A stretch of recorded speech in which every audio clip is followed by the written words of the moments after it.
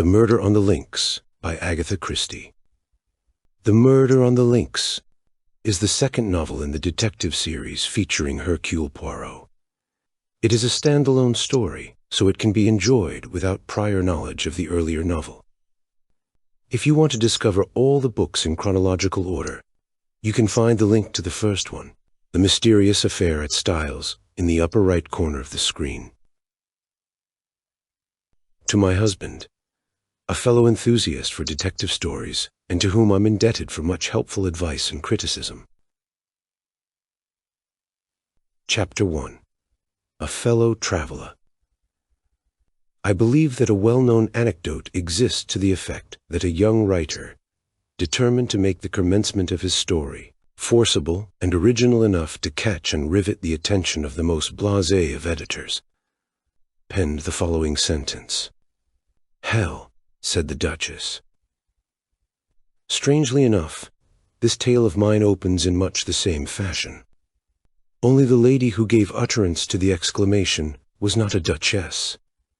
It was a day in early June. I had been transacting some business in Paris, and was returning by the morning service to London, where I was still sharing rooms with my old friend, the Belgian ex-detective, Hercule Poirot. The Calais Express was singularly empty. In fact, my own compartment held only one other traveler. I had made a somewhat hurried departure from the hotel, and was busy assuring myself that I had duly collected all my traps when the train started. Up till then, I'd hardly noticed my companion, but I was now violently recalled to the fact of her existence. Jumping up from her seat, she let down the window and stuck her head out, withdrawing it a moment later with the brief and forcible ejaculation: "Hell." Now I am old-fashioned. A woman, I consider, should be womanly. I have no patience with the modern erotic girl who jazzes from morning to night, smokes like a chimney, and uses language which would make a Billingsgate fishwoman blush. I looked up now, frowning slightly, into a pretty, impudent face, surmounted by a rakish little red hat. A thick cluster of black curls hid each ear. I judged that she was little more than 17, but her face was covered with powder, and her lips were quite impossibly scarlet. Nothing abashed, she returned my glance, and executed an expressive grimace. "Dear me, we've shocked the kind gentleman," she observed to an imaginary audience. "I apologize for my language. Most unladylike and all that, but, oh Lord, there's reason enough for it. Do you know I've lost my only sister?" "Really?" I said politely. "How unfortunate." "He disapproves," remarked the lady. "He disapproves utterly of me and my sister, which last is unfair because he hasn't seen her." I opened my mouth, but she forestalled me.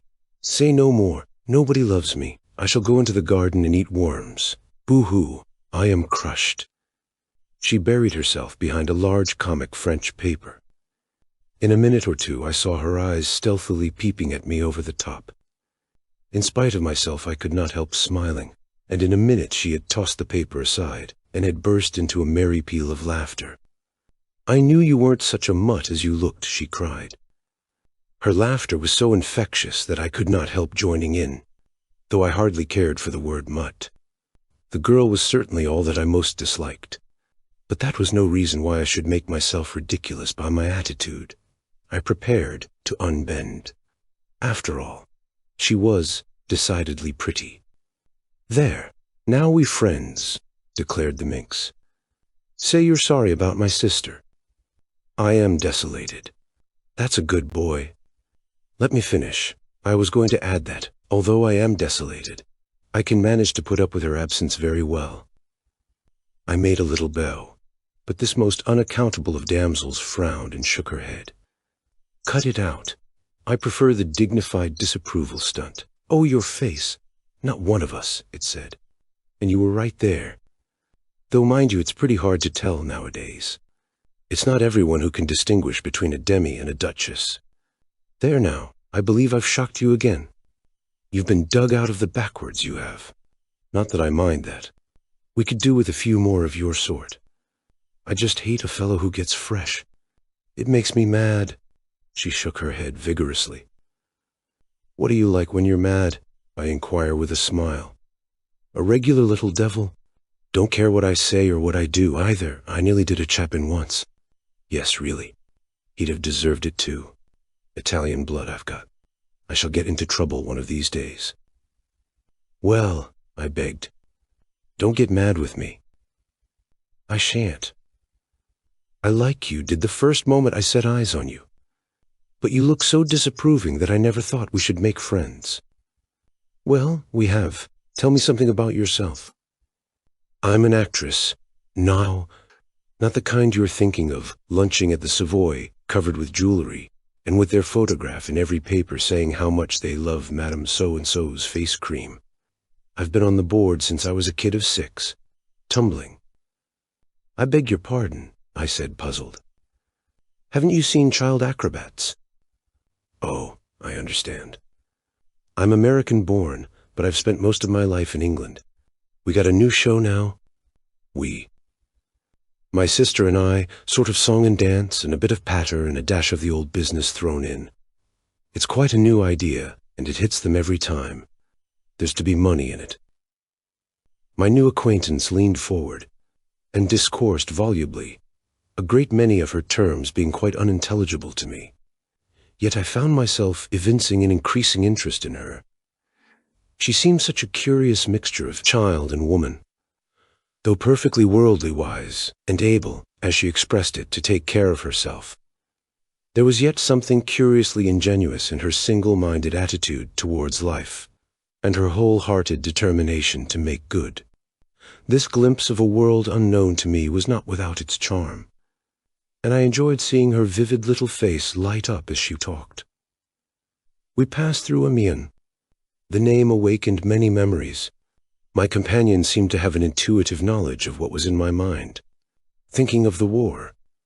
I nodded. "You were through it, I suppose?" "Pretty well. I was wounded once.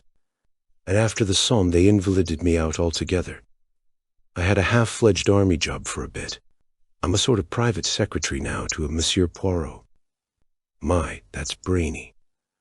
"No, it isn't. There's really awfully little to do. Usually a couple of hours every day sees me through. It's dull work, too. In fact, I don't know what I should do if I hadn't got something to fall back upon." "Don't say you collect bugs." "No, I share rooms with a very interesting man. He's a Belgian, an ex-detective. He's set up as a private detective in London, and he's doing extraordinarily well. He's really a very marvelous little man. Time and again, he has proved to be right where the official police have failed." My companion listened with widening eyes. "Isn't that interesting now? I just adore crime. I go to all the mysteries on the movies, and when there's a murder on, I just devour the papers." "Do you remember the Styles case?" I asked. "Let me see, was that the old lady who was poisoned, somewhere down in Essex?" I nodded. "That was Poirot's first big case." "Undoubtedly, but for him the murderer would have escaped scot-free. It was a most wonderful bit of detective work." Warming to my subject, I ran over the heads of the affair, working up to the triumphant and unexpected denouement. The girl listened spellbound. In fact, we were so absorbed that the train drew into Calais station before we realized it. "My goodness gracious me," cried my companion, "where's my powder puff?" She proceeded to bedaub her face liberally, and then applied a stick of lip salve to her lips, observing the effect in a small pocket glass, and betraying not the faintest sign of self-consciousness. I hesitated. "I dare say it's cheek on my part, but why do all that sort of thing?" The girl paused in her operations and stared at me with undisguised surprise. "It isn't as though you weren't so pretty that you can afford to do without it," I said stammeringly. "My dear boy, I've got to do it. All the girls do. Think I want to look like a little frump-up from the country?" She took one last look in the mirror, smiled approval, and put it and her vanity box away in her bag. "That's better. Keeping up appearances is a bit of a fag, I grant, but if a girl respects herself, it's up to her not to let herself get slack." To this essentially moral sentiment, I had no reply. A point of view makes a great difference. I secured a couple of porters and we alighted on the platform. My companion held out her hand. "Goodbye, and I'll mind my language better in future." "Oh, but surely you'll let me look after you on the boat." "May not be on the boat. I've got to see whether that sister of mine got aboard after all anywhere, but thanks all the same." "Oh, but we're going to meet again, surely." I hesitated. "I want to meet your sister." We both laughed. "That's real nice of you. I'll tell her what you say. But I don't fancy we'll meet again. You've been very good to me on the journey, especially after I cheeked you as I did. But what your face expressed first thing is quite true. I'm not your kind, and that brings trouble. I know that well enough." Her face changed. For the moment, all the light-hearted gaiety died out of it. It looked angry, revengeful. "So goodbye," she finished, in a lighter tone. "Aren't you even going to tell me your name?" I cried, as she turned away. She looked over her shoulder. A dimple appeared in each cheek. She was like a lovely picture by Greuze. "Cinderella," she said, and laughed. But little did I think when and how I should see Cinderella again. Last note, Chapter 2. An appeal for help. It was 9:05 when I entered our joint sitting room for breakfast on the following morning. My friend Poirot, exact to the minute as usual, was just tapping the shell of his second egg. He beamed upon me as I entered. "You have slept well, yes? You have recovered from the crossing so terrible. It is a marvel almost you are exact this morning. Pardon, but your tie is not symmetrical. Permit that I rearrange him." Elsewhere, I have described Hercule Poirot. An extraordinary little man, height 5 feet 4 inches, egg-shaped head carried a little to one side, eyes that shone green when he was excited, stiff military moustache, air of dignity immense. He was neat and dandified in appearance. For neatness of any kind, he had an absolute passion. To see an ornament set crooked, or a speck of dust, or a slight disarray in one's attire, was torture to the little man until he could ease his feelings by remedying the matter. Order and method were his gods. He had a certain disdain for tangible evidence, such as footprints and cigarette ash, and would maintain that, taken by themselves, they would never enable a detective to solve a problem. Then he would tap his egg-shaped head with absurd complacency, and remark with great satisfaction, "The true work, it is done from within. The little gray cells, remember always the little gray cells, mon ami." I slipped into my seat, and remarked idly in answer to Poirot's greeting, that an hour's sea passage from Calais to Dover could hardly be dignified by the epithet terrible. Poirot waved his egg spoon in vigorous refutation of my remark. "Do too. If for an hour one experiences sensations and emotions of the most terrible, one has lived many hours. Does not one of your English poets say that time is counted, not by hours, but by heartbeats?" I fancy Browning was referring to something more romantic than seasickness, though. Because he was an Englishman, an islander to whom La Manche was nothing. Oh, you English! With nous autres it is different. Figure to yourself that a lady of my acquaintance at the beginning of the war fled to Ostend. There she had a terrible crisis of the nerves.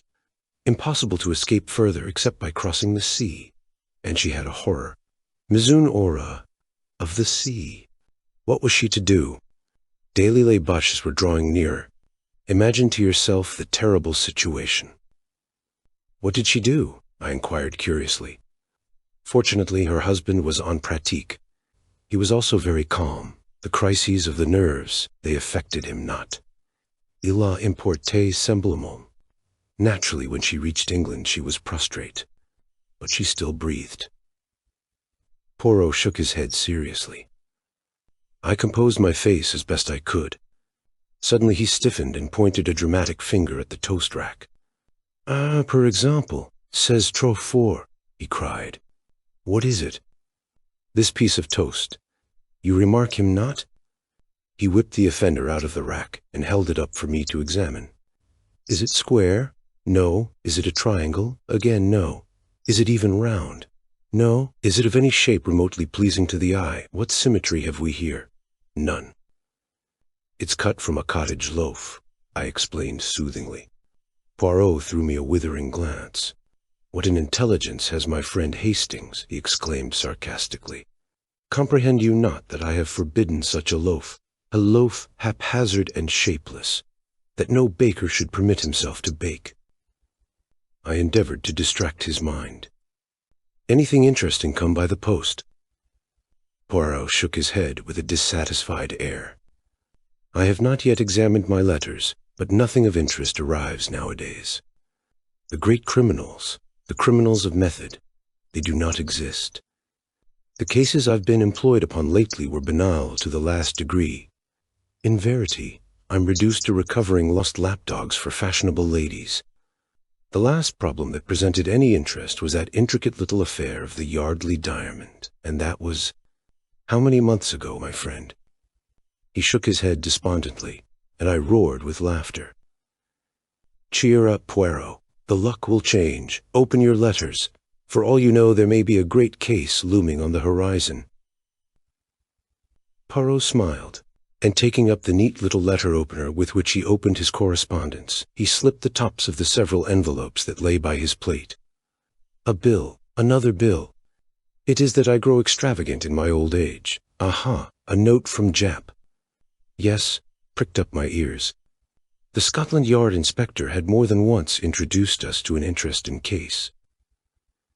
He merely thanks me, in his fashion, for a little point in the Aberystwyth case on which I was able to set him right. I am delighted to have been of service to him. How does he thank you? I asked curiously, for I knew my Jap. He is kind enough to say that I am a wonderful sport for my age, and that he was glad to have had the chance of letting me in on the case. This was so typical of Jap that I could not forbear a chuckle. Poirot continued to read his correspondence placidly. A suggestion that I should give a lecture to our local Boy Scouts. The Countess of Forfenac will be obliged if I will call and see her. Another lapdog without doubt. And now for the last... I looked up, quick to notice the change of tone. Poirot was reading attentively. In a minute, he tossed the sheet over to me. This is out of the ordinary, mon ami. Read for yourself. The letter was written on a foreign type of paper, in a bold, characteristic hand. Villa Genevieve, Melaville-sur-Mer, France. Dear Sir, I'm in need of the services of a detective, and for reasons which I will give you later. Do not wish to call in the official police. I have heard of you from several quarters, and all reports go to show that you are not only a man of decided ability, but one who also knows how to be discreet. I do not wish to trust details to the post, but on account of a secret I possess, I go in daily fear of my life. I'm convinced that the danger is imminent, and therefore I beg that you will lose no time in crossing to France. I will send a car to meet you at Calais, if you will wire me when you are arriving. I shall be obliged if you will drop all cases you have on hand, and devote yourself solely to my interests. I'm prepared to pay any compensation necessary. I shall probably need your services for a considerable period of time, as it may be necessary for you to go out to Santiago, where I spent several years of my life. I shall be content for you to name your own fee. Assuring you once more that the matter is urgent, yours faithfully, P.T. Reynolds. Below the signature was a hastily scrawled line, almost illegible. For God's sake, come. I handed the letter back with quickened pulses. At last, I said, here is something distinctly out of the ordinary. Yes, indeed, said Poirot meditatively. You will go, of course, I continued. Poirot nodded. He was thinking deeply. Finally, he seemed to make up his mind, and glanced up at the clock. His face was very grave. See you, my friend, there is no time to lose. The Continental Express leaves Victoria at 11 o'clock. Do not agitate yourself. There is plenty of time. We can allow 10 minutes for discussion. You accompany me, n'est-ce pas? Well, you told me yourself that your employer needed you not for the next few weeks. Oh, that's all right. But this Mr. Reynolds hints strongly that his business is private. Ta-ta-ta. I will manage Monsieur Renaud. By the way, I seem to know the name. There's a well-known South American millionaire fellow. His name's Renaud. I don't know whether it could be the same. But without doubt. That explains the mention of Santiago. Santiago is in Chile, and Chile it is in South America. Ah. But we progress finely. Dear me, Poirot, I said, my excitement rising. I smell some goodly shekels in this. If we succeed, we shall make our fortunes. Do not be too sure of that, my friend. A rich man and his money are not so easily parted. Me, I've seen a well-known millionaire turn out a tramful of people to seek for a dropped halfpenny. I acknowledged the wisdom of this. In any case, continued Poirot, it is not the money which attracts me here. Certainly it will be pleasant to have carte blanche in our investigations. One can be sure that way of wasting no time, but it is something a little bizarre in this problem which arouses my interest. You remarked the postscript? How did it strike you? I considered. Clearly he wrote the letter keeping himself well in hand. But at the end his self-control snapped, and on the impulse of the moment, he scrawled those 4 desperate words. But my friend shook his head energetically. You are in error. See you not that while the ink of the signature is nearly black, that of the postscript is quite pale? Well, I said, puzzled. Mon Dieu, mon ami, but use your little grey cells. Is it not obvious? Monsieur Renaud wrote his letter. Without blotting it, he reread it carefully. Then, not on impulse, but deliberately, he added those last words and blotted the sheet. But why? Parbleu, so that it should produce the effect upon me that it has upon you. What? Mais oui, to make sure of my coming. He reread the letter and was dissatisfied. It was not strong enough. He paused, and then added softly, his eyes shining with that green light that always betokened inward excitement. And so, mon ami, since that postscript was added not on impulse, but soberly, in cold blood the urgency is very great, and we must reach him as soon as possible. Merlinville, I murmured thoughtfully. I've heard of it, I think? Poirot nodded. It is a quiet little place, but chic. It lies about midway between Boulogne and Calais. It is rapidly becoming the fashion. Rich English people who wish to be quiet are taking it up. Monsieur Renaud has a house in England, I suppose. Yes, in Rutland Gate, as far as I remember. Also a big place in the country, somewhere in Hertfordshire. But I really know very little about him. He doesn't do much in a social way. I believe he has large South American interests in the city, and has spent most of his life out in Chile and the Argentine. Well, we shall hear all details from the man himself.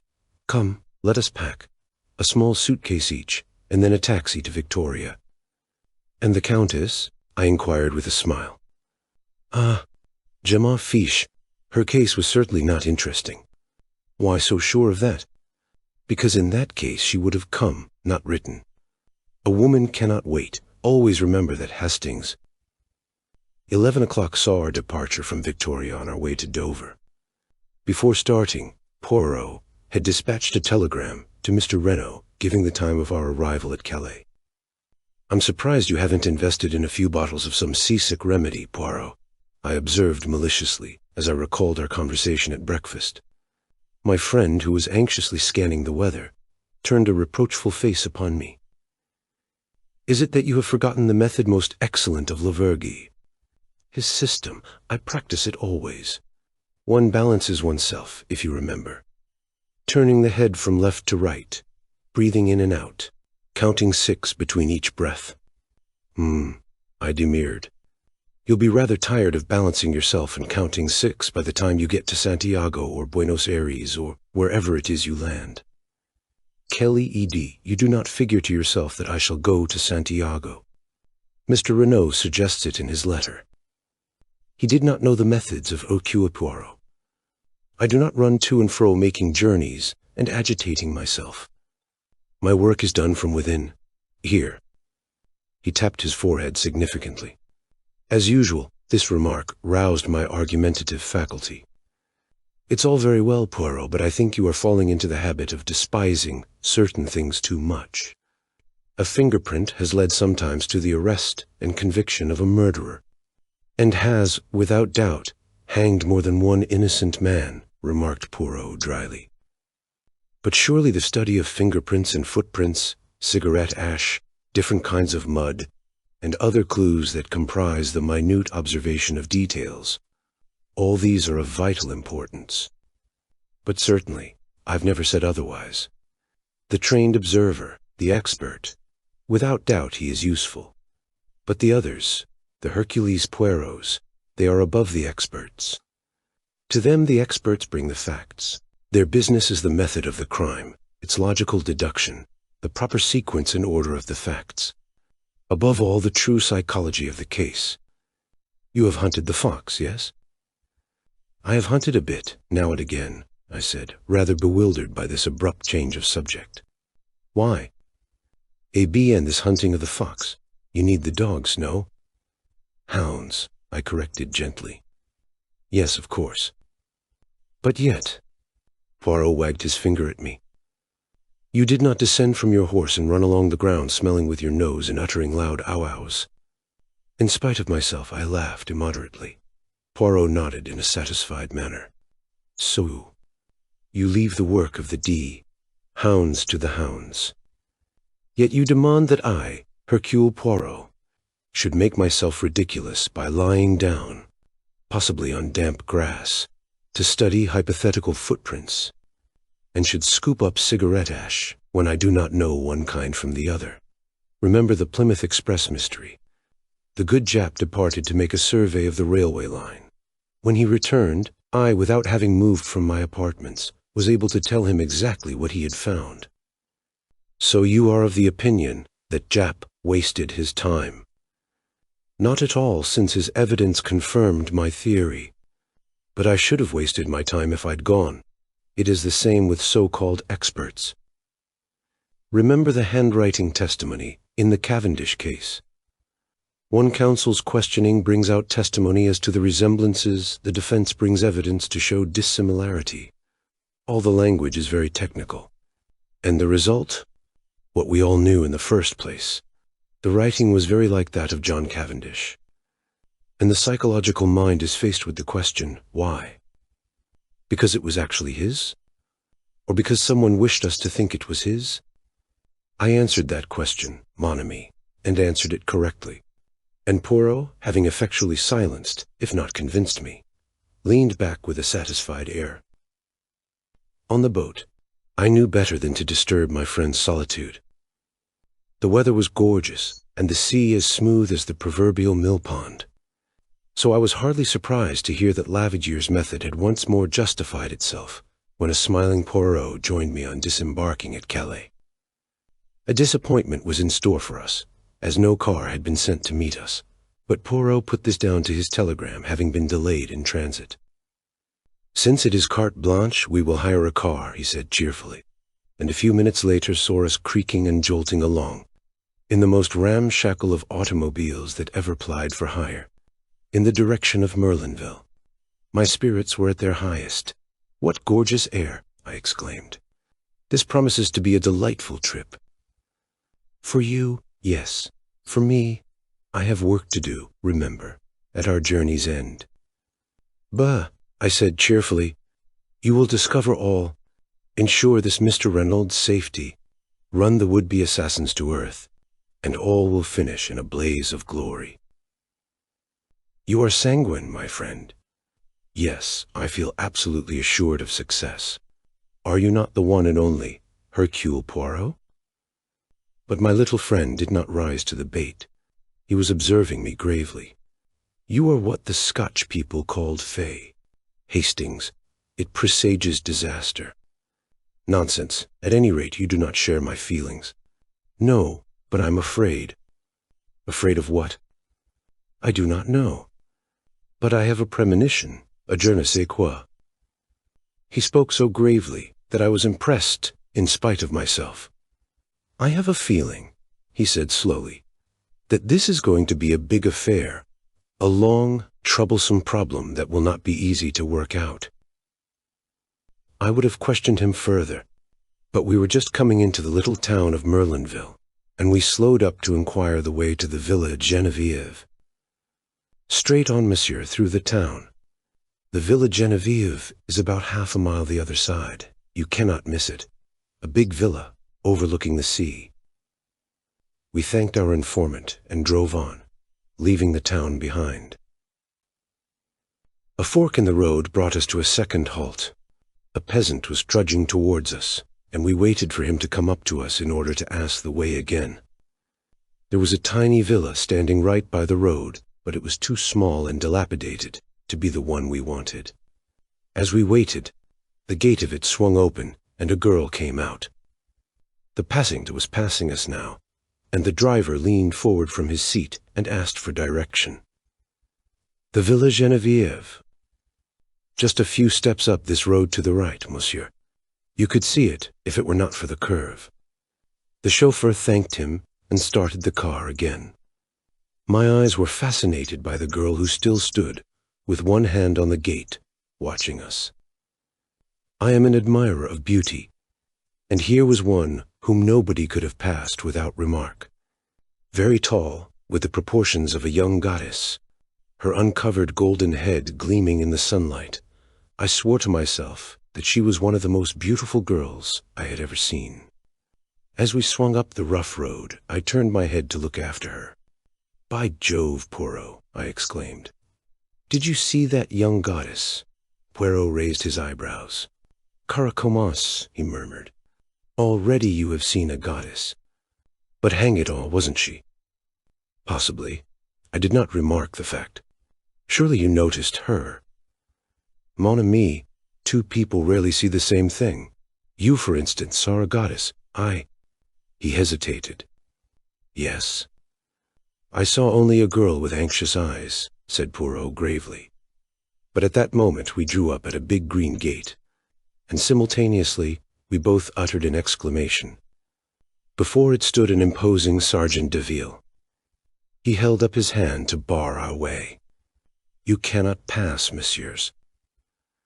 "But we wish to see Mr. Reynolds," I cried. "We have an appointment. This is his villa, isn't it?" "Yes, monsieur, but—" Poirot leaned forward. "But what?" "Monsieur Renaud was murdered this morning." Chapter 3. At the Villa Genevieve.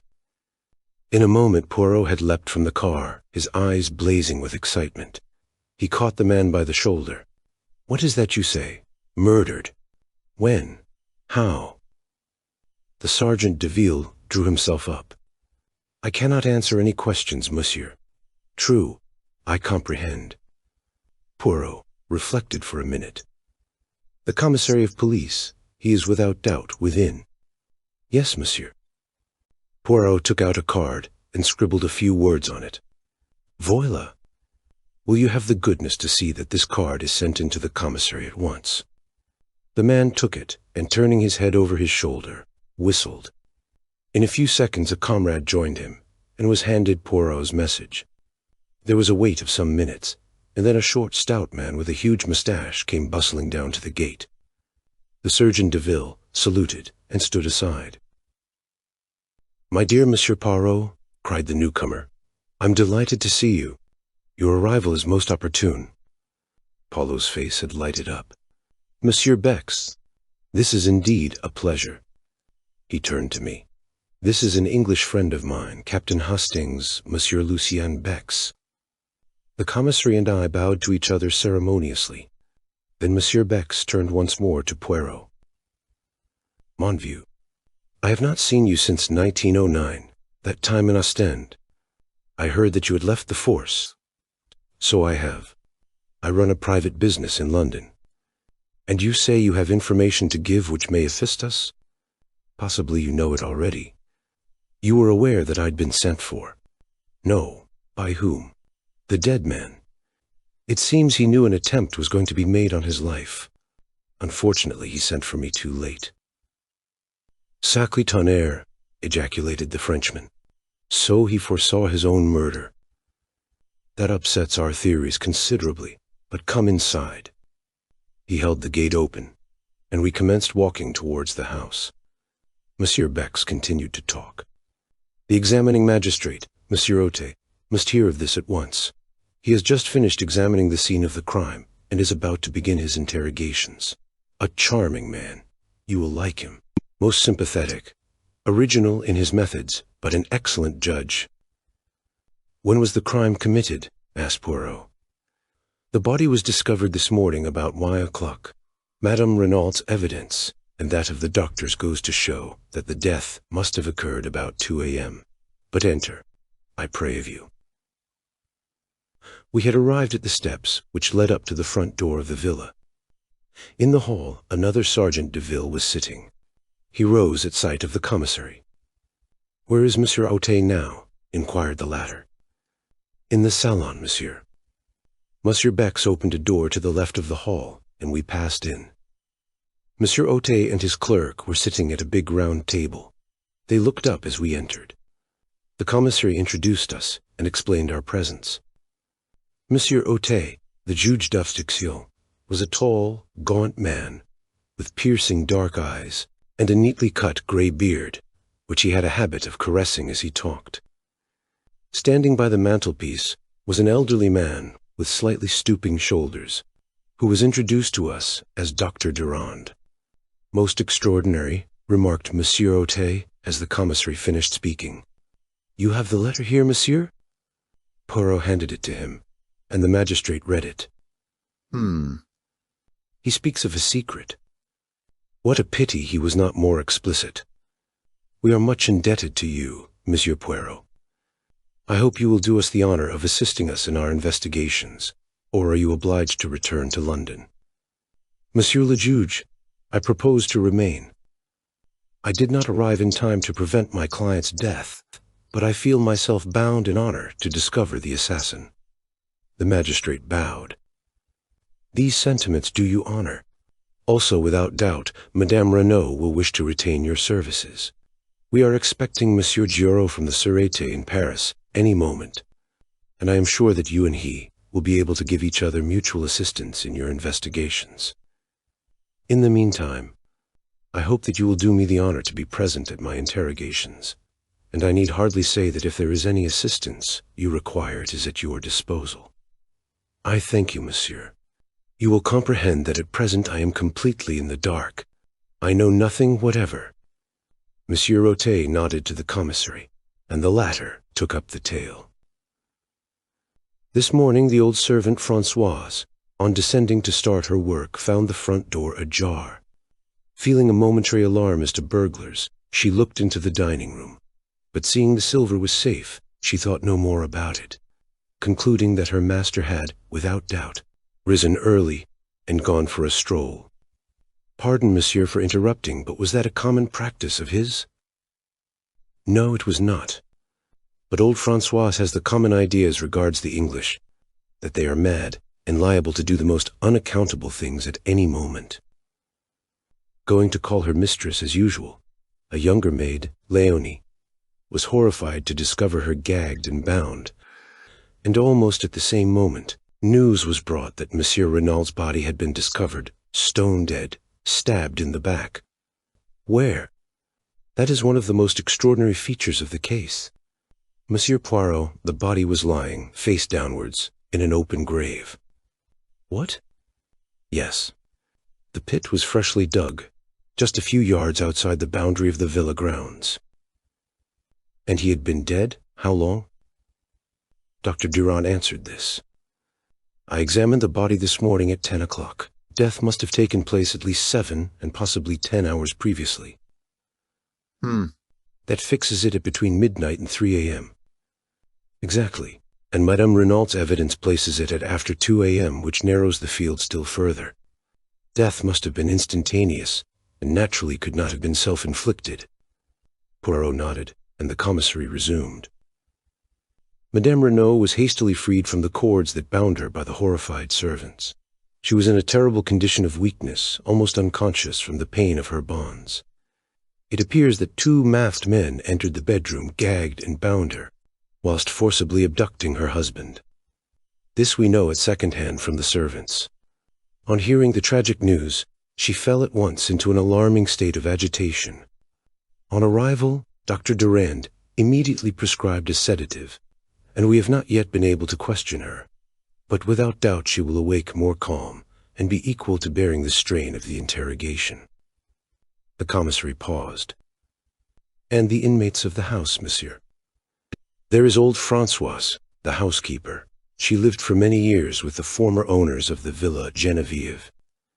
Then there are two young girls, sisters, Denise and Léonie Hulot.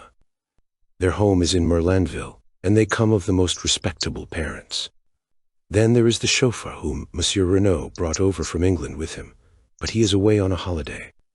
Finally, there are Madame Renaud and her son, Monsieur Jacques Renaud. He, too, is away from home at present. Poirot bowed his head. Monsieur Otey spoke. Marchot, the sergeant de ville, appeared. Bring in the woman Françoise. The man saluted and disappeared. In a moment or two he returned, escorting the frightened Françoise. Your name is Françoise Arichet? Yes, monsieur. You've been a long time in service at the Villa Geneviève. 11 years with Madame la Vicomtesse. Then when she sold the villa this spring, I consented to remain on with the English milord. Never did I imagine. The magistrate cut her short. Without doubt, without doubt. Now, Françoise, in this matter of the front door, whose business was it to fasten it at night? Mine, monsieur. Always I saw to it myself. And last night, I fastened it as usual. You are sure of that? I swear it by the blessed saints, monsieur. What time would that be? The same time as usual, 10:30, monsieur. What about the rest of the household? Had they gone up to bed? Madame had retired some time before. Denise and Léonie went up with me. Monsieur was still in his study. Then, if anyone unfastened the door afterwards, it must have been Monsieur Renaud himself. Françoise shrugged her broad shoulders. What should he do that for? With robbers and assassins passing every minute, a nice idea. Monsieur was not an imbecile. It is not as though he had had to let cette dame out. The magistrate interrupted sharply. Cette dame? What lady do you mean? Why, the lady who came to see him. Had a lady been to see him that evening? But yes, monsieur, and many other evenings as well. Who was she? Did you know her? A rather cunning look spread over the woman's face. How should I know who it was? She grumbled. I did not let her in last night. Aha! Roared the examining magistrate, bringing his hand down with a bang on the table. You would trifle with the police, would you? I demand that you tell me at once the name of this woman who came to visit Monsieur Renaud in the evenings. The police, grumbled Françoise. Never did I think that I should be mixed up with the police, but I know well enough who she was. It was Madame Dabrou. The commissary uttered an exclamation, and leaned forward as though in utter astonishment. Madame Dabrou, from the Villa Marguerite, just down the road. That is what I said, monsieur. Oh, she is a pretty one, Sylvia. The old woman tossed her head scornfully. Madame Dabrou, murmured the commissary. Impossible. Voila, grumbled Françoise. That is all you get for telling the truth. Not at all, said the examining magistrate soothingly. We were surprised, that is all. Madame Dabrou, then, and Monsieur Renaud, they were... He paused delicately. Eh? It was that, without doubt. How should I know? But what will you? Monsieur, he was mille au anglais, très riche, and Madame Dabrou, she was poor, that one, and très chic for all that she lived so quietly with her daughter. Not a doubt of it, she has had her history. She is no longer young. But ma foi, I who speak to you have seen the men's heads turn after her as she goes down the street. Besides, lately, she's had more money to spend. All the town knows it. The little economies, they are at an end. And Françoise shook her head with an air of unalterable certainty. Monsieur Otey stroked his beard reflectively. And Madame Renaud? He asked at length. How did she take this friendship? Françoise shrugged her shoulders. She was always most amiable, most polite. One would say that she suspected nothing. But all the same, is it not so the heart suffers, monsieur? Day by day, I have watched Madame grow paler and thinner. She was not the same woman who arrived here a month ago. Monsieur, too, has changed. He also has had his worries. One could see that he was on the brink of a crisis of the nerves. And who could wonder, with an affair conducted such a fashion? No reticence, no discretion. Steel Anglaise without doubt. I bounded indignantly in my seat, but the examining magistrate was continuing his questions, undistracted by side issues. You say that Monsieur Renaud had not to let Madame d'Aubray out. Had she left then? Yes, monsieur. I heard them come out of the study and go to the door. Monsieur said good night and shut the door after her. What time was that? About 25 minutes after 10, monsieur. Do you know when Monsieur Renaud went to bed? I heard him come up about 10 minutes after we did. The stair creaks so that one hears everyone who goes up and down. And that is all. You heard no sound of disturbance during the night? Nothing whatever, monsieur. Which of the servants came down the first in the morning? I did, monsieur. At once I saw the door swinging open. What about the other downstairs windows? Were they all fastened? Every one of them. There was nothing suspicious or out of place anywhere. Good, Francois, you can go. The old woman shuffled towards the door. On the threshold, she looked back. I will tell you one thing, monsieur. That Madame d'Aubray, she is a bad one. Oh, yes. One woman knows about another. She is a bad one. Remember that. And shaking her head sagely, Françoise left the room. Léonie Hulard called the magistrate. Léonie appeared dissolved in tears and inclined to be hysterical. Monsieur Otte dealt with her adroitly. Her evidence was mainly concerned with the discovery of her mistress gagged and bound, of which she gave rather an exaggerated account. She, like Françoise, had heard nothing during the night. Her sister, Denise, succeeded her. She agreed that her master had changed greatly of late. Every day he became more and more morose. He ate less. He was always depressed. But Denise had her own theory. Without doubt it was the mafia he had on his track. 2 masked men, who else could it be? A terrible society that— It is, of course, possible, said the magistrate smoothly. Now, my girl, was it you who admitted Madame d'Aubray to the house last night? Not last night, monsieur, the night before.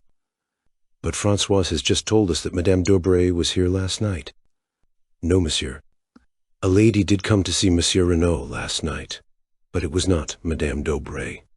Surprised, the magistrate insisted, but the girl held firm.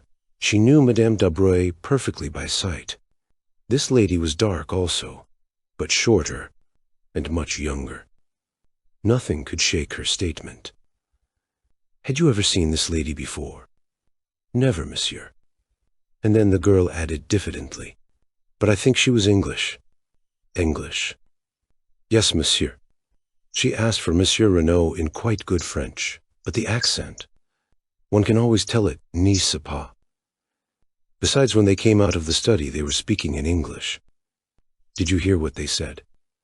Could you understand it, I mean? Me, I speak the English very well, said Denise with pride. The lady was speaking too fast for me to catch what she said. But I heard Monsieur's last words as he opened the door for her. She paused, and then repeated carefully and laboriously, Yes, but for God's sake, go now. Yes, but for God's sake, go now, repeated the magistrate. He dismissed Denise, and, after a moment or two for consideration, recalled Françoise. To her, he propounded the question as to whether she had not made a mistake in fixing the night of Madame de Bruyère's visit. Françoise, however, proved unexpectedly obstinate. It was last night that Madame de Breuil had come. Without a doubt, it was she. Denise wished to make herself interesting, voilà tout, so she had cooked up this fine tale about a strange lady, airing her knowledge of English, too. Probably Monsieur had never spoken that sentence in English at all, and even if he had, it proved nothing, for Madame d'Aubray spoke English perfectly, and generally used that language when talking to Monsieur and Madame Renaud. You see, Monsieur Jacques, the son of Monsieur, was usually here, and he spoke the French very badly. The magistrate did not insist. Instead, he inquired about the chauffeur, and learned that only yesterday Monsieur Renaud had declared that he was not likely to use the car, and that masters might just as well take a holiday. A perplexed frown was beginning to gather between Poirot's eyes. "What is it?" I whispered. He shook his head impatiently and asked a question. "Pardon, Monsieur Bex, but without doubt Monsieur Renaud could drive the car himself." The commissary looked over at Françoise, and the old woman replied promptly, "No, Monsieur did not drive himself." Poirot's frown deepened. "I wish you would tell me what is worrying you," I said impatiently. "See you not?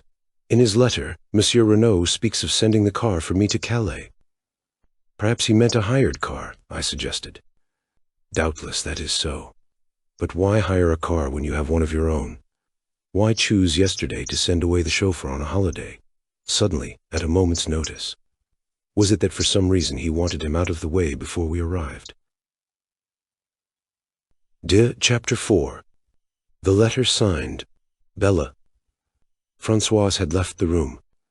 The magistrate was drumming thoughtfully on the table. "Monsieur Bex," he said at length, "here we have directly conflicting testimony. Which are we to believe, Françoise or Denise?" "Denise," said the commissary decidedly. "It was she who let the visitor in. Françoise is old and obstinate, and has evidently taken a dislike to Madame d'Aubray. Besides, our own knowledge tends to show that Renaud was entangled with another woman." "Tia!" cried Monsieur Otte. "We have forgotten to inform Monsieur Poirot of that." He searched amongst the papers on the table, and finally handed the one he was in search of to my friend. "This letter, Monsieur Poirot, we found in the pocket of the dead man's overcoat." Poirot took it and unfolded it. It was somewhat worn and crumbled, and was written in English in a rather unformed hand.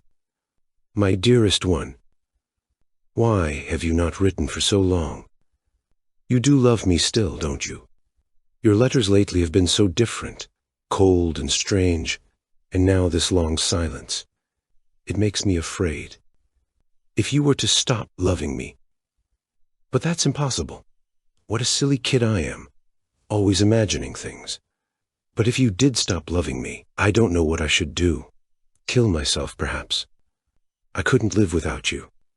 Sometimes I fancy another woman is coming between us. Let her look out, that's all, and you too. I'd as soon kill you as let her have you. I mean it. But there, I'm writing high-flown nonsense. You love me and I love you. Yes, love you, love you, love you. Your own adoring Bella." There was no address or date. Poirot handed it back with a grave face. "And the assumption is, Monsieur le Juge?" The examining magistrate shrugged his shoulders.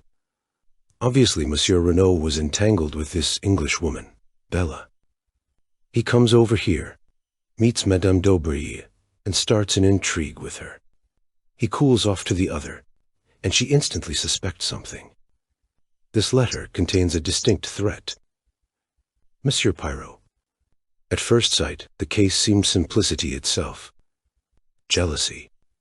The fact that Monsieur Renaud was stabbed in the back seemed to point distinctly to its being a woman's crime."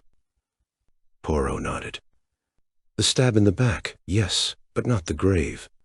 That was laborious work, hard work. No woman dug that grave, monsieur. That was a man's doing." The commissary exclaimed excitedly, "Yes, yes, you are right. We did not think of that." "As I said," continued Monsieur Otte, "at first sight the case seemed simple, but the masked men and the letter you received from Monsieur Renaud complicate matters. Here we seem to have an entirely different set of circumstances, with no relationship between the two. As regards the letter written to yourself, do you think it is possible that it referred in any way to this Bella and her threats?" Poirot shook his head. "Hardly. A man like Monsieur Renaud, who has led an adventurous life in out-of-the-way places, would not be likely to ask for protection against a woman. The examining magistrate nodded his head emphatically. My view exactly. Then we must look for the explanation of the letter. In Santiago, finished the commissary. I shall cable without delay to the police in that city, requesting full details of the murdered man's life out there, his love affairs, his business transactions, his friendships, and any enmities he may have incurred. It will be strange if, after that, we do not hold a clue to his mysterious murder. The commissary looked round for approval. Excellent, said Poirot appreciatively. His wife, too, may be able to give us a pointer, added the magistrate. You have found no other letters from this Beller amongst Monsieur Renaud's effects? Asked Poirot. No. Of course, one of our first proceedings was to search through his private papers in the study. We found nothing of interest, however. All seemed square and above board. The only thing at all out of the ordinary was his will. Here it is. Poirot ran through the document. So, a legacy of £1,000 to Mr. Stonor. Who is he, by the way? Monsieur Renaud's secretary. He remained in England, but was over here once or twice for a weekend. And everything else left unconditionally to his beloved wife, Eloise. Simply drawn up, but perfectly legal. Witnessed by the two servants, Denise and Françoise. Nothing so very unusual about that.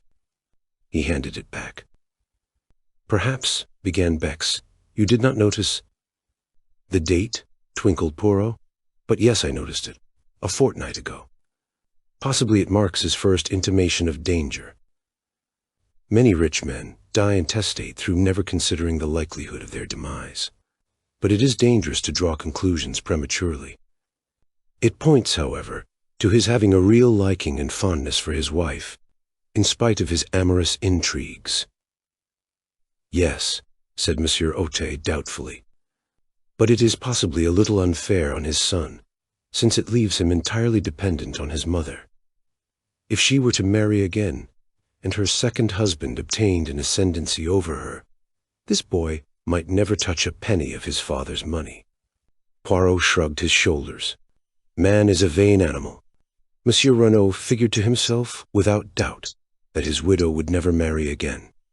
As to the son, it may have been a wise precaution to leave the money in his mother's hands. The sons of rich men are proverbially wild. It may be as you say. Now, Monsieur Poirot, you would without doubt like to visit the scene of the crime. I'm sorry that the body has been removed, but of course photographs have been taken from every conceivable angle, and will be at your disposal as soon as they are available. I thank you, monsieur, for all your courtesy. The commissary rose. Come with me, monsieur. He opened the door and bowed ceremoniously to Poirot to precede him. Poirot, with equal politeness, drew back and bowed to the commissary. Monsieur, monsieur. At last they got out into the hall. That room there, it is the study, eh? Asked Poirot suddenly, nodding towards the door opposite. Yes, you would like to see it? He threw the door open as he spoke, and we entered. The room which Monsieur Renaud had chosen for his own particular use was small, but furnished with great taste and comfort. A business-like writing desk, with many pigeonholes, stood in the window. Two large leather-covered armchairs faced the fireplace, and between them was a round table covered with the latest books and magazines. Bookshelves lined two of the walls, and at the end of the room, opposite the window, there was a handsome oak sideboard with a tantalus on top. The curtains and portiere were of a soft dull green, and the carpet matched them in tone. Poirot stood a moment taking in the room. Then he stepped forward, passed his hand lightly over the backs of the leather chairs, picked up a magazine from the table, and drew a finger gingerly over the surface of the oak sideboard. His face expressed complete approval. No dust? I asked, with a smile. He beamed on me, appreciative of my knowledge of his peculiarities. Not a particle, mon ami, and for once perhaps it is a pity. His sharp, bird-like eyes darted here and there. Ah, he remarked suddenly, with an intonation of relief. The hearthrug is crooked, and he bent down to straighten it. Suddenly he uttered an exclamation and rose. In his hand he held a small fragment of paper. "In France, as in England," he remarked, "the domestics omit to sweep under the mats." Bex took the fragment from him, and I came closer to examine it. "You recognize it, eh, Hastings?" I shook my head, puzzled. And yet that particular shade of pink paper was very familiar. The commissary's mental processes were quicker than mine. "A fragment of a check," he exclaimed. The piece of paper was roughly about 2 inches square. On it was written in ink the word Duvain. "Bing," said Bex. "This check was payable to, or drawn by, one named Duvain." "The former, I fancy," said Poirot. "For, if I'm not mistaken, the handwriting is that of Monsieur Renaud." That was soon established, by comparing it with a memorandum from the desk. "Dear me," murmured the commissary with a crestfallen air. "I really cannot imagine how I came to overlook this." Poirot laughed. "The moral of that is, always look under the mats. My friend Hastings here will tell you that anything in the least crooked is a torment to me. As soon as I saw that the hearth rug was out of the straight, I said to myself, tiens. The leg of the chair caught it in being pushed back. Possibly there may be something beneath it, which the good Françoise overlooked." Françoise? Or Denise, or Léonie, whoever did this room. Since there is no dust, the room must have been done this morning. I reconstruct the incident like this. Yesterday, possibly last night, Monsieur Renaud drew a check to the order of someone named Duvain. Afterwards it was torn up and scattered on the floor. This morning. But Monsieur Bex was already pulling impatiently at the bell. Françoise answered it. Yes. There had been a lot of pieces of paper on the floor. What had she done with them? Put them in the kitchen stove, of course. What else? With a gesture of despair, Bex dismissed her. Then, his face lightening, he ran to the desk. In a minute he was hunting through the dead man's checkbook. Then he repeated his former gesture. The last counterfoil was blank. "Courage!" cried Poirot, clapping him on the back. "Without doubt, Madame Renaud will be able to tell us all about this mysterious person named Duvain." The commissary's face cleared.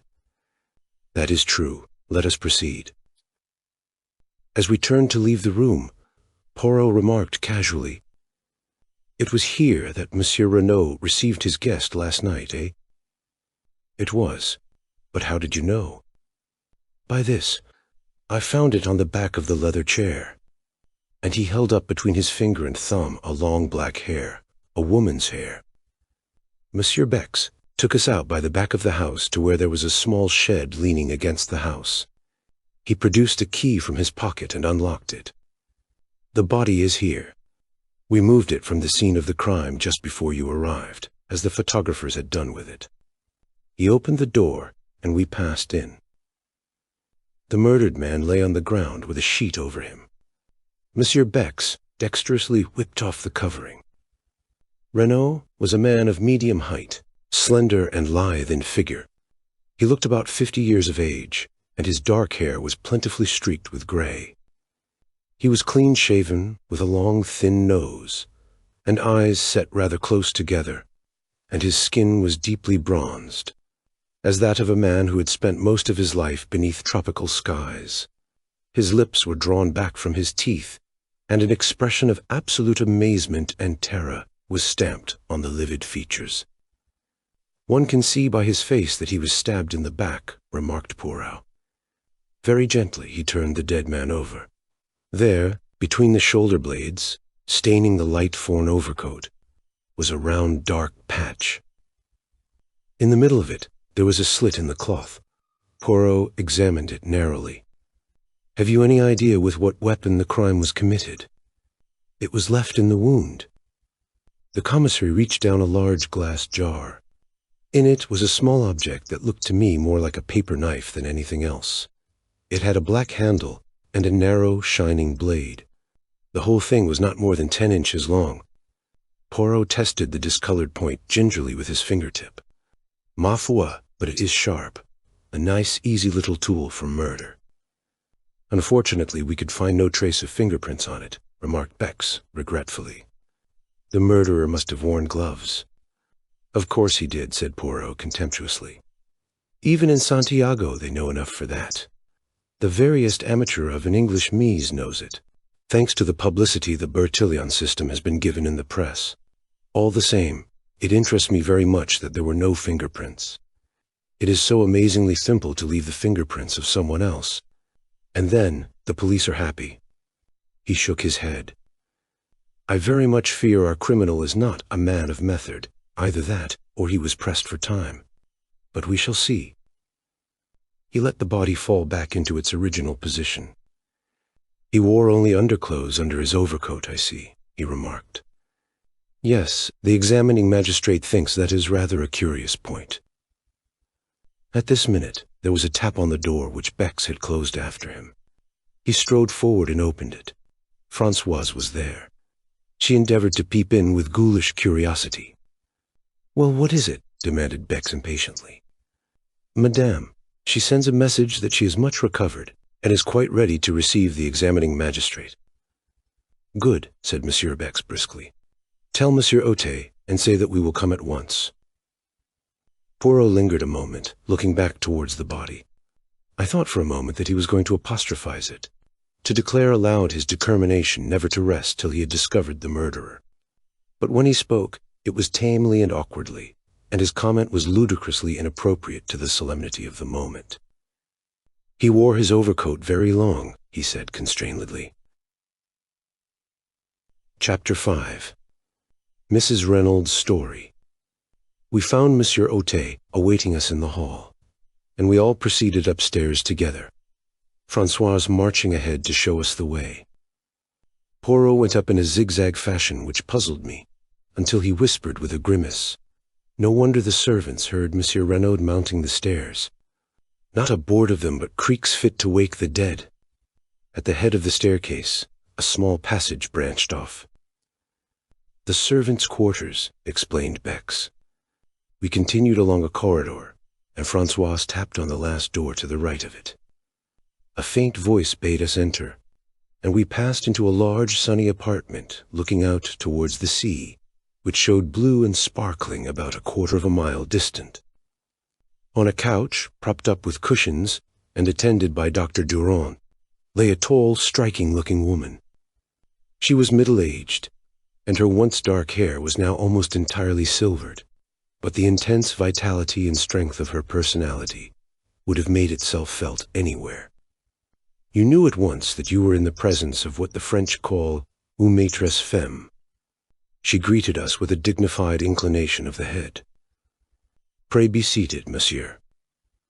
We took chairs, and the magistrate's clerk established himself at a round table. I hope, madame, began Monsieur Otet, that it will not distress you unduly to relate to us what occurred last night. Not at all, monsieur. I know the value of crime if these scoundrelly assassins are to be caught and punished. Very well, madam. It will fatigue you less, I think, if I ask you questions and you confine yourself to answering them. At what time did you go to bed last night? At last night, monsieur. I was tired. And your husband? About an hour later, I fancy. Did he seem disturbed, upset in any way? No, not more than usual. What happened then? We slept. I was awakened by a hand being pressed over my mouth. I tried to scream out, but the hand prevented me. There were two men in the room. They were both masked. Can you describe them at all, madame? One was very tall and had a long black beard. The other was short and stout. His beard was reddish. They both wore hats pulled down over their eyes. Said the magistrate thoughtfully. Too much beard, I fear. You mean they were false? Yes, madame. But continue your story. It was the short man who was holding me. He forced a gag into my mouth and then bound me with rope, hand and foot. The other man was standing over my husband. He had caught up my little dagger paper knife from the dressing table and was holding it with the point just over his heart. When the short man had finished with me, he joined the other, and they forced my husband to get up and accompany them into the dressing room next door. I was nearly fainting with terror. Nevertheless, I listened desperately. They were speaking in too low a tone for me to hear what they said. But I recognized the language, a bastard Spanish such as is spoken in some parts of South America. They seemed to be demanding something from my husband, and presently they grew angry, and their voices rose a little. I think the tall man was speaking. "You know what we want," he said. "The secret. Where is it?" I do not know what my husband answered, but the other replied fiercely, "You lie. We know you have it. Where are your keys?" Then I heard sounds of drawers being pulled out. There is a safe on the wall of my husband's dressing room, in which he always keeps a fairly large amount of ready money. Leonie tells me this has been rifled and the money taken. But evidently what they were looking for was not there. For presently I heard the tall man, with an oath, command my husband to dress himself. Soon after that, I think some noise in the house must have disturbed them, for they hustled my husband out into my room, only half dressed. "Pardon," interrupted Poirot, "but is there then no other egress from the dressing room?" "No, monsieur, there is only the communicating door into my room." They hurried my husband through, the short man in front and the tall man behind him with the dagger still in his hand. Paul tried to break away to come to me. I saw his agonized eyes. He turned to his captors. "I must speak to her," he said. Then, coming to the side of the bed, "It is all right, Eloise," he said. "Do not be afraid. I shall return before morning." But although he tried to make his voice confident, I could see the terror in his eyes. Then they hustled him out of the door, the tall man saying, "One sound, and you are a dead man, remember." "After that," continued Mrs. Renault, "I must have fainted. The next thing I recollect is Leonie rubbing my wrists and giving me brandy." "Madame Renault," said the magistrate, "had you any idea what it was for which the assassins were searching?" "None whatever, monsieur." "Had you any knowledge that your husband feared something?" "Yes. I had seen the change in him." "How long ago was that?" Mrs. Renault reflected. 10 days, perhaps." "Not longer?" "Possibly. I only noticed it then." "Did you question your husband at all, as to the cause?" "Once. He put me off evasively. Nevertheless, I was convinced that he was suffering some terrible anxiety. However, since he evidently wished to conceal the fact from me, I tried to pretend that I had noticed nothing." "Were you aware that he had called in the services of a detective?" "A detective?" exclaimed Mrs. Renault, very much surprised. "Yes, this gentleman, Monsieur Hercule Poirot." Poirot bowed. "He arrived today in response to a summons from your husband." And taking the letter written by Monsieur Renault from his pocket, he handed it to the lady. She read it with apparently genuine astonishment. "I had no idea of this." Evidently he was fully cognizant of the danger. "Now, madame, I will beg of you to be frank with me. Is there any incident in your husband's past life in South America which might throw light on his murder?"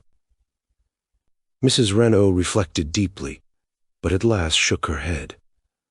"I can think of none. Certainly my husband had many enemies, people he had got the better of in some way or another, but I can think of no one distinctive case. I do not say there is no such incident, only that I am not aware of it." The examining magistrate stroked his beard disconsolately. "And you can fix the time of this outrage?" "Yes, I distinctly remember hearing the clock on the mantelpiece strike 2. She nodded towards an 8-day traveling clock in a leather case which stood in the center of the chimney-piece.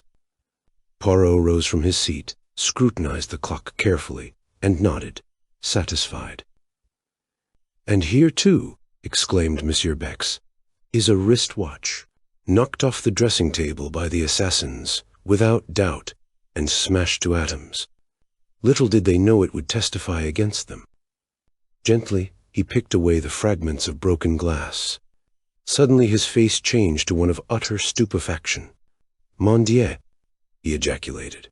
"What is it?" "The hands of the watch point to 7 o'clock. "What?" cried the examining magistrate, astonished. But Poirot, deft as ever, took the broken trinket from the startled commissary and held it to his ear. Then he smiled. The glass is broken, yes, but the watch itself is still going. The explanation of the mystery was greeted with a relieved smile, but the magistrate bethought him of another point. "But surely it is not 7 o'clock now." "No," said Poirot. "It is a few minutes after 5. Possibly the watch gains. Is that so, madame?" Mrs. Reynolds was frowning perplexedly. "It does gain," she admitted, "but I've never known it to gain quite so much as that." With a gesture of impatience, the magistrate left the matter of the watch and proceeded with his interrogatory. "Madame, the front door was found ajar. It seems almost certain that the murderers entered that way. Yet it has not been forced at all. Can you suggest any explanation? Possibly my husband went out for a stroll the last thing, and forgot to latch it when he came in." "Is that a likely thing to happen?" "Very. My husband was the most absent-minded of men." There was a slight frown on her brow as she spoke, as though this trait in the dead man's character had at times vexed her. "There is one inference I think we might draw," remarked the commissary suddenly. "Since the men insisted on Monsieur Renaud dressing himself, it looks as though the place they were taking him to, the place where the secret was concealed, lay some distance away." The magistrate nodded. "Yes, far, and yet not too far, since he spoke of being back by morning." "What times does the last train leave the station of Merlinville?" asked Poirot. 11:50 one way and 12:17 the other. But it is more probable that they had a motor waiting." "Of course," agreed Poirot, looking somewhat crestfallen. "Indeed, that might be one way of tracing them," continued the magistrate, brightening.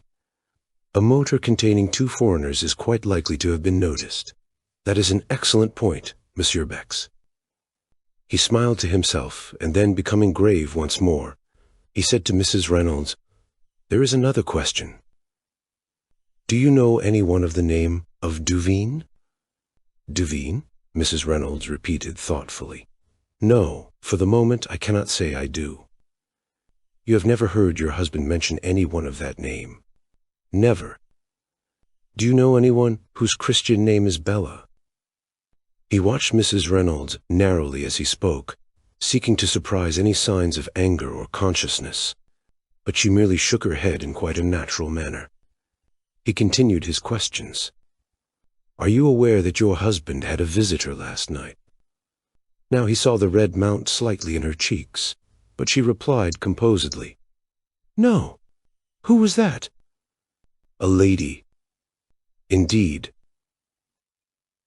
But for the moment, the magistrate was content to say no more. It seemed unlikely that Madame d'Aubray had any connection with the crime, and he was anxious not to upset Mrs. Renaud more than necessary. He made a sign to the commissary, and the latter replied with a nod. Then rising, he went across the room, and returned with the glass jar we had seen in the outhouse in his hand. From this he took the dagger. "Madame," he said gently, "do you recognize this?" She gave a little cry. "Yes, that is my little dagger." Then she saw the stained point, and she drew back, her eyes widening with horror. "Is that blood?" "Yes, madame. Your husband was killed with this weapon. He removed it hastily from sight. You are quite sure about its being the one that was on your dressing table last night?" "Oh, yes. It was a present from my son. He was in the Air Force during the war. He gave his age as older than it was." There was a touch of the proud mother in her voice. "This was made from a streamlined airplane wire, and was given to me by my son as a souvenir of the war." "I see, madame. That brings us to another matter. Your son, where is he now? It is necessary that he should be telegraphed to without delay." "Jack? He is on his way to Buenos Aires." "What?" "Yes. My husband telegraphed to him yesterday. He had sent him on business to Paris, but yesterday he discovered that it would be necessary for him to proceed without delay to South America. There was a boat leaving Cherbourg for Buenos Aires last night, and he wired him to catch it. Have you any knowledge of what the business in Buenos Aires was?" No, monsieur, I know nothing of its nature, but Buenos Aires is not my son's final destination. He was going overland from there to Santiago. And in unison the magistrate and the commissary exclaimed, Santiago. Again, Santiago. It was at this moment, when we were all stunned by the mention of that word, that Poirot approached Mrs. Renaud. He had been standing by the window like a man lost in a dream, and I doubt if he had fully taken in what had passed. He paused by the lady's side with a bow. Pardon, madam, but may I examine your wrists? Though slightly surprised at the request, Mrs. Renaud held them out to him. Round each of them was a cruel red mark where the cords had bitten into the flesh. As he examined them, I fancied that a momentary flicker of excitement I had seen in his eyes disappeared. They must cause you great pain, he said, and once more he looked puzzled. But the magistrate was speaking excitedly. Young Monsieur Renaud must be communicated with at once by wireless. It is vital that we should know anything he can tell us about this trip to Santiago. He hesitated. I hoped he might have been near at hand so that we could have saved you pain, madame. He paused. You mean, she said in a low voice, the identification of my husband's body. The magistrate bowed his head. I am a strong woman, monsieur. I can bear all that is required of me. I am ready now. Oh, tomorrow will be quite soon enough. I assure you. I prefer to get it over, she said in a low tone, a spasm of pain crossing her face. If you will be so good as to give me your arm, doctor. The doctor hastened forward. A cloak was thrown over Mrs. Renaud's shoulders, and a slow procession went down the stairs. Monsieur Bex hurried on ahead to open the door of the shed. In a minute or two, Mrs. Renaud appeared in the doorway. She was very pale, but resolute. Behind her, Monsieur Ote was clacking commiserations and apologies like an animated hen. She raised her hand to her face. A moment, monsieur, while I steel myself. She took her hand away and looked down at the dead man. Then the marvelous self-control which had upheld her so far deserted her.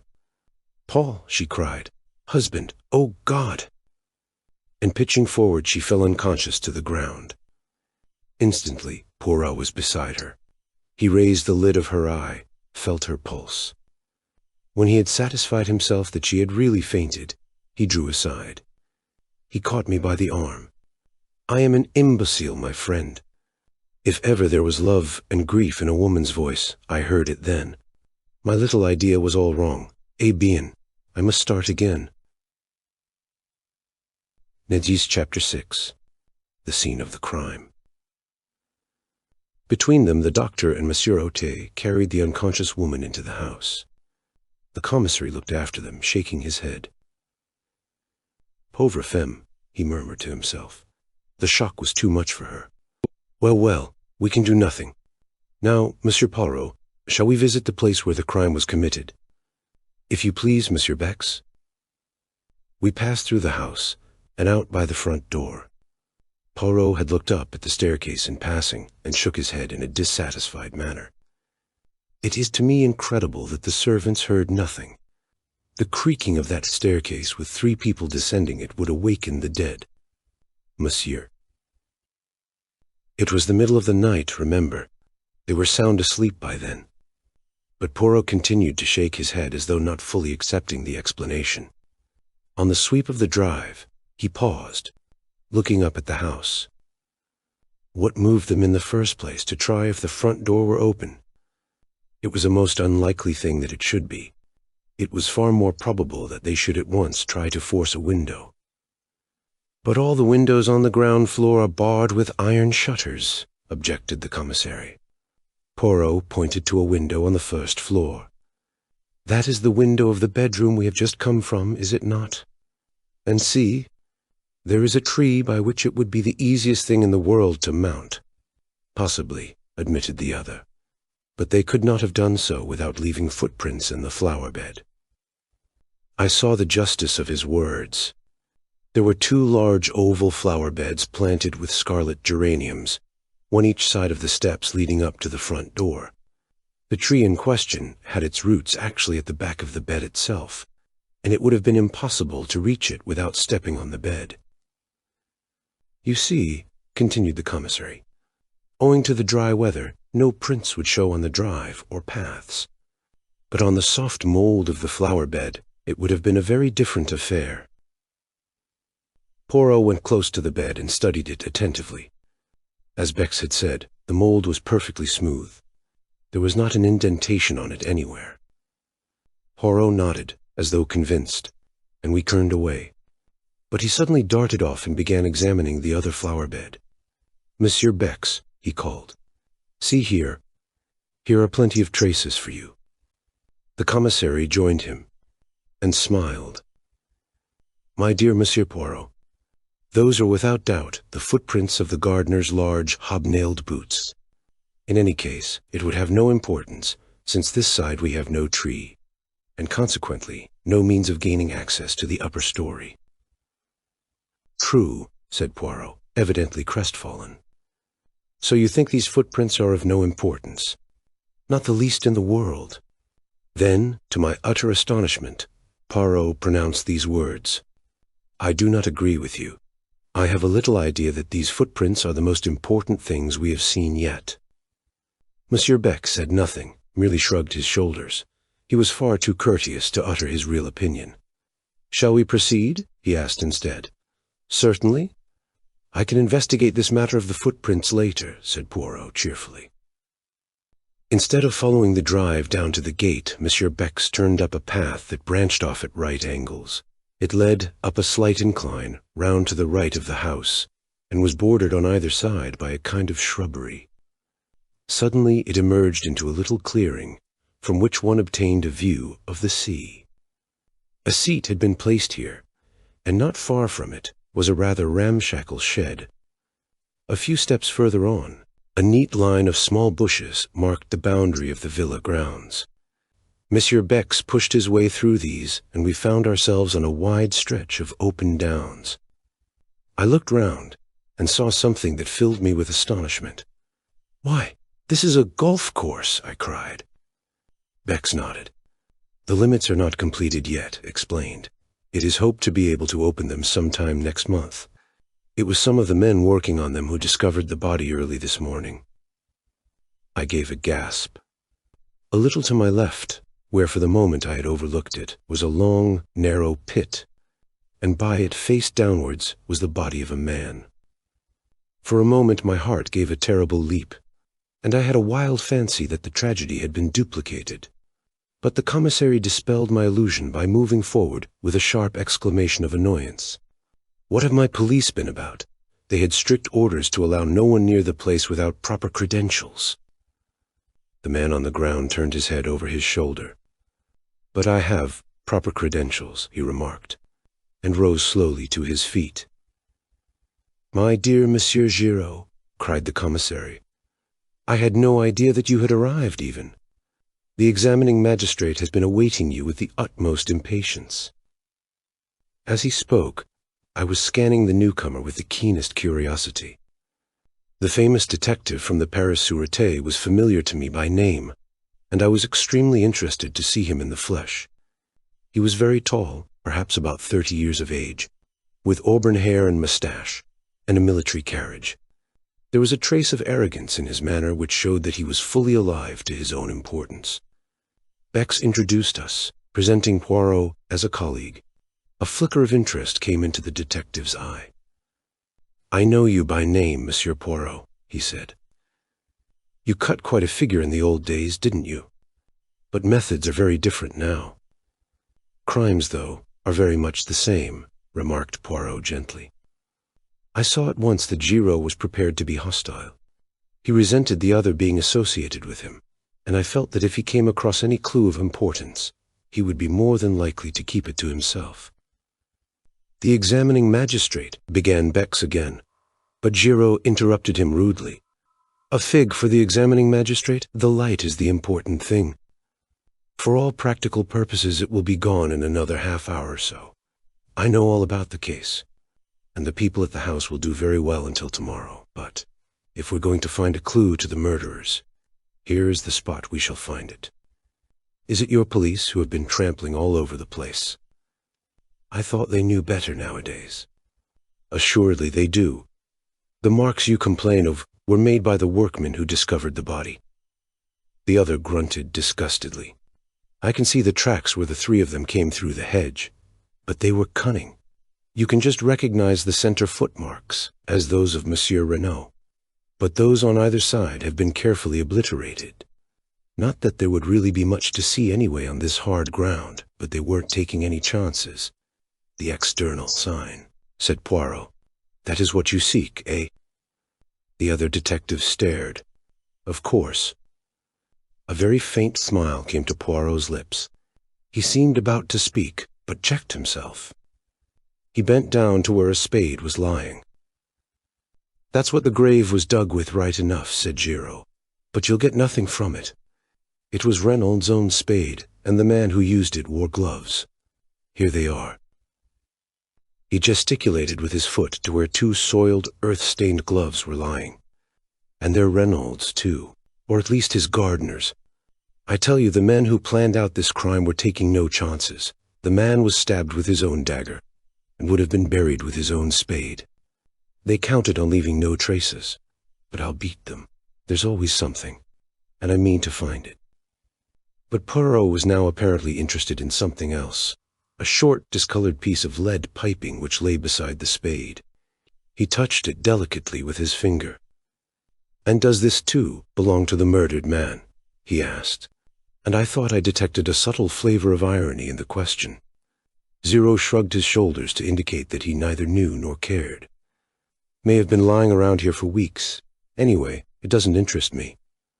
I, on the contrary, find it very interesting, said Poirot sweetly. I guessed that he was merely bent on annoying the Paris detective, and if so, he succeeded.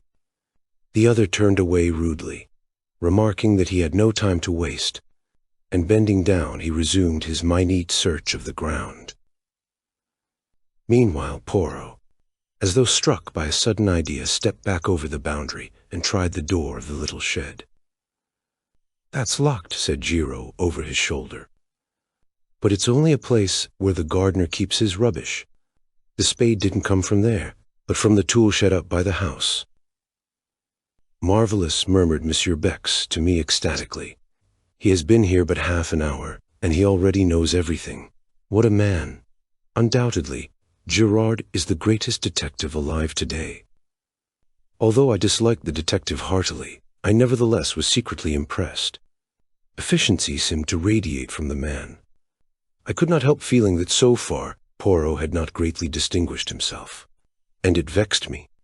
He seemed to be directing his attention to all sorts of silly, puerile points that had nothing to do with the case. Indeed, at this juncture he suddenly asked, Monsieur Bex, tell me, I pray you, the meaning of this whitewashed line that extends all round the grave. Is it a device of the police? No, Monsieur Poirot, it is an affair of the golf course. It shows that there is here to be a bunker, as you call it. A bunker. Poirot turned to me. That is the irregular hole filled with sand and a bank at one side, is it not? I concurred. You do not play the golf, Monsieur Poirot? Inquired Bex. I? Never. What a game. He became excited. Figure to yourself each hole, it is of a different length. The obstacles, they are not arranged mathematically. Even the greens are frequently up one side. There is only one pleasing thing, how do you call them? Tee boxes. They at least are symmetrical. I could not refrain from a laugh at the way the game appeared to Poirot, and my little friend smiled at me affectionately, bearing no malice. Then he asked, But Monsieur Renaud? Without doubt he played the golf. Yes, he was a keen golfer. It's mainly owing to him and to his large subscriptions that this work is being carried forward. He even had a say in the designing of it. Poirot nodded thoughtfully. Then he remarked, It was not a very good choice they made of a spot to bury the body. When the men began to dig up the ground, all would have been discovered. Exactly, cried Giraud triumphantly. and that proves that they were strangers to the place. It's an excellent piece of indirect evidence." "Yes," said Poirot doubtfully. "No one who knew would bury a body there, unless they wanted it to be discovered. And that is clearly absurd, is it not?" Giraud did not even trouble to reply. "Yes," said Poirot, in a somewhat dissatisfied voice. "Undoubtedly absurd." Chapter 7. The Mysterious Madame Dobreuil. As we retraced our steps to the house, Monsieur Bex excused himself for leaving us, explaining that he must immediately acquaint the examining magistrate with the fact of Giraud's arrival. Giraud himself had been obviously delighted when Poirot declared that he had seen all he wanted. The last thing we observed as we left the spot was Giraud, crawling about on all fours, with a thoroughness in his search that I could not but admire. Poirot guessed my thoughts, for as soon as we were alone, he remarked ironically, "At last you have seen the detective you admire, the human foxhound. Is it not so, my friend?" "At any rate, he's doing something," I said with asperity. "If there's anything to find, he'll find it. Now you." "Bean, I also have found something. A piece of lead piping." "Nonsense, Poirot. You know very well that's got nothing to do with it. I meant little things, traces that may lead us infallibly to the murderers. Mon ami, a clue of 2 feet long is every bit as valuable as one measuring 2 millimeters.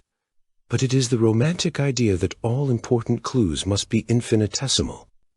As to the piece of lead piping having nothing to do with the crime, you say that because Zero told you so." "No." As I was about to interpose a question, "We will say no more. Leave Zero to his search and me to my ideas. The case seems straightforward enough, and yet, mon ami, I am not satisfied. And do you know why?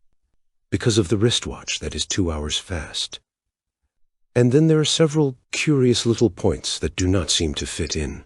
For instance, if the object of the murderers was revenge, why did they not stab Reynolds in his sleep and have done with it?" "They wanted the secret," I reminded him. Poirot brushed a speck of dust from his sleeve with a dissatisfied air. "Well, where is this secret? Presumably some distance away, since they wish him to dress himself. Yet he is found murdered close at hand, almost within earshot of the house. Then again, it is pure chance that a weapon such as the dagger should be lying about casually, ready to hand." He paused, frowning, and then went on. "Why did the servants hear nothing? Were they drugged? Was there an accomplice, and did that accomplice see to it that the front door should remain open? I wonder if—" He stopped abruptly. We had reached the drive in front of the house. Suddenly he turned to me. "My friend, I'm about to surprise you, to please you. I have taken your reproaches to heart. We will examine some footprints." "Where?" "In that right-hand bed yonder. Monsieur Bex says that they are the footprints of the gardener. Let us see if that is so. See, he approaches with his wheelbarrow." Indeed, an elderly man was just crossing the drive with a barrel full of seedlings. Poirot called to him, and he set down the barrel and came hobbling towards us. "You are going to ask him for one of his boots to compare with the footmarks?" I asked breathlessly. My faith in Poirot revived a little. Since he said the footprints in this right-hand bed were important, presumably they were. "Exactly," said Poirot. "But won't he think it very odd?" "He will not think about it at all." We could say no more, for the old man had joined us. "You want me for something, monsieur?" "Yes, you have been gardener here a long time, haven't you?" 24 years, monsieur." "And your name is—" "Auguste, monsieur." I was admiring these magnificent geraniums. They are truly superb. They have been planted long? "Some time, monsieur. But of course, to keep the beds looking smart, one must keep bedding out a few new plants and remove those that are over, besides keeping the old blooms well picked off." "You put in some new plants yesterday, didn't you? Those in the middle there, and in the other bed also. Monsieur has a sharp eye. It takes always a day or so for them to pick up. Yes, I put 10 new plants in each bed last night. As monsieur doubtless knows, One should not put in plants when the sun is hot. Auguste was charmed with Poirot's interest, and was quite inclined to be garrulous. "That is a splendid specimen there," said Poirot, pointing. "Might I perhaps have a cutting of it?" "But certainly, monsieur."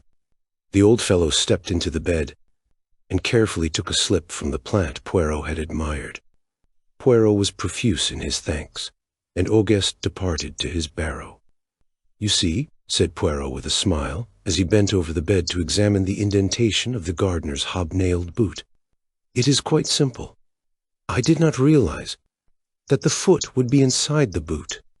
You do not use your excellent mental capacities sufficiently. Well, what of the footmark?" I examined the bed carefully.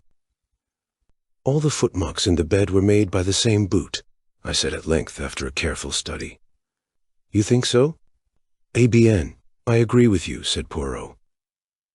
He seemed quite uninterested, and as though he were thinking of something else. "At any rate," I remarked, "you will have one bee less in your bonnet now." "Mon Dieu, but what an idiom! What does it mean?" "What I meant was that now you will give up your interest in these footmarks." But to my surprise, Poirot shook his head. "No, no, mon ami. At last I am on the right track. I'm still in the dark, but, as I hinted just now to Monsieur Bex, these footmarks are the most important and interesting things in the case. That poor Giraud. I should not be surprised if he took no notice of them whatever." At that moment, the front door opened, and Monsieur Hautet and the commissary came down the steps. "Ah, Monsieur Poirot, we were coming to look for you," said the magistrate. "It is getting late, but I wish to pay a visit to Madame de Breuil. Without doubt she will be very much upset by Monsieur Renaud's death, and we may be fortunate enough to get a clue from her. The secret that he did not confide to his wife. It is possible that he may have told it to the woman whose love held him enslaved. We know where our Samsons are weak, don't we?" I admired the picturesqueness of Monsieur Hautet's language. I suspected that the examining magistrate was by now thoroughly enjoying his part in the mysterious drama. "Is Monsieur Giraud not going to accompany us?" asked Poirot. "Monsieur Giraud has shown clearly that he prefers to conduct the case in his own way," said Monsieur Hautet dryly. One could see easily enough that Giraud's cavalier treatment of the examining magistrate had not prejudiced the latter in his favor. We said no more, but fell into line. Poirot walked with the examining magistrate, and the commissary and I followed a few paces behind. "There is no doubt that Françoise's story is substantially correct," he remarked to me in a confidential tone. "I've been telephoning headquarters. It seems that 3 times in the last 6 weeks, that is to say since the arrival of Monsieur Renaud at Milonville, Madame de Breuil has paid a large sum in notes into her banking account. Altogether, the sum totals 200,000 francs. "Dear me," I said, considering. "That must be something like 4,000 pounds. "Precisely. Yes, there can be no doubt that he was absolutely infatuated. But it remains to be seen whether he confided his secret to her. The examining magistrate is hopeful, but I hardly share his views." During this conversation, we were walking down the lane towards the fork in the road where our car had halted earlier in the afternoon. And in another moment, I realized that the Villa Marguerite, the home of the mysterious Madame de Breuil, was the small house from which the beautiful girl had emerged. "She has lived here for many years," said the commissary, nodding his head towards the house, "very quietly, very unobtrusively. She seems to have no friends or relations other than the acquaintances she has made in Merlinville. She never refers to the past, nor to her husband. One does not even know if he's alive or dead. There is a mystery about her, you comprehend." I nodded, my interest growing. "And the daughter," I ventured, "a truly beautiful young girl, modest, devout, all that she should be. One pities her, for though she may know nothing of the past, a man who wants to ask her hand in marriage must necessarily inform himself, and then—" The commissary shrugged his shoulders cynically. "But it would not be her fault," I cried with rising indignation. "No, but what will you?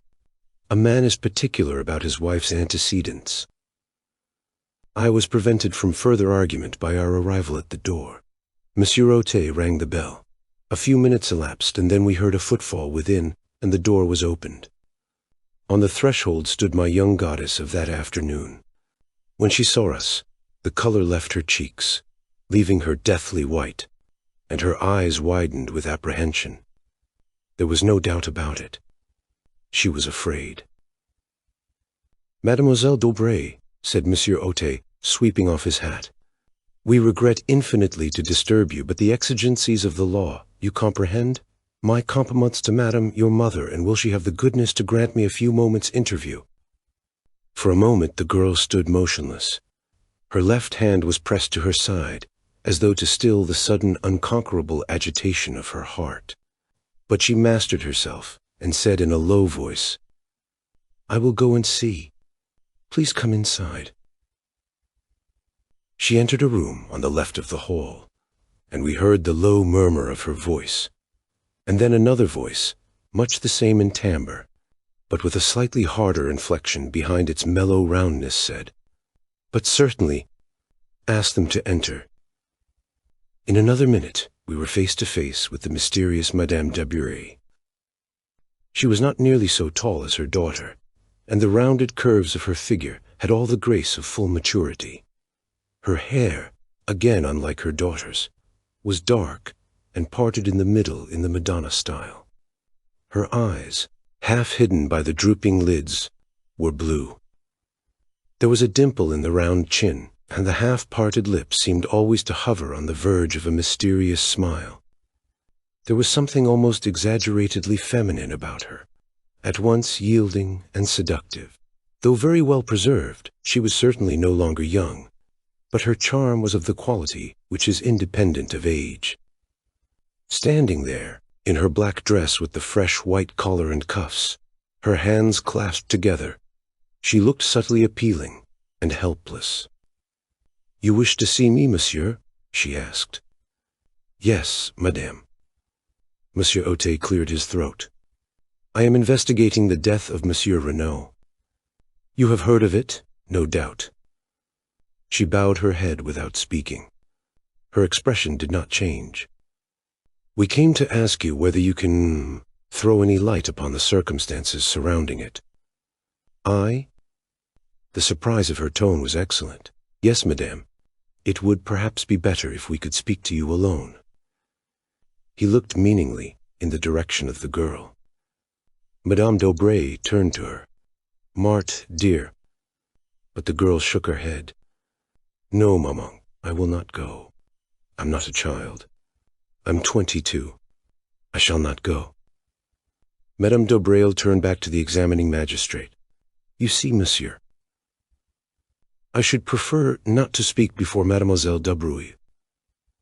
As my daughter says, she is not a child." For a moment the magistrate hesitated, baffled.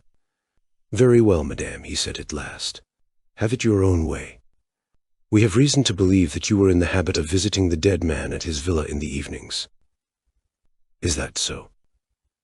The color rose in the lady's pale cheeks, but she replied quietly, "I deny your right to ask me such a question. Madame, we are investigating a murder." "Well, what of it? I had nothing to do with the murder." "Madame, we do not say that for a moment, but you knew the dead man well. Did he ever confide in you as to any danger that threatened him?" "Never." "Did he ever mention his life in Santiago, and any enemies he may have made there?" "No." "Then you can give us no help at all." "I fear not. I really do not see why you should come to me. Cannot his wife tell you what you want to know?" Her voice held a slender inflection of irony. "Madame Reynolds has told us all she can." "Ah," said Madame d'Aubray. "I wonder." "You wonder what, madame?" "Nothing." The examining magistrate looked at her. He was aware that he was fighting a duel, and that he had no mean antagonist. "You persist in your statement that Monsieur Renaud confided nothing in you? Why should you think it likely that he should confide in me?" "Because, madame," said Monsieur Rotet, with calculated brutality, A man tells to his mistress what he does not always tell to his wife. Ah, she sprang forward. Her eyes flashed fire. Monsieur, you insult me, and before my daughter. I can tell you nothing. Have the goodness to leave my house. The honors undoubtedly rested with the lady. We left the Villa Marguerite like a shamefaced pack of schoolboys. The magistrate muttered angry ejaculations to himself. Poirot seemed lost in thought. Suddenly he came out of his reverie with a start, and inquired of Monsieur Otet if there was a good hotel near at hand. There is a small place, the Hotel des Bains, on this side of town, a few hundred yards down the road. It will be handy for your investigations. We shall see you in the morning then, I presume. Yes, I thank you, Monsieur Otet. With mutual civilities, we parted company, Poirot and I going towards Merlinville, and the others returning to the Villa Genevieve. The French police system is very marvelous, said Poirot, looking after them. The information they possess about everyone's life, down to the most commonplace detail, is extraordinary. Though he has only been here a little over 6 weeks, they are perfectly well acquainted with Monsieur Renault's tastes and pursuits, and at a moment's notice they can produce information as to Madame de Breuil's banking account, and the sums that have lately been paid in. Undoubtedly the dossier is a great institution, but what is that? He turned sharply. A figure was running hatless down the road after us. It was Martha d'Aubray. I beg your pardon, she cried breathlessly as she reached us. I should not do this, I know. You must not tell my mother. But is it true, what the people say, that Monsieur Renault called in a detective before he died, and that you are he? Yes, mademoiselle, said Poirot gently. It is quite true. But how did you learn it? Françoise told our Amélie, explained Marthe with a blush. Poirot made a grimace. The secrecy, it is impossible in an affair of this kind. Not that it matters. Well, mademoiselle, what is it you want to know? The girl hesitated. She seemed long, yet fearing to speak. At last, almost in a whisper, she asked, Is anyone suspected? Poirot eyed her keenly. Then he replied evasively, Suspicion is in the air at present, mademoiselle. Yes, I know, but anyone in particular? Why do you want to know? The girl seemed frightened by the question. All at once, Poirot's words about her earlier in the day recurred to me. The girl with the anxious eyes. Monsieur Renault was always very kind to me, she replied at last. It is natural that I should be interested. I see, said Poirot. Well, mademoiselle, suspicion at present is hovering round 2 persons. 2? I could have sworn there was a note of surprise and relief in her voice. Their names are unknown, but they are presumed to be Chileans from Santiago. And now, mademoiselle, you see what comes of being young and beautiful. I have betrayed professional secrets for you. The girl laughed merrily, and then, rather shyly, she thanked him. I must run back now. Maman will miss me. And she turned and ran back up the road, looking like a modern Atalanta. I stared after her. Mon ami, said Poirot, in his gentle, ironical voice, is it that we are to remain planted here all night, just because you have seen a beautiful young woman and your head is in a whirl? I laughed and apologized. But she is beautiful, Poirot. Anyone might be excused for being bowled over by her. Poirot groaned. Mon Dieu! But it is that you have the susceptible heart. Poirot, I said, do you remember after the Styles case when you were in love with 2 charming women at once, and neither of them were for you? Yes, I remember. You consoled me by saying that perhaps some day we should hunt together again, and that then, Ippian? Well, we are hunting together again, and I paused and laughed rather self-consciously. But to my surprise, Poirot shook his head very earnestly. Mon ami, do not set your heart on Martha d'Aubray. She is not for you, that one. Take it from Papa Poirot. Why? I cried. The commissary assured me that she was as good as she is beautiful. A perfect angel. Some of the greatest criminals I have known had the faces of angels, remarked Poirot cheerfully. A malformation of the gray cells may coincide quite easily with the face of a Madonna. Poirot, I cried, horrified, you cannot mean that you suspect an innocent child like this. Ta-ta-ta. Do not excite yourself. I've not said that I suspected her. But you must admit that her anxiety to know about the case is somewhat unusual. For once I see further than you do, I said. Her anxiety is not for herself, but for her mother. My friend, said Poirot, as usual, you see nothing at all. Madame de Broglie is very well able to look after herself without her daughter worrying about her. I admit I was teasing you just now, but all the same I repeat what I said before. Do not set your heart on that girl. She is not for you. I, Hercule Poirot, know it. Sacre! If only I could remember where I'd seen that face. What face? I asked, surprised. The daughter's. No, the mother's. Noting my surprise, he nodded emphatically. But yes, it is as I tell you. It was a long time ago, when I was still with the police in Belgium. I have never actually seen the woman before, but I have seen her picture, and in connection with some case. I rather fancy— Yes? I may be mistaken, but I rather fancy that it was a murder case. Chapter 8. An Unexpected Meeting. We were up at the Villa betimes next morning. The man on guard at the gate did not bar our way this time. Instead, he respectfully saluted us, and we passed on to the house. The maid Leonie was just coming down the stairs, and seemed not averse to the prospect of a little conversation. Poirot inquired after the health of Mrs. Renaud. Leonie shook her head. She is terribly upset, la pauvre dame. She will eat nothing, but nothing, and she is as pale as a ghost. It is heart-rending to see her. Ah, par exemple, it is not I who would grieve like that for a man who had deceived me with another woman. Poirot nodded sympathetically. What you say is very just, but what will you? The heart of a woman who loves will forgive many blows. Still, undoubtedly there must have been many scenes of recrimination between them in the last few months. Again Leonie shook her head. Never, monsieur, never have I heard Madame utter a word of protest, of reproach even.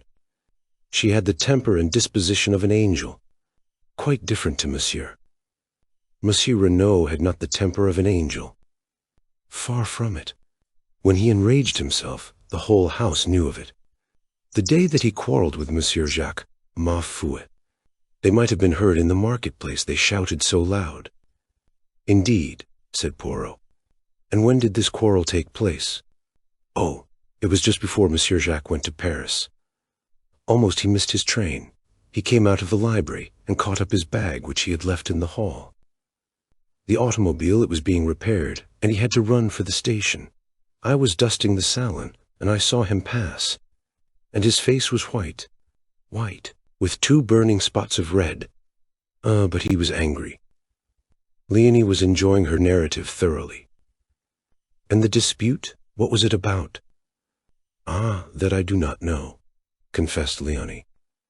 It is true that they shouted, but their voices were so loud and high, and they spoke so fast, that only one well acquainted with English could have comprehended. But monsieur, he was like a thundercloud all day. Impossible to please him. The sound of a door shutting upstairs cut short Leonie's loquacity. And Francois, who awaits me, she exclaimed, awakening to a tardy remembrance of her duties. That old one, she always scolds. One moment, mademoiselle. The examining magistrate, where is he? They have gone out to look at the automobile in the garage. Monsieur the commissary had some idea that it might have been used on the night of the murder. Quelle idée, murmured Poirot, as the girl disappeared. You will go out and join them? No, I shall await their return in the salon. It is cool there on this hot morning. This placid way of taking things did not quite commend itself to me. If you don't mind, I said, and hesitated. Not in the least. You wish to investigate on your own account, eh? Well, I'd rather like to have a look at Giraud if he's anywhere about and see what he's up to. The human foxhound, murmured Poirot, as he leaned back in a comfortable chair and closed his eyes. By all means, my friend. Au revoir. I strolled out of the front door. It was certainly hot. I turned up the path we had taken the day before. I had a mind to study the scene of the crime myself. I did not go directly to the spot, however, but turned aside into the bushes so as to come out on the links some 100 yards or so further to the right. If Giroud was still on the spot, I wanted to observe his methods before he knew of my presence. But the shrubbery here was much denser, and I had quite a struggle to force my way through.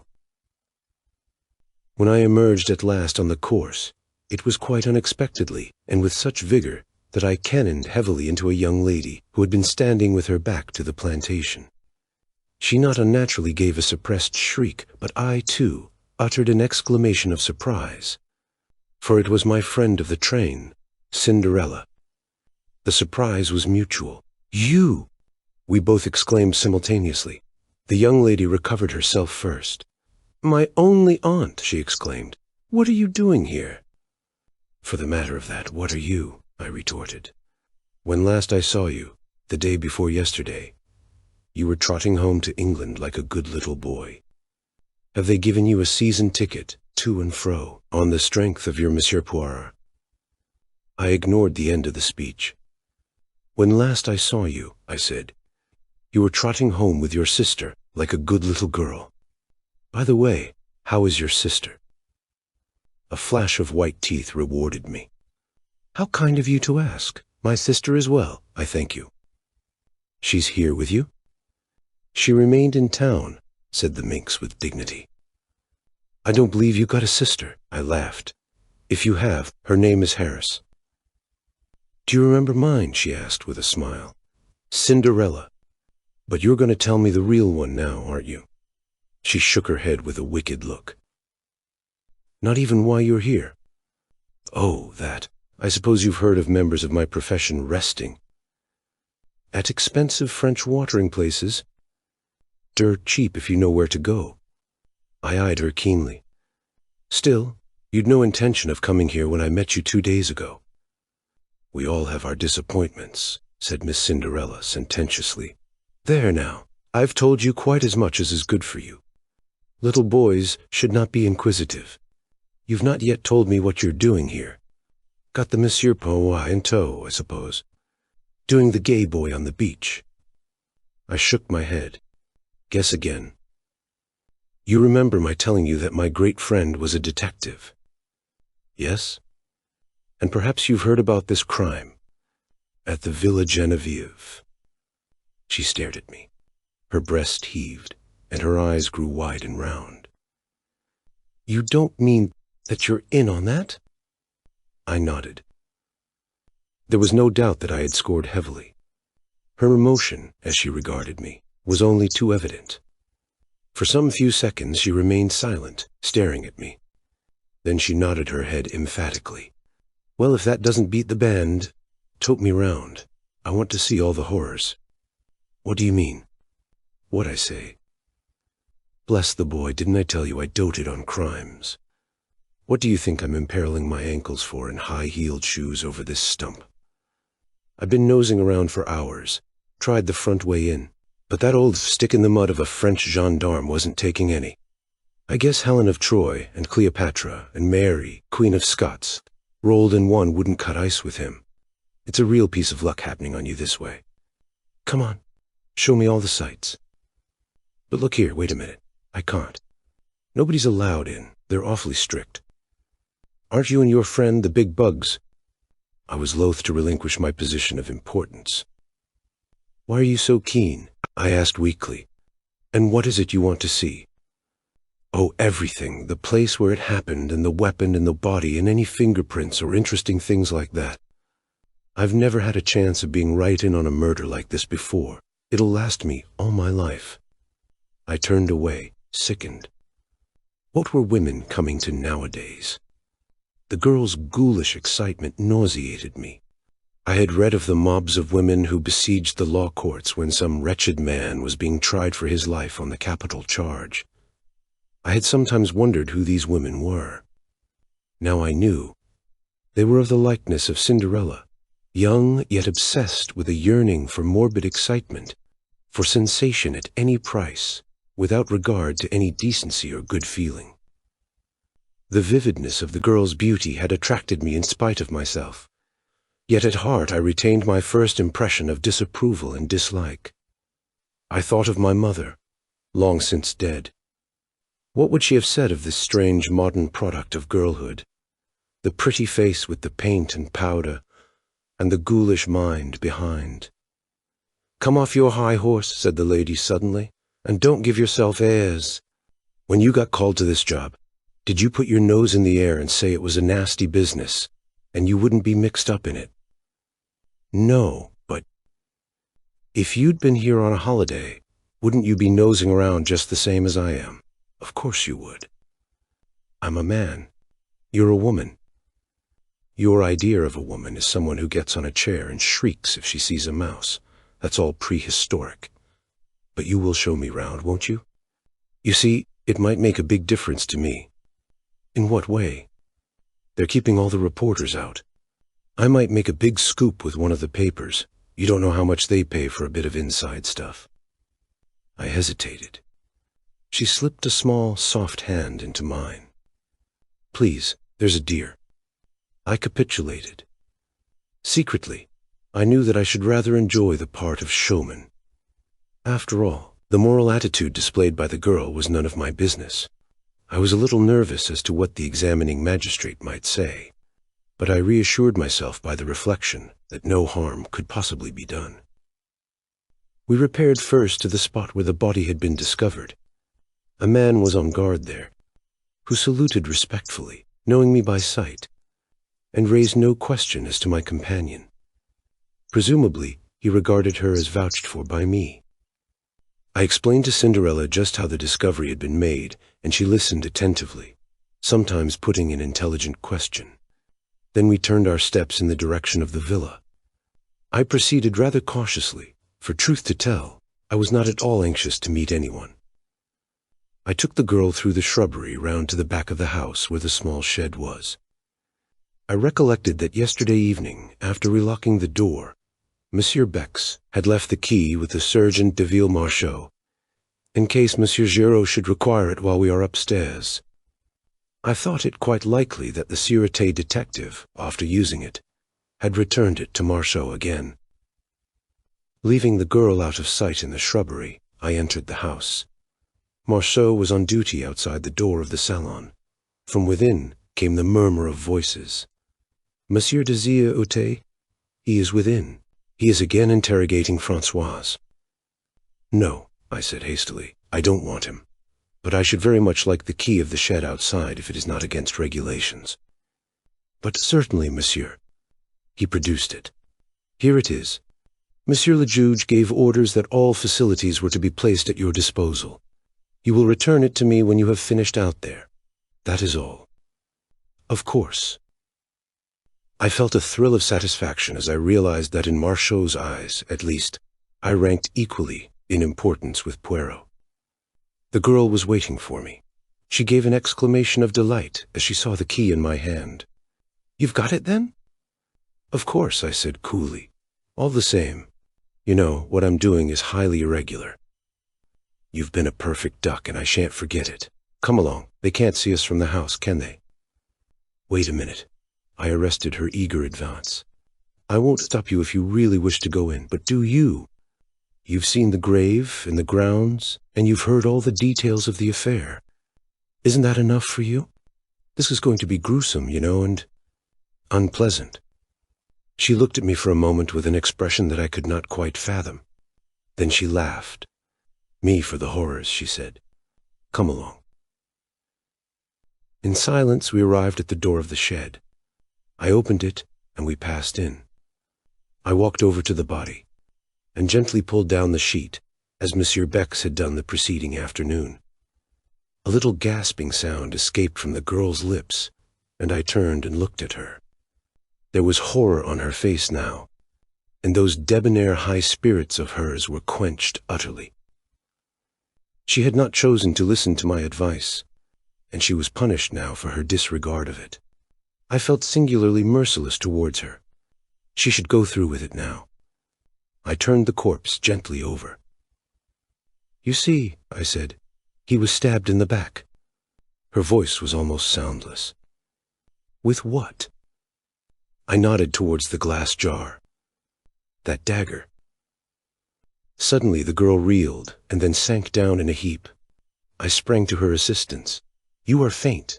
Come out of here. It has been too much for you." "Water," she murmured. "Quick, water." I left her and rushed into the house. Fortunately, none of the servants were about, and I was able to secure a glass of water unobserved and add a few drops of brandy from a pocket flask. In a few minutes, I was back again. The girl was lying as I had left her, but a few sips of the brandy and water revived her in a marvelous manner. "Take me out of here. Oh, quickly, quickly," she cried, shuddering. Supporting her with my arm, I led her out into the air, and she pulled the door to behind her. Then she drew a deep breath. "That's better. Oh, it was horrible. Why did you ever let me go in?" I felt this to be so feminine that I could not forbear a smile. Secretly, I was not dissatisfied with her collapse. It proved that she was not quite so callous as I had thought her. After all, she was little more than a child, and her curiosity had probably been of the unthinking order. "I did my best to stop you, you know," I said gently. "I suppose you did. Well, goodbye. Look here, you can't start off like that, all alone. You're not fit for it. I insist on accompanying you back to Merlinville." "Nonsense, I'm quite all right now. Supposing you felt faint again?"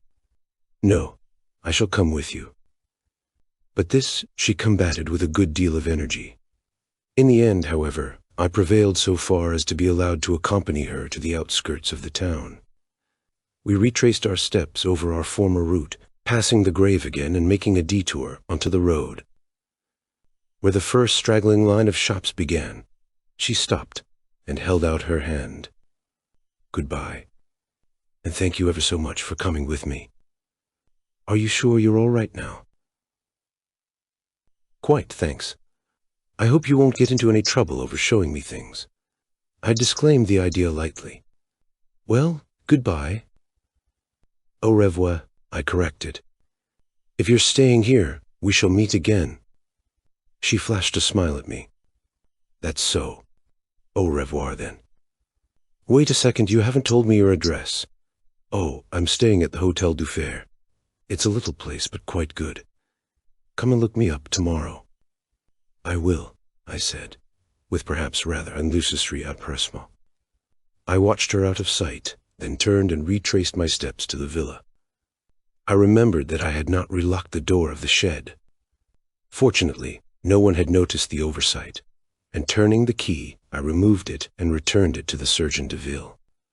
And as I did so, it came upon me suddenly that though Cinderella had given me her address, I still did not know her name.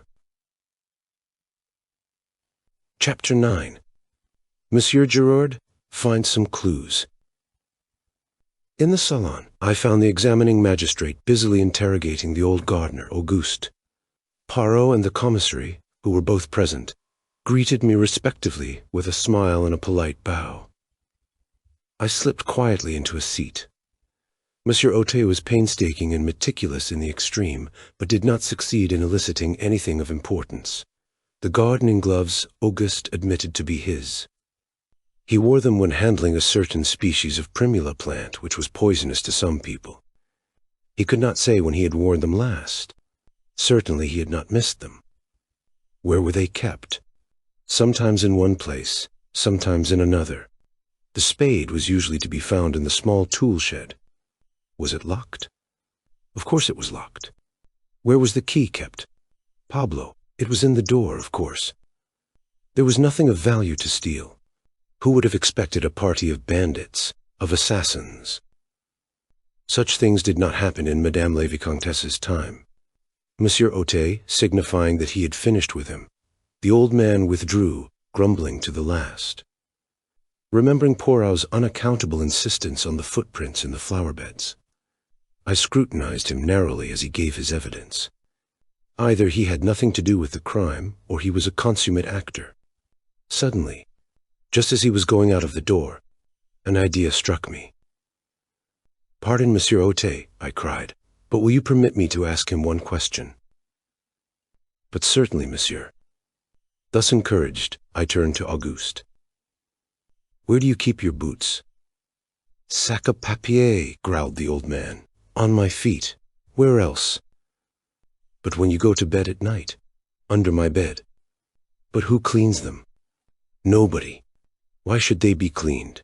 Is it that I promenade myself on the front like a young man? On Sunday, I wear the Sunday boots, bien entendu. But otherwise—" He shrugged his shoulders. I shook my head, discouraged. "Well, well," said the magistrate. "We do not advance very much. Undoubtedly we are held up until we get the return cable from Santiago. Has anyone seen Giraud? In verity, that one lacks politeness. I have a very good mind to send for him, and—" "You will not have to send far, Monsieur le Juge." The quiet voice startled us. Giraud was standing outside looking in through the open window. He leapt lightly into the room and advanced to the table. "Here I am, Monsieur le Juge, at your service. Accept my excuses for not presenting myself sooner." "Not at all, not at all," said the magistrate, rather confused. "Of course I am only a detective," continued the other. "I know nothing of interrogatories. Were I conducting one, I should be inclined to do so without an open window. Anyone standing outside can so easily hear all that passes. But no matter." Monsieur Ote flushed angrily. There was evidently going to be no love lost between the examining magistrate and the detective in charge of the case. They had fallen foul of each other at the start. Perhaps in any event, it would have been much the same. To Giraud, all examining magistrates were fools, and to Monsieur Ote, who took himself seriously, the casual manner of the Paris detective could not fail to give offense. "A beer, Monsieur Giraud," said the magistrate rather sharply. "Without doubt you have been employing your time to a marvel. You have the names of the assassins for us, have you not? And also the precise spot where they find themselves now." Unmoved by this irony, Giraud replied, "I know at least where they have come from." "Comment?" Giraud took two small objects from his pocket and laid them down on the table. We crowded round. The objects were very simple ones, the stub of a cigarette and an unlighted match. The detective wheeled round on Poirot. "What do you see there?" he asked. There was something almost brutal in his tone. It made my cheeks flush. But Poirot remained unmoved. He shrugged his shoulders. "A cigarette end and a match. And what does that tell you?" Poirot spread out his hands. "It tells me nothing." "Ah," said Giraud in a satisfied voice. "You haven't made a study of these things. That's not an ordinary match, not in this country at least. It's common enough in South America. Luckily, it's unlighted. I mightn't have recognized it otherwise."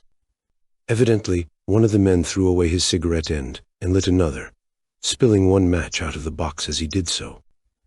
"And the other match?" asked Poirot. "Which match?" "The one he did light his cigarette with. You have found that also?" "No."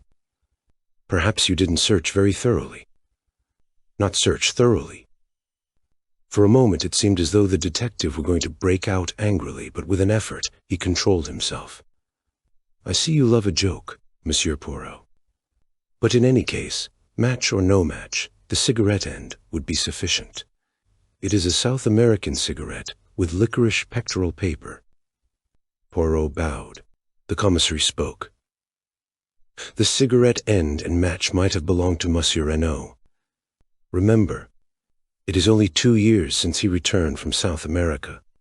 "No," replied the other confidently. "I have already searched among the effects of Monsieur Renaud. The cigarettes he smoked and the matches he used are quite different.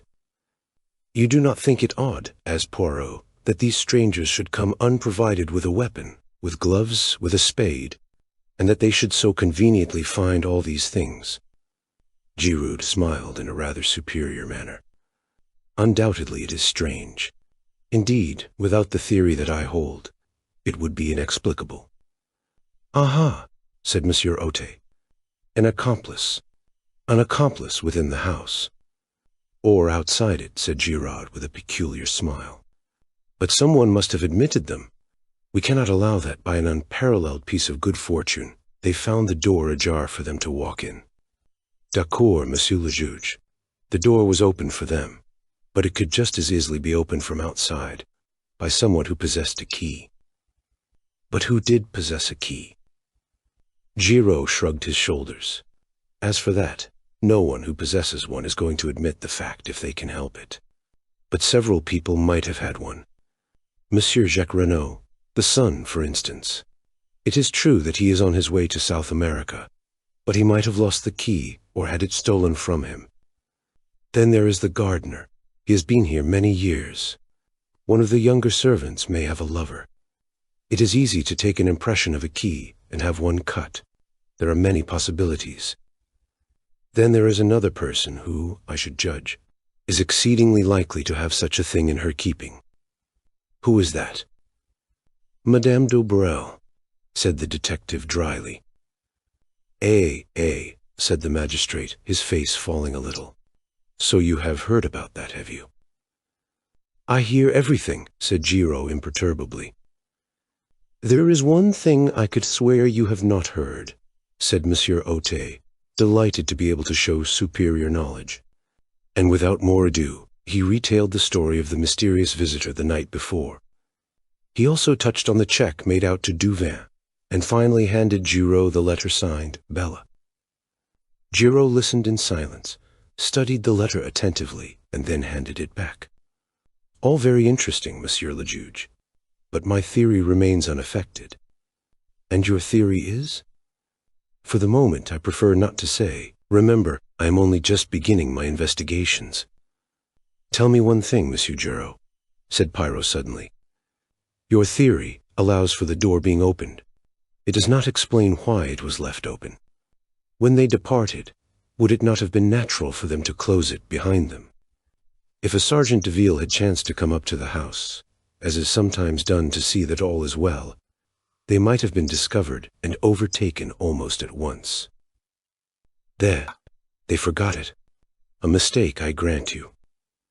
Then, to my surprise, Poirot uttered almost the same words as he had uttered to Bex the previous evening. I do not agree with you. The door being left open was the result of either design or necessity, and any theory that does not admit that fact is bound to prove vain. We all regarded the little man with a good deal of astonishment. The confession of ignorance drawn from him over the match-end had, I thought, been bound to humiliate him. But here he was self-satisfied as ever, laying down the law to the great Giroud without a tremor. The detective twisted his moustache, eyeing my friend in a somewhat bantering fashion. You don't agree with me, eh? Well, what strikes you particularly about the case?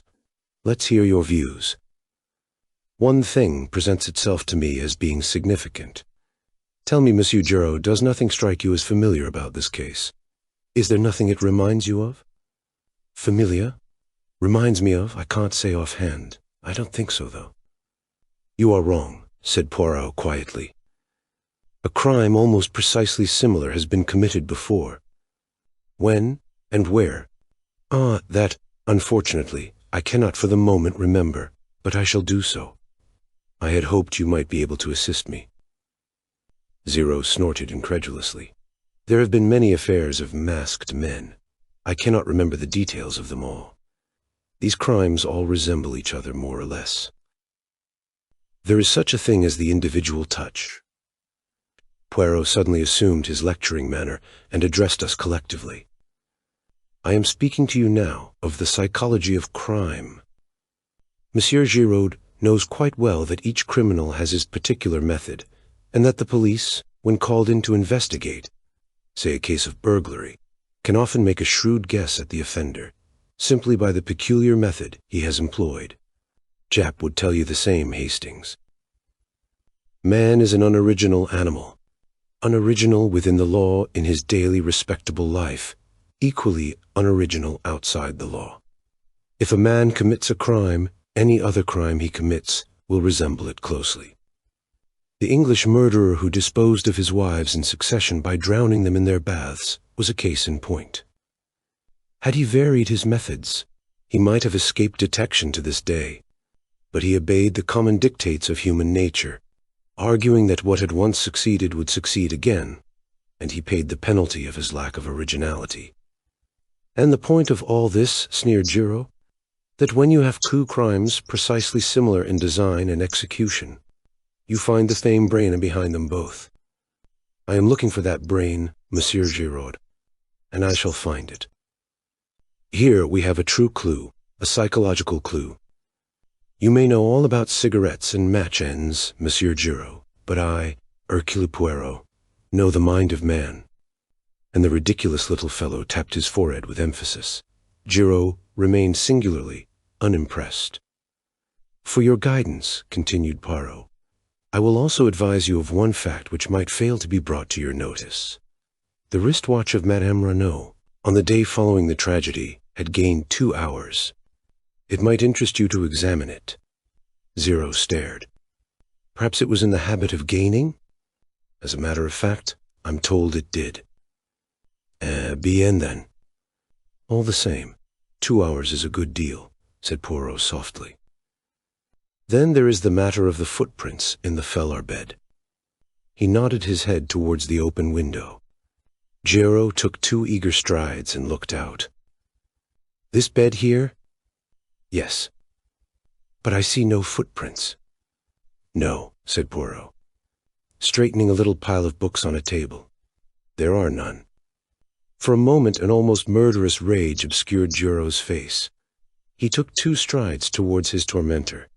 But at that moment the salon door was opened, and Martial announced, Monsieur Stonor, the secretary, has just arrived from England. May he enter?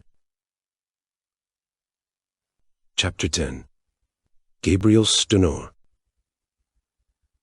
The man who entered the room was a striking figure, very tall, with a well-knit athletic frame, and a deeply bronzed face and neck.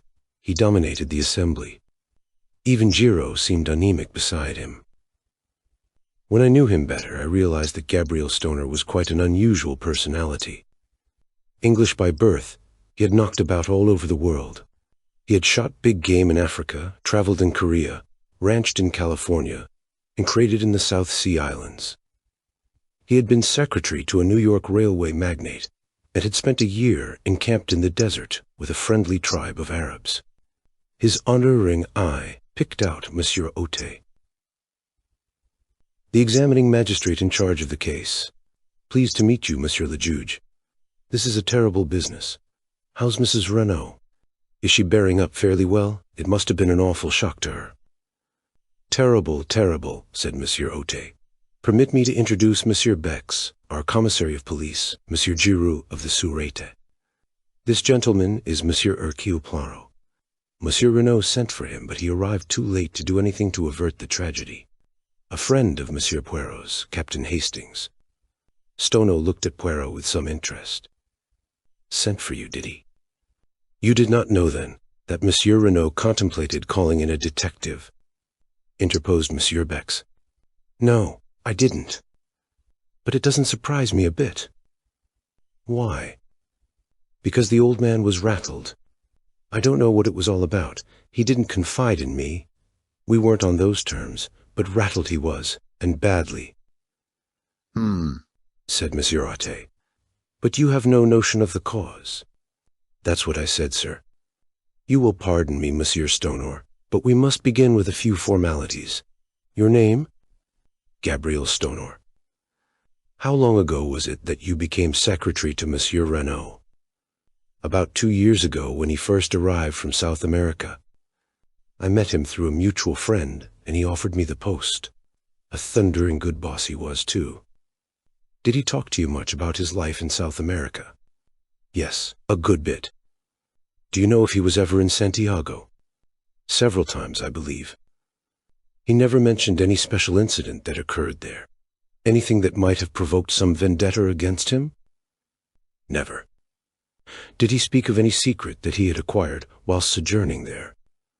No. Did he ever say anything at all about a secret? Not that I can remember, but for all that, there was a mystery about him. I've never heard him speak of his boyhood, for instance, or of any incident prior to his arrival in South America. He was a French-Canadian by birth, I believe, but I've never heard him speak of his life in Canada. He could shut up like a clam if he liked. So as far as you know, he had no enemies, and you can give us no clue as to any secret to obtain possession of which he might have been murdered. That's so. Monsieur Stono, have you ever heard the name of Duvin in connection with Monsieur Renaud? Duvin. He tried the name over thoughtfully. I don't think I have, and yet it seems familiar. Do you know a lady, a friend of Monsieur Renaud's, whose Christian name is Bella? Again Mr. Stoner shook his head. Bella Duvin? Is that the full name? It's curious, I'm sure I know it, but for the moment I can't remember in what connection. The magistrate coughed. You understand, Monsieur Stono.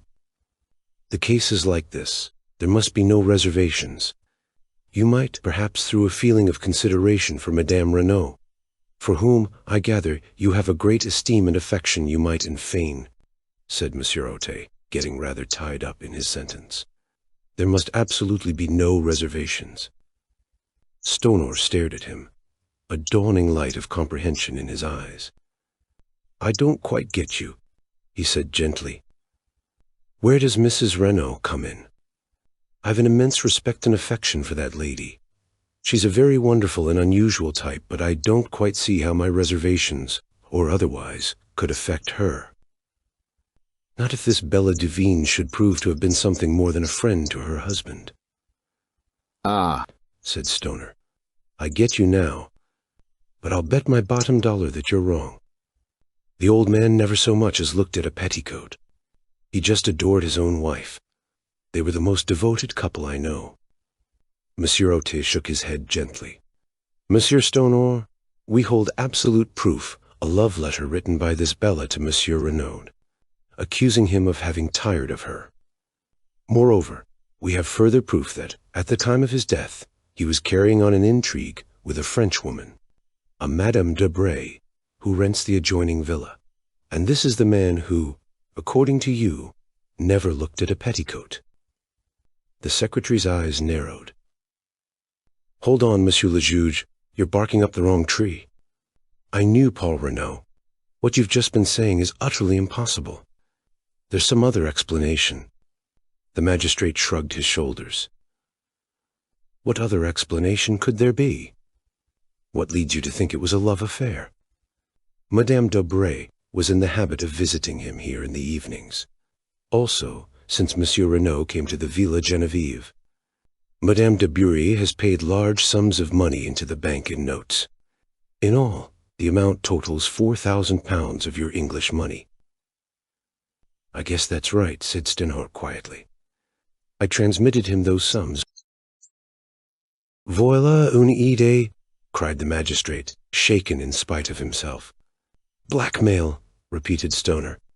The old man was being bled, and at a good rate, too, 4,000 in a couple of months. Phew! I told you just now there was a mystery about Reynolds. Evidently this Madame Debray knew enough of it to put the screws on. It is possible, the commissary cried excitedly. Decidedly it is possible. Possible, roared Stoner. It's certain. Tell me, have you asked Mrs. Reynolds about this love affair stunt of yours? No, monsieur. We did not wish to occasion her any distress if it could reasonably be avoided. Distress? Why, she'd laugh in your face. I tell you, she and Reynolds were a couple in 100. Ah. That reminds me of another point, said Monsieur Ote. Did Monsieur Renaud take you into his confidence at all, as to the dispositions of his will? I know all about it. Took it to the lawyer for him after he'd drawn it out. I can give you the name of his solicitors if you want to see it. They've got it there. Quite simple. Half in trust to his wife for her lifetime. The other half to his son. A few legacies. I rather think he left me 1,000. When was this will drawn up? Oh, about 1.5 years ago. Would it surprise you very much, Monsieur Stonor, to hear that Monsieur Renaud had made another will less than a fortnight ago? Stoner was obviously very much surprised. I'd no idea of it. What's it like? The whole of his vast fortune is left unreservedly to his wife. There is no mention of his son. Mr. Stoner gave vent to a prolonged whistle. I call that rather rough on the lad. His mother adores him, of course, but to the world at large it looks rather like a want of confidence on his father's part. It will be rather galling to his pride. Still, it all goes to prove what I told you, that Reynolds and his wife were on first-rate terms. Quite so, said Monsieur Otte. It is possible we shall have to revise our ideas on several points. We have, of course, cabled to Santiago and are expecting a reply from there any minute. In all possibility, everything will then be perfectly clear and straightforward. On the other hand, if your suggestion of blackmail is true, Madame d'Aubray ought to be able to give us valuable information. Poirot interjected a remark. Monsieur Stanhope, the English chauffeur masters, had he been long with Monsieur Renaud? Over a year? Have you any idea whether he has ever been in South America? I'm quite sure he hasn't. Before coming to Mr. Arnauld, he had been for many years with some people in Gloucestershire, whom I know well. In fact, you can answer for him as being above suspicion? Absolutely. Poirot seemed somewhat crestfallen. Meanwhile, the magistrate had summoned Marchot. My compliments to Madame Renaud, and I should be glad to speak to her for a few minutes. Beg her not to disturb herself. I will wait upon her upstairs. Marchot saluted and disappeared. We waited some minutes, and then, to our surprise, the door opened, and Mrs. Renaud, deathly pale in her heavy mourning, entered the room. Monsieur Otte brought forward a chair, uttering vigorous protestations, and she thanked him with a smile. Steno was holding one hand of hers in his, with an eloquent sympathy. Words evidently failed him. Mrs. Renaud turned to Monsieur Otte. You wish to ask me something, Monsieur le Juge? With your permission, Madame. I understand your husband was a French-Canadian by birth. Can you tell me anything of his youth or upbringing? She shook her head. My husband was always very reticent about himself, monsieur. He came from the Northwest, I know, but I fancy that he had an unhappy childhood, for he never cared to speak of that time. Our life was lived entirely in the present and the future. Was there any mystery in his past life? Mrs. Renaud smiled a little and shook her head. Nothing so romantic, I am sure, Monsieur le Juge. Monsieur Otte also smiled. True, we must not permit ourselves to get melodramatic. There is one thing more. He hesitated. Stoner broke in impetuously. They've got an extraordinary idea into their heads, Mrs. Renaud. They actually fancy that Mr. Renaud was carrying on an intrigue with a Madame d'Aubray, who, it seems, lives next door. The scarlet color flamed into Mrs. Renaud's cheeks. She flung her head up, then bit her lip, her face quivering. Stono stood looking at her in astonishment, but Monsieur Bex leaned forward and said gently, We regret to cause you pain, Madame.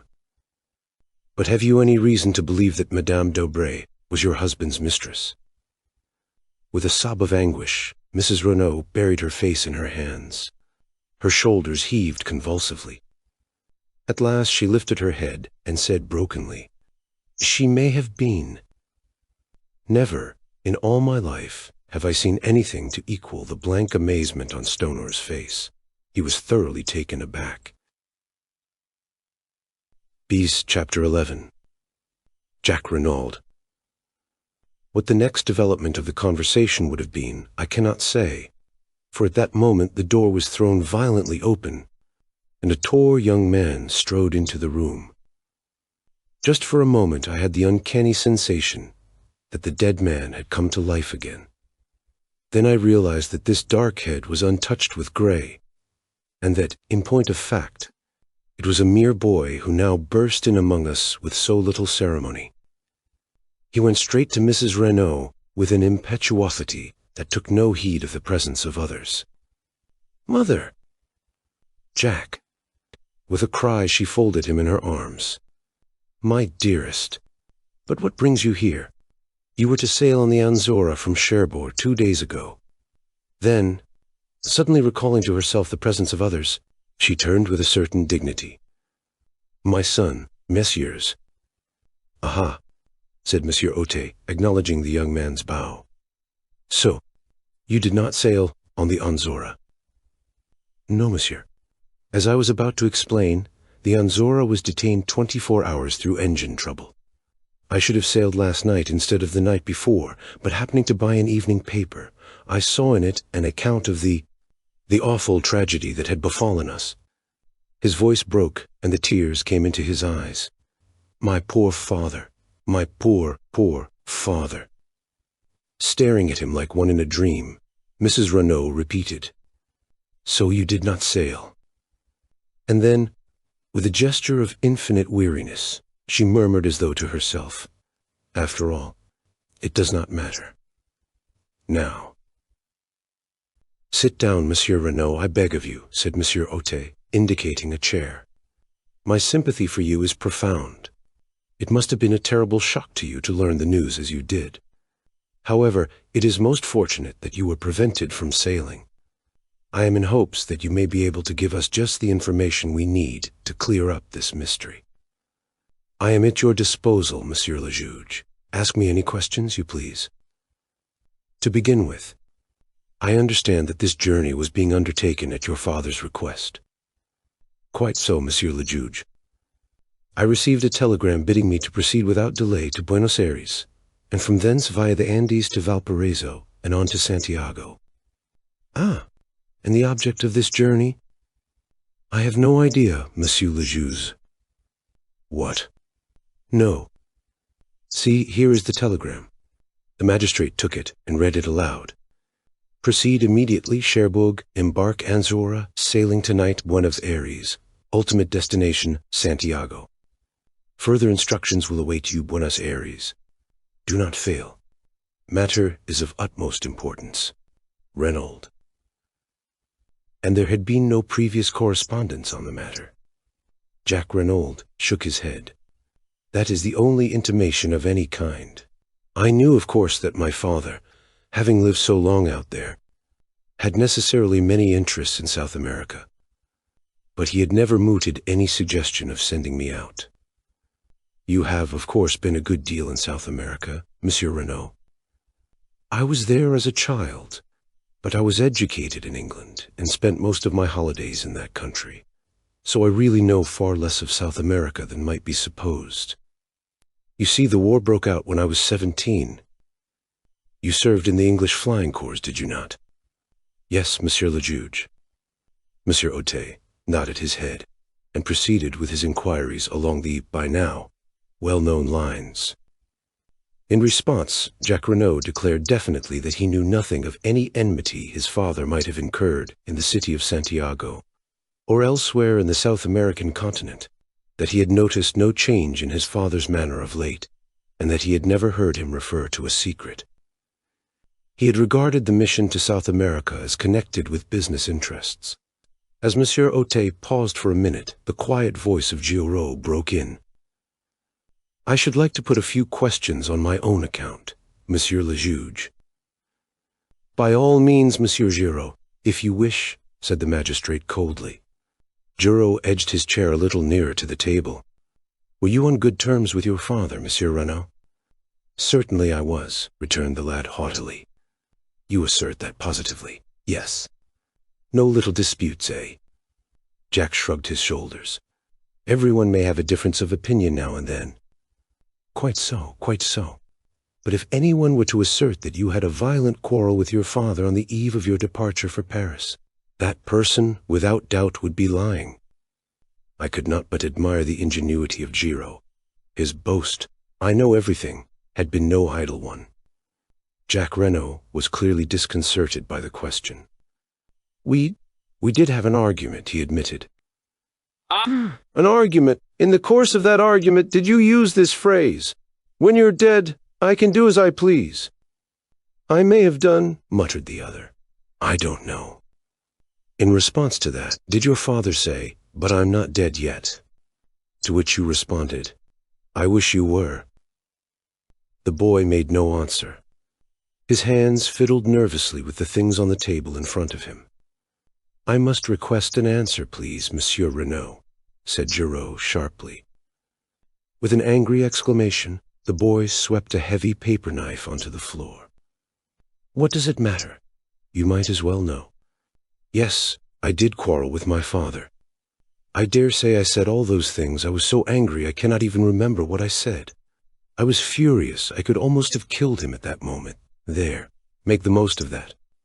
He leant back in his chair, flushed and defiant. Giraud smiled, then, moving his chair back a little, said, "That is all. You would without doubt prefer to continue the interrogatory, Monsieur le Juge." "Ah, yes, exactly," said Monsieur Otet. "And what was the subject of your quarrel?" "I decline to state." Monsieur Otet sat up in his chair. "Monsieur Renaud, it is not permitted to trifle with the law," he thundered. "What was the subject of the quarrel?" Young Renaud remained silent, his boyish face sullen and overcast. But another voice spoke, imperturbable and calm, the voice of Hercule Poirot. "I will inform you, if you like, Monsieur le Juge." "You know?" "Certainly I know. The subject of the quarrel was Mademoiselle Marthe d'Aubry." Renaud sprang round, startled. The magistrate leaned forward. "Is this so, monsieur?" Jacques Renaud bowed his head. "Yes," he admitted. "I love Mademoiselle d'Aubray, and I wish to marry her." When I informed my father of the fact, he flew at once into a violent rage. Naturally, I could not stand hearing the girl I loved insulted, and I, too, lost my temper. Monsieur Otet looked across at Mrs. Renaud. "You were aware of this attachment, madame?" "I feared it," she replied simply. "Mother!" cried the boy. "You too!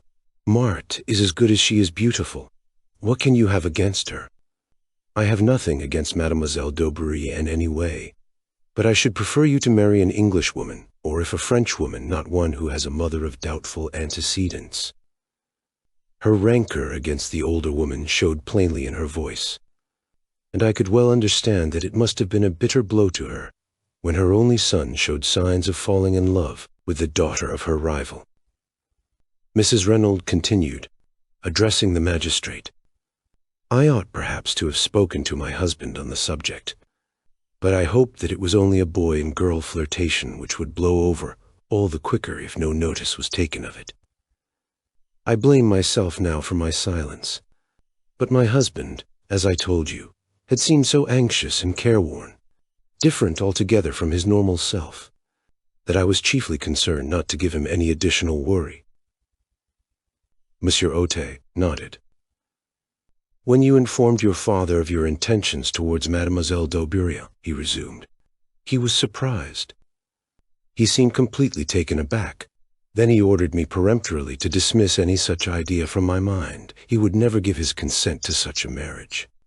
Nettled, I demanded what he had against Mademoiselle d'Aubry. To that he could give no satisfactory reply, but spoke in slighting terms of the mystery surrounding the lives of the mother and daughter. I answered that I was marrying Marthe and not her antecedents, but he shouted me down with a peremptory refusal to discuss the matter in any way. The whole thing must be given up. The injustice and high-handedness of it all maddened me, especially since he himself always seemed to go out of his way to be attentive to the d'Aubrays, and was always suggesting that they should be asked to the house. I lost my head, and we quarreled in earnest. My father reminded me that I was entirely dependent on him, and it must have been in answer to that I made the remark about doing as I pleased after his death." Poirot interrupted with a quick question. "You were aware, then, of the terms of your father's will?" "I knew that he had left half his fortune to me, the other half in trust for my mother to come to me at her death," replied the lad. "Proceed with your story," said the magistrate. "After that we shouted at each other in sheer rage until I suddenly realized that I was in danger of missing my train to Paris. I had to run for the station, still in a white heat of fury. However, once well away, I calmed down. I wrote to Marthe, telling her what had happened, and her reply soothed me still further. She pointed out to me that we had only to be steadfast, and any opposition was bound to give way at last. Our affection for each other must be tried and proved, and when my parents realized that it was no light infatuation on my part, they would doubtless relent towards us. Of course, to her, I had not dwelt on my father's principal objection to the match. I soon saw that I should do my cause no good by violence. My father wrote me several letters to Paris, affectionate in tone, and which did not refer to our disagreement or its cause. And I replied in the same strain. "You can produce those letters, eh?" said Gerald. "I did not keep them." "No matter," said the detective. Renaud looked at him for a moment, but the magistrate was continuing his questions. "To pass to another matter, are you acquainted with the name of Duvin, Monsieur Renaud?" "Duvin," said Jack. "Duvin." He leant forward and slowly picked up the paper knife he had swept from the table. As he lifted his head, his eyes met the watching ones of Giraud. "Duvin? No, I can't say I am. Will you read this letter, Monsieur Renaud, and tell me if you have any idea as to who the person was who addressed it to your father?" Jack Renaud took the letter and read it through, the color mounting in his face as he did so. Addressed to my father. The emotion and indignation in his tones were evident. "Yes, we found it in the pocket of his coat." "Does—" He hesitated, throwing the merest fraction of a glance towards his mother. The magistrate understood. "As yet, no. Can you give us any clue as to the writer?" "I have no idea whatsoever." Monsieur Otey sighed. "Most mysterious case. Oh, well, I suppose we can now rule out the letter altogether. What do you think, Monsieur Giraud? It does not seem to lead us anywhere." "It certainly does not," agreed the detective with emphasis. "And yet," sighed the magistrate, "it promised at the beginning to be such a beautiful and simple case." He caught Mrs. Renaud's eye and blushed in immediate confusion. "Oh, yes," he coughed, turning over the papers on the table. "Let me see, where were we? Oh, the weapon. I fear this may give you pain, Monsieur Renaud. I understand it was a present from you to your mother. Very sad, very distressing." Jack Renaud leaned forward. His face, which had flushed during the perusal of the letter, was now deadly white. "Do you mean that it was with an airplane wire paper cutter that my father was killed? But it's impossible. A little thing like that. Alas, Monsieur Renaud, it is only too true. An ideal little tool, I fear, sharp and easy to handle. Where is it? Can I see it? Is it still in the body?" "Oh, no. It had been removed." "You would like to see it, to make sure?" "It would be as well, perhaps, though Madame has already identified it. Still, Monsieur Bex, might I trouble you?" "Certainly, Monsieur le Juge. I will fetch it immediately." "Would it not be better to take Monsieur Renaud to the shed?" suggested Giraud smoothly. Without doubt he would wish to see his father's body. The boy made a shivering gesture of negation, and the magistrate, always disposed to cross zero whenever possible, replied, "But no, not at present. Monsieur Bex will be so kind as to bring it to us here." The commissary left the room. Stoner crossed to Jack and wrung him by the hand. Poirot had risen and was adjusting a pair of candlesticks that struck his trained eye as being a shade askew. The magistrate was reading the mysterious love letter through a last time, clinging desperately to his first theory of jealousy and a stab in the back. Suddenly the door burst open and the commissary rushed in. "Monsieur le Juge! Monsieur le Juge!" "But yes, what is it?" "The dagger. It is gone." "Comment gone?" "Vanished. Disappeared.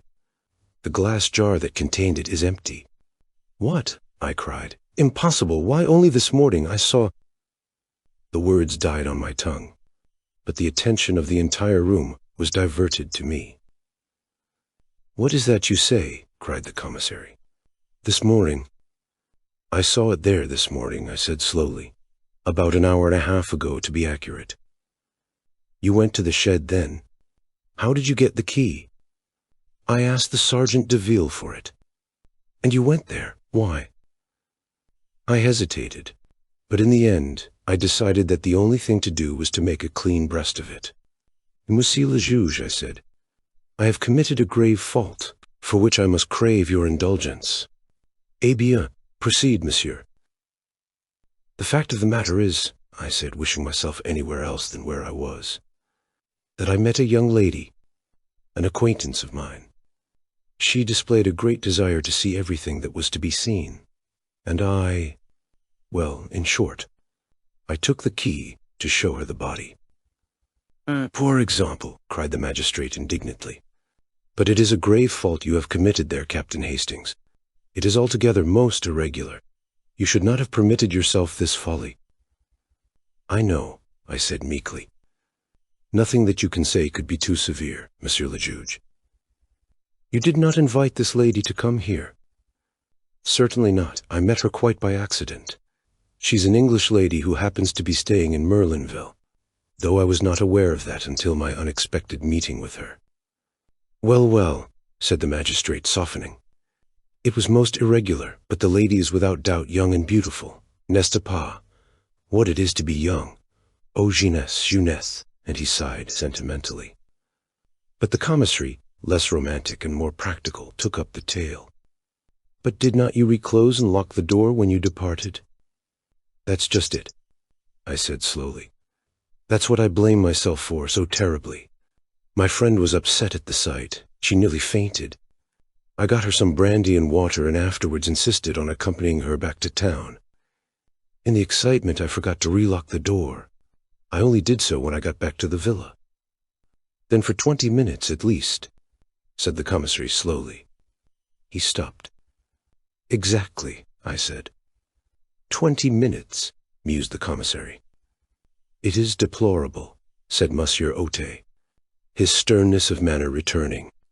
Without precedent. Suddenly another voice spoke. You find it deplorable, Monsieur le Juge? Asked Euro. Certainly I do. Eh bien, I find it admirable, said the other imperturbably. This unexpected ally quite bewildered me.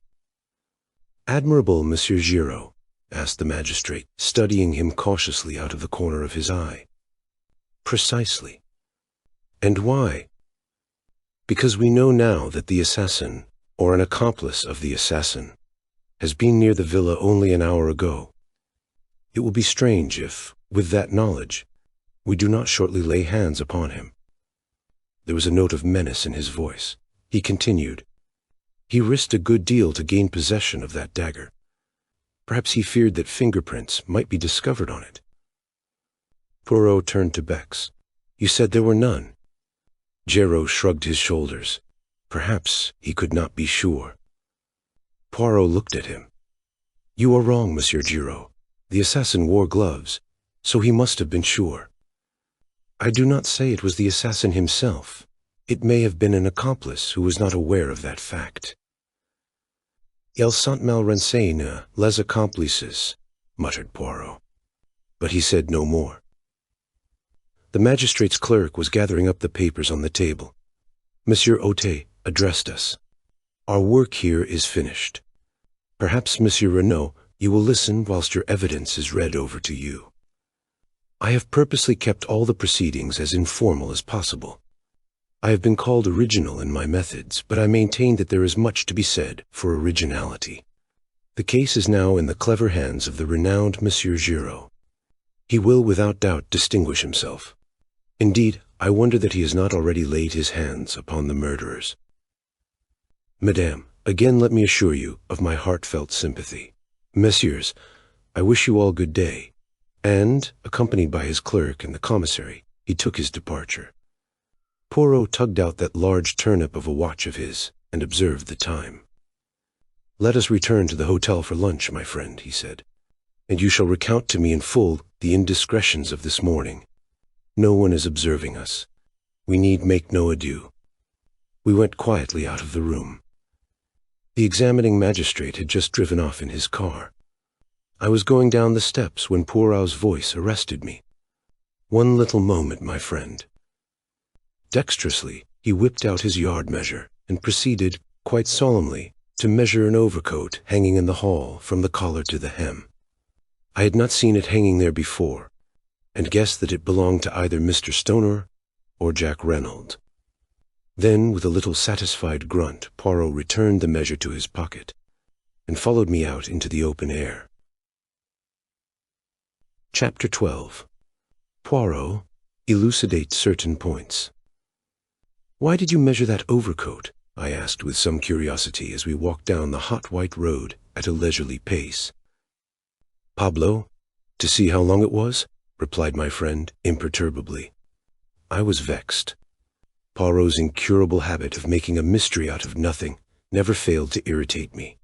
I relapsed into silence, and followed a train of thought of my own.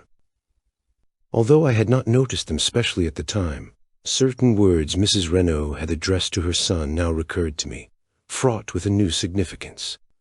"So you did not sail," she had said, and then had added, "After all, it does not matter, now." What had she meant by that? The words were enigmatical, significant. Was it possible that she knew more than we supposed? She had denied all knowledge of the mysterious mission with which her husband was to have entrusted his son. But was she really less ignorant than she pretended? Could she enlighten us if she chose? And was her silence part of a carefully thought-out and preconceived plan? The more I thought about it, the more I was convinced that I was right. Mrs. Renaud knew more than she chose to tell. In her surprise at seeing her son, she had momentarily betrayed herself.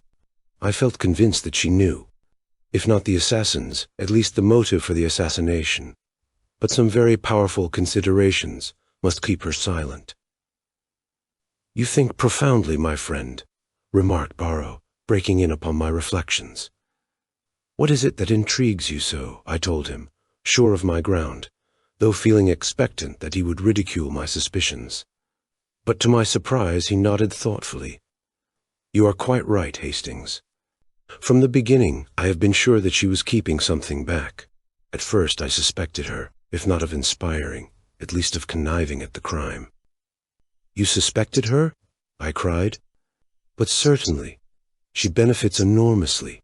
In fact, by this new will, she's the only person to benefit. So from the start, she was singled out for attention. You may have noticed that I took an early opportunity of examining her wrists. I wished to see whether there was any possibility that she had gagged and bound herself. A.B.N. I saw at once that there was no fake. The cords had actually been drawn so tight as to cut into the flesh. That ruled out the possibility of her having committed the crime single-handed. But it was still possible for her to have connived at it, or to have been the instigator with an accomplice. Moreover, the story, as she told it, was singularly familiar to me. The masked men that she could not recognize, the mention of the secret. I had heard or read all these things before. Another little detail confirmed my belief that she was not speaking the truth. The wristwatch, Hastings, the wristwatch. Again that wristwatch. Poirot was eyeing me curiously. "You see, mon ami? You comprehend." "No," I replied with some ill humor. "I neither see nor comprehend. You make all these confounded mysteries, and it's useless asking you to explain. You always like keeping everything up your sleeve to the last minute." "Do not enrage yourself, my friend," said Poirot with a smile. "I will explain if you wish, but not a word to Juro. C'est entendu? He treats me as an old one of no importance, we shall see. In common fairness I gave him a hint. If he does not choose to act upon it, that is his own lookout." I assured Poirot that he could rely upon my discretion. "Que c'est bien? Let us then employ our little grey cells. Tell me, my friend, at what time, according to you, did the tragedy take place?" "Why, at 2 o'clock or thereabouts," I said, astonished. "You remember Mrs. Renaud told us that she heard the clock strike while the men were in the room." "Exactly. And on the strength of that, you, the examining magistrate, Bex, and everyone else, accept the time without further question. But I, Hercule Poirot, say that Madame Renaud lied. The crime took place at least 2 hours earlier." "But the doctors, they declared, after examination of the body, that death had taken place between 10 and 7 hours previously." "Mon ami, For some reason, it was imperative that the crime should seem to have taken place later than it actually did. You have read of a smashed watch or clock recording the exact hour of a crime, so that the time should not rest on Mrs. Reynolds' testimony alone. Someone moved on the hands of that wristwatch to 2 o'clock, and then dashed it violently to the ground. But as is often the case, they defeated their own object. The glass was smashed, but the mechanism of the watch was uninjured. It was a most disastrous maneuver on their part, for it at once drew my attention to 2 points. First, that Madame Renaud was lying.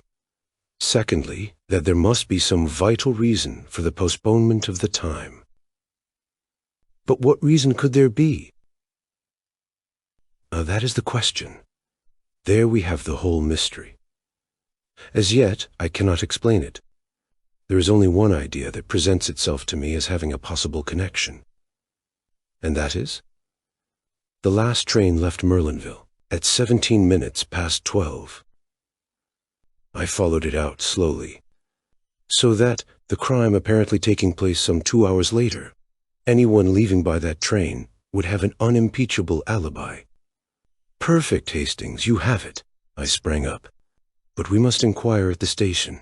Surely they cannot have failed to notice 2 foreigners who left by that train. We must go there at once. You think so, Hastings? Of course. Let us go there now. Poirot restrained my ardor with a light touch upon the arm. Go by all means if you wish, mon ami. But if you go, I should not ask the particulars of 2 foreigners. I stared, and he said rather impatiently, Lala, you do not believe all that rigmarole, do you? The masked men, and all the rest of Seta Histuala. His words took me so much aback that I hardly knew how to respond. He went on serenely. You heard me say to Juro, did you not, that all the details of this crime were familiar to me? ABN, that presupposes one of 2 things. Either the brain that planned the first crime also planned this one, or else an account read of a cause célèbre unconsciously remained in our assassin's memory and prompted the details. I shall be able to pronounce definitely on that after. He broke off. I was revolving sundry matters in my mind. But Mr. Renault's letter, it distinctly mentions a secret in Santiago. Undoubtedly there was a secret in Monsieur Renault's life. There can be no doubt of that. On the other hand, the word Santiago, to my mind, is a red herring, dragged continually across the track to put us off the scent. It is possible that it was used in the same way on Monsieur Renaud, to keep him from directing his suspicions into a quarter nearer at hand. Oh, be assured, Hastings, the danger that threatened him was not in Santiago. It was near at hand, in France. He spoke so gravely, and with such assurance that I could not fail to be convinced. But I essayed one final objection. And the match and cigarette end, found near the body, what of them? A light of pure enjoyment lit up Poirot's face. Planted, deliberately planted there for Giraud or one of his tribe to find. Ah, he is smart, Giraud. He can do his tricks. So can a good retriever dog. He comes in so pleased with himself. For hours he has crawled on his stomach. See what I have found, he says. And then again to me. What do you see here? Me, I answer with profound and deep truth. Nothing. And Giroud, the great Giroud, he laughs. He thinks to himself, oh, that he is imbecile, this old one. But we shall see. But my mind had reverted to the main facts. Then all this story of the masked men is false. What really happened? Poirot shrugged his shoulders. One person could tell us, Madame Renaud, but she will not speak. Threats and entreaties would not move her. A remarkable woman, that Hastings. I recognized as soon as I saw her that I had to deal with a woman of unusual character. At first, as I told you, I was inclined to suspect her of being concerned in the crime. Afterwards, I altered my opinion. What made you do that? Her spontaneous and genuine grief at the sight of her husband's body. I could swear that the agony in that cry of hers was genuine. Yes, I said thoughtfully. One cannot mistake these things. I beg your pardon, my friend, one can always be mistaken. Regard a great actress. Does not her acting of grief carry you away and impress you with its reality? No. However strong my own impression and belief, I needed other evidence before I allowed myself to be satisfied. The great criminal can be a great actor. I based my certainty in this case, not upon my own impression, but upon the undeniable fact that Mrs. Reynolds actually fainted. I turned up her eyelids and felt her pulse. There was no deception. The swoon was genuine. Therefore, I was satisfied that her anguish was real and not assumed. Besides, a small additional point not without interest. It was unnecessary for Mrs. Reynolds to exhibit unrestrained grief. She had had one paroxysm on learning of her husband's death, and there would be no need for her to simulate another such a violent one on beholding his body. No, Mrs. Reynolds was not her husband's murderess. But why has she lied? She lied about the wristwatch. She lied about the masked men. She lied about a third thing. Tell me, Hastings, what is your explanation of the open door? Well, I said, rather embarrassed, I suppose it was an oversight. They forgot to shut it. Poirot shook his head and sighed. That is the explanation of Giro. It does not satisfy me. There is a meaning behind that open door which for a moment I cannot fathom. I have an idea, I cried suddenly. Alabon ar. Let us hear it. Listen. We are agreed that Mrs. Renault's story is a fabrication. Is it not possible, then, that Mr. Renault left the house to keep an appointment, possibly with the murderer, leaving the front door open for his return? But he did not return, and the next morning he is found stabbed in the back. An admirable theory, Hastings, but for two facts which you have characteristically overlooked. In the first place, who gagged and bound Madame Renault? And why on earth should they return to the house to do so? In the second place, no man on earth would go out to keep an appointment wearing his underclothes and an overcoat. There are circumstances in which a man might wear pajamas and an overcoat, but the other, never. True, I said, rather crestfallen. No, continued Poirot. We must look elsewhere for a solution of the open-door mystery. One thing I'm fairly sure of. They did not leave through the door. They left by the window. What? Precisely. But there were no footmarks in the flower bed underneath. No, and there ought to have been. Listen, Hastings, the gardener, or Gust, as you heard him say, planted both those beds the preceding afternoon. In the one there are plentiful impressions of his big hobnailed boots. In the other, none. You see, someone had passed that way. Someone who, to obliterate their footprints, smoothed over the surface of the bed with a rake. Where did they get a rake? Where have they got the spade and the gardening gloves? Said Poirot impatiently. There is no difficulty about that. What makes you think that they left that way, though? Surely it is more probable that they entered by the window and left by the door. That is possible, of course. Yet I have a strong idea that they left by the window.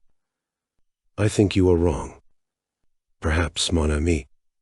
I mused, thinking over the new field of conjecture that Poirot's deductions had opened up to me. I recalled my wonder at his cryptic allusions to the flower bed and the wristwatch. His remarks had seemed so meaningless at the moment, and now, for the first time, I realized how remarkably, from a few slight incidents, he had unraveled much of the mystery that surrounded the case. I paid elated homage to my friend. As though he read my thoughts, he nodded sagely. Method, you comprehend, method. Arrange your facts, arrange your ideas, and if some little fact will not fit in, do not reject it, but consider it closely. Though its significance escapes you, be sure that it is significant. In the meantime, I said, considering, although we know a great deal more than we did, we are no nearer to solving the mystery of who killed Mr. Renault. No, said Poirot cheerfully. In fact, we are a great deal further off. The fact seemed to afford him such peculiar satisfaction that I gazed at him in wonder. He met my eye and smiled. but yes, it is better so. Before, there was at all events a clear theory as to how and by whose hands he met his death. Now that is all gone. We are in darkness. 100 conflicting points confuse and worry us. That is well. That is excellent. Out of confusion comes forth order. But if you find order to start with, if a crime seems simple and above board, bien, méfiez-vous. It is, how do you say it? Coquette. The great criminal is simple, but very few criminals are great. In trying to cover up their tracks, they invariably betray themselves. Mon ami, I would that someday I could meet a really great criminal. One who commits his crime and then does nothing. Even I, Hercule Poirot, might fail to catch such a one. But I had not followed his words. A light had burst upon me. Poirot, Mrs. Renaud, I see it now. She must be shielding somebody. From the quietness with which Poirot received my remark, I could see that the idea had already occurred to him. Yes, he said thoughtfully. Shielding someone? Or screening someone? One of the two. I saw very little difference between the two words, but I developed my theme with a good deal of earnestness. Poirot maintained a strictly non-committal attitude, repeating, "It may be, yes, it may be, but as yet I do not know. There is something very deep underneath all this. You will see, something very deep." Then as we entered our hotel, he enjoined silence on me with a gesture. Chapter 13. The Girl with the Anxious Eyes. We lunched with an excellent appetite. I understood well enough that Poirot did not wish to discuss the tragedy where we could so easily be overheard. But as is usual when one topic fills the mind to the exclusion of everything else, no other subject of interest seemed to present itself. For a while we ate in silence, and then Poirot observed maliciously, bien, and your indiscretions, you recount them not?" I felt myself blushing. "Oh, you mean this morning?" I endeavored to adopt a tone of absolute nonchalance. But I was no match for Poirot. In a very few minutes he had extracted the whole story from me, his eyes twinkling as he did so. "Tiens, a story of the most romantic. What is her name, this charming young lady?" I had to confess that I did not know. Still more romantic. The first rencontre in the train from Paris, the second here. Journeys end in lovers' meetings, is not that the saying? Don't be an ass, Poirot. Yesterday it was Mademoiselle d'Aubray. Today it is Mademoiselle Cinderella. Decidedly you have the heart of a Turk, Hastings. You should establish a harem. It's all very well to rag me. Mademoiselle d'Aubray is a very beautiful girl, and I do admire her immensely. I don't mind admitting it. The others, nothing. Don't suppose I shall ever see her again. She was quite amusing to talk to just for a railway journey. But she's not the kind of girl I should ever get keen on. Why? Well, it sounds snobbish perhaps, but she's not a lady, not in any sense of the word. Poirot nodded thoughtfully.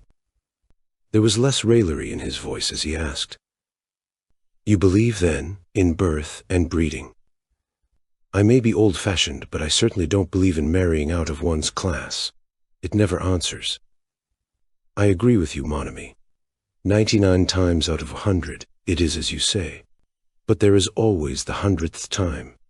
Still, that does not arise, as you do not propose to see the lady again. His last words were almost a question, and I was aware of the sharpness with which he darted a glance at me. And before my eyes, writ large in letters of fire, I saw the words, Hôtel du Fer, and I heard again her voice saying, "Come and look me up," and my own answering, with impressment, "I will." Well, what of it? I had meant to go at the time, but since then I had had time to reflect. I did not like the girl. Thinking it over in cold blood, I came definitely to the conclusion that I disliked her intensely. I had got hauled over the coals for foolishly gratifying her morbid curiosity, and I had not the least wish to see her again. I answered Poirot lightly enough. She asked me to look her up, but of course I shan't.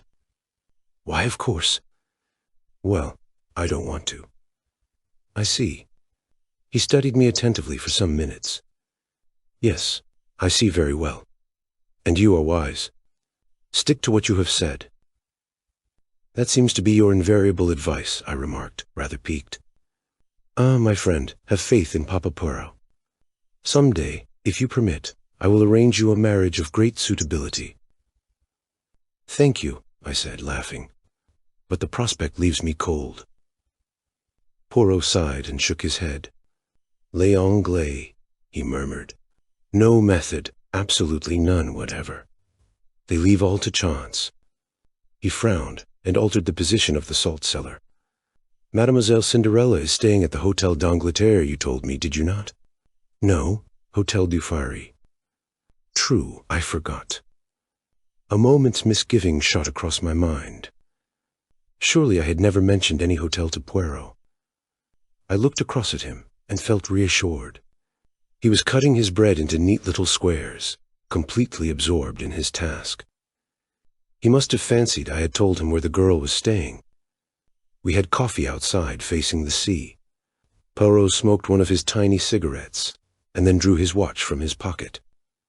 The train to Paris leaves at 2:25, he observed. I should be started. Paris? I cried. That is what I said, mon ami. You are going to Paris? But why? He replied very seriously. To look for the murderer of Monsieur Renaud. You think he's in Paris? I'm quite certain that he is not. Nevertheless, it is there that I must look for him. You do not understand, but I will explain it all to you in good time. Believe me, this journey to Paris is necessary. I shall not be away long. In all probability, I shall return tomorrow. I do not propose that you should accompany me. Remain here and keep an eye on Giraud. Also, cultivate the society of Monsieur Renaud Fils. And thirdly, if you wish, endeavor to cut him out with Mademoiselle Marthe. But I fear you will not have great success. I did not quite relish the last remark. That reminds me, I said. I meant to ask you how you knew about those two. Mon ami, I know human nature. Throw together a boy, young Renaud, and a beautiful girl like Mademoiselle Marthe, and the result is almost inevitable. Then, the quarrel. It was money or a woman, and remembering Leonie's description of the lad's anger, I decided on the latter. So I made my guess, and I was right. And that was why you warned me against setting my heart on the lady. You already suspected that she loved young Renaud. Poirot smiled. At any rate, I saw that she had anxious eyes. That is how we always think of Mademoiselle d'Aubreuil, as the girl with the anxious eyes. His voice was so grave that it impressed me uncomfortably. What do you mean by that, Poirot? I fancy, my friend, that we shall see before very long. But I must start. You have oceans of time. Perhaps. But I like plenty of leisure at the station. I do not wish to rush, to hurry, to excite myself. At all events, I said, rising, I will come and see you off. You will do nothing of the sort. I forbid it. He was so peremptory that I stared at him in surprise. He nodded emphatically. I mean it, mon ami. Au revoir. You permit that I embrace you. Oh, no, I forget that it is not the English custom. Prenez de main, alas. I felt rather at a loose end after Poirot had left me. I strolled down the beach and watched the bathers without feeling energetic enough to join them. I rather fancied that Cinderella might be disporting herself amongst them in some wonderful costume, but I saw no signs of her. I strolled aimlessly along the sands towards the further end of the town. It occurred to me that, after all, it would only be decent feeling on my part to inquire after the girl. And it would save trouble in the end. The matter would then be finished with. There would be no need for me to trouble about her any further. But if I did not go at all, she might quite possibly come and look me up at the villa. And that would be annoying in every way. Decidedly, it would be better to pay a short call, in the course of which I could make it quite clear that I could do nothing further for her in my capacity of showman. Accordingly, I left the beach and walked inland. I soon found the Hôtel du Fer, a very unpretentious building. It was annoying in the extreme not to know the lady's name, and, to save my dignity, I decided to stroll inside and look around. Probably I should find her in the lounge. Merlinville was a small place. You left your hotel to go to the beach, and you left the beach to return to the hotel. There were no other attractions. There was a casino being built, but it was not yet completed. I had walked the length of the beach without seeing her. Therefore she must be in the hotel. I went in. Several people were sitting in the tiny lounge, but my quarry was not amongst them. I looked into some other rooms, but there was no sign of her. I waited for some time, till my impatience got the better of me. I took the concierge aside and slipped 5 francs into his hand. I wish to see a lady who is staying here, a young English lady, small and dark. I'm not sure of her name. The man shook his head and seemed to be suppressing a grin. There is no such lady as you describe staying here. She's American, possibly, I suggested. These fellows are so stupid. But the man continued to shake his head. No, monsieur. There are only 6 or 7 English and American ladies altogether, and they are all much older than the lady you are seeking. It is not here that you will find her, monsieur. He was so positive that I felt doubts. But the lady told me she was staying here. Monsieur must have made a mistake, or it is more likely the lady did, since there has been another gentleman here inquiring for her. What is that you say? I cried, surprised. But yes, monsieur, a gentleman who described her just as you have done. What was he like? He was a small gentleman, well-dressed, very neat, very spotless, the mustache very stiff, the head of a peculiar shape and the eyes green. Poirot. So that was why he refused to let me accompany him to the station. The impertinence of it. I would thank him not to meddle in my concerns. Did he fancy I needed a nurse to look after me? Thanking the man, I departed, somewhat at a loss, and still much incensed with my meddlesome friend. I regretted that he was, for the moment, out of reach. I should have enjoyed telling him what I thought of his unwarranted interference, had I not distinctly told him that I had no intention of seeing the girl. Decidedly, one's friends can be too zealous. But where was the lady? I set aside my wrath and tried to puzzle it out. Evidently, through inadvertence, she had named the wrong hotel. Then another thought struck me. Was it inadvertence? Or had she deliberately withheld her name and given me the wrong address? The more I thought about it, the more I felt convinced that this last surmise of mine was right. For some reason or other, she did not wish to let the acquaintance ripen into friendship. And though half an hour earlier this had been precisely my own view, I did not enjoy having the tables turned upon me. The whole affair was profoundly unsatisfactory, and I went up to the Villa Genevieve in a condition of distinct ill humor. I did not go to the house, but went up the path to the little bench by the shed and sat there moodily enough. I was distracted from my thoughts by the sound of voices close at hand. In a second or two I realized that they came not from the garden I was in, but from the adjoining garden of the Villa Marguerite, and that they were approaching rapidly. A girl's voice was speaking, a voice that I recognized as that of the beautiful Marthe. "Chérie," she was saying, "is it really true? Are all our troubles over?" "You know it, Marthe," Jack Renaud replied. "Nothing can part us now, beloved. The last obstacle to our union is removed. Nothing can take you from me." "Nothing," the girl murmured. "Oh, Jack, I'm afraid." I'd moved to depart, realizing that I was quite unintentionally eavesdropping. As I rose to my feet, I caught sight of them through a gap in the hedge. They stood together facing me, the man's arm round the girl, his eyes looking into hers. They were a splendid-looking couple, the dark, well-knit boy and the fair young goddess. They seemed made for each other as they stood there, happy in spite of the terrible tragedy that overshadowed their young lives. But the girl's face was troubled, and Jack Renaud seemed to recognize it as he held her closer to him and asked, But what are you afraid of, darling? What is there to fear? Now.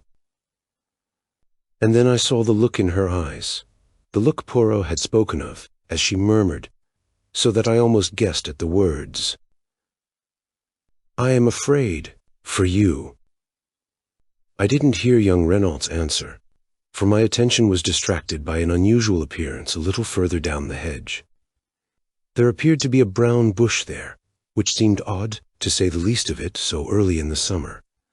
I stepped along to investigate, but at my advance the brown bush withdrew itself precipitately, and faced me with a finger to its lips. It was Zero. Enjoining caution, he led the way round the shed until we were out of earshot. What were you doing there? I asked. Exactly what you were doing. Listening. But I was not there on purpose. Ah, said Giro. I was. As always, I admired the man whilst disliking him. He looked me up and down with a sort of contemptuous disfavor. You didn't help matters by butting in. I might have heard something useful in a minute. What have you done with your old fossil? Monsieur Poirot has gone to Paris, I replied coldly. And I can tell you, Monsieur Giro, that he is anything but an old fossil. He has solved many cases that have completely baffled the English police. The English police. Giro snapped his fingers disdainfully. They must be on a level with our examining magistrates. So he has gone to Paris, has he? Well, a good thing. The longer he stays there, the better. But what does he think he will find there? I thought I read in the question a tinge of uneasiness. I drew myself up. That I'm not at liberty to say, I said quietly. Giraud subjected me to a piercing stare. He has probably enough sense not to tell you, he remarked rudely.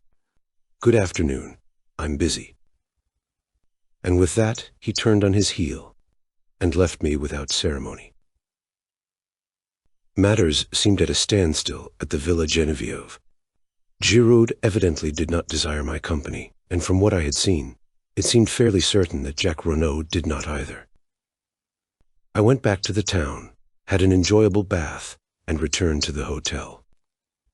I turned in early, wondering whether the following day would bring forth anything of interest. I was wholly unprepared for what it did bring forth. I was eating my petit déjeuner in the dining room when the waiter, who had been talking to someone outside, came back in obvious excitement. He hesitated for a minute, fidgeting with his napkin, and then burst out. Monsieur will pardon me, but he is connected, is he not, with the affair at the Villa Genevieve? Yes, I said eagerly. Why? Monsieur has not heard the news, though. What news? That there has been another murder there last night. What? Leaving my breakfast, I caught up my hat and ran as fast as I could. Another murder, and Poirot away. What fatality! But who had been murdered? I dashed in at the gate. A group of the servants was in the drive, talking and gesticulating. I caught hold of Françoise. What has happened? Oh, monsieur, another death. It is terrible. There is a curse upon the house. But yes, I say it, a curse. They should send for Monsieur le Curé to bring some holy water. Never will I sleep another night under that roof. It might be my turn, who knows? She crossed herself. Yes, I cried. But who has been killed? Do I know me? A man. A stranger. They found him up there, in the shed, not 100 yards from where they found poor monsieur. And that is not all. He is stabbed. Stabbed to the heart with the same dagger. Chapter 14. The second body. Waiting for no more, I turned and ran up the path to the shed. The two men on guard there stood aside to let me pass, and, filled with excitement, I entered. The light was dim. The place was a mere rough wooden erection to keep old pots and tools in. I had entered impetuously, but on the threshold I checked myself, fascinated by the spectacle before me. Giro was on his hands and knees, a pocket torch in his hand with which he was examining every inch of the ground. He looked up with a frown at my entrance, then his face relaxed a little in a sort of good-humored contempt. "Ah," said Langley. "Enter then. Let us see what you can make of this affair." Rather stung by his tone, I stooped my head and passed in. "There he is," said Giro, flashing his torch to the far corner. I stepped across. The dead man lay straight upon his back. He was of medium height, swarthy of complexion, and possibly about 50 years of age. He was neatly dressed in a dark blue suit, well cut and probably made by an expensive tailor, but not new. His face was terribly convulsed, and on his left side, just over the heart, the hilt of a dagger stood up, black and shining. I recognized it. It was the same dagger I had seen reposing in the glass jar the preceding morning. "I'm expecting the doctor any minute," explained Giro. "Although we hardly need him, there's no doubt what the man died of. He was stabbed to the heart, and death must have been pretty well instantaneous." "When was it done? Last night?" Giro shook his head. "Hardly. I don't lay down the law on medical evidence, but the man's been dead well over 12 hours. When do you say you last saw that dagger?" "About 10 o'clock yesterday morning." "Then I should be inclined to fix the crime as being done not long after that. But people were passing and repassing this shed continually." Giro laughed disagreeably. "You progress to a marvel. Who told you he was killed in this shed?" "Well," I felt flustered. I assumed it." "Oh, what a fine detective. Look at him, mon petit. Does a man stabbed to the heart fall like that, neatly with his feet together and his arms to his side? No. Again, does a man lie down on his back and permit himself to be stabbed without raising a hand to defend himself? It is absurd, is it not? But see here, and here." He flashed the torch along the ground. I saw curious, irregular marks in the soft dirt. "He was dragged here after he was dead. Half dragged, half carried by 2 people. Their tracks do not show on the hard ground outside, and here they have been careful to obliterate them. But one of the 2 was a woman, my young friend." "A woman?" "Yes." "But if the tracks are obliterated, how do you know?" "Because blurred as they are, the prints of the woman's shoe are unmistakable. Also by this." And leaning forward, he drew something from the handle of the dagger and held it up for me to see. It was a woman's long black hair, similar to the one Poirot had taken from the armchair in the library. With a slightly ironic smile, he wound it round the dagger again. "We will leave things as they are as much as possible," he explained. "It pleases the examining magistrate. Abian, do you notice anything else?" I was forced to shake my head. "Look at his hands." I did. The nails were broken and discolored, and the skin was hard. It hardly enlightened me as much as I should have liked it to have done. I looked up at Girard. "They are not the hands of a gentleman," he said, answering my look. "On the contrary, his clothes are those of a well-to-do man. That is curious, is it not?" "Very curious," I agreed. "And none of his clothing is marked. What do we learn from that?" This man was trying to pass himself off as other than he was. He was masquerading. Why? Did he fear something? Was he trying to escape by disguising himself? As yet we do not know. But one thing we do know. He was as anxious to conceal his identity as we are to discover it. He looked down at the body again. As before, there are no fingerprints on the handle of the dagger. The murderer again wore gloves. "You think, then, that the murderer was the same in both cases?" I asked eagerly. Giro became inscrutable. "Never mind what I think. We shall see. Machaut." The sergeant de ville appeared at the doorway. "Monsieur? Why is Madame Renaud not here? I sent for her a quarter of an hour ago." "She's coming up the path now, monsieur, and her son with her." "Good.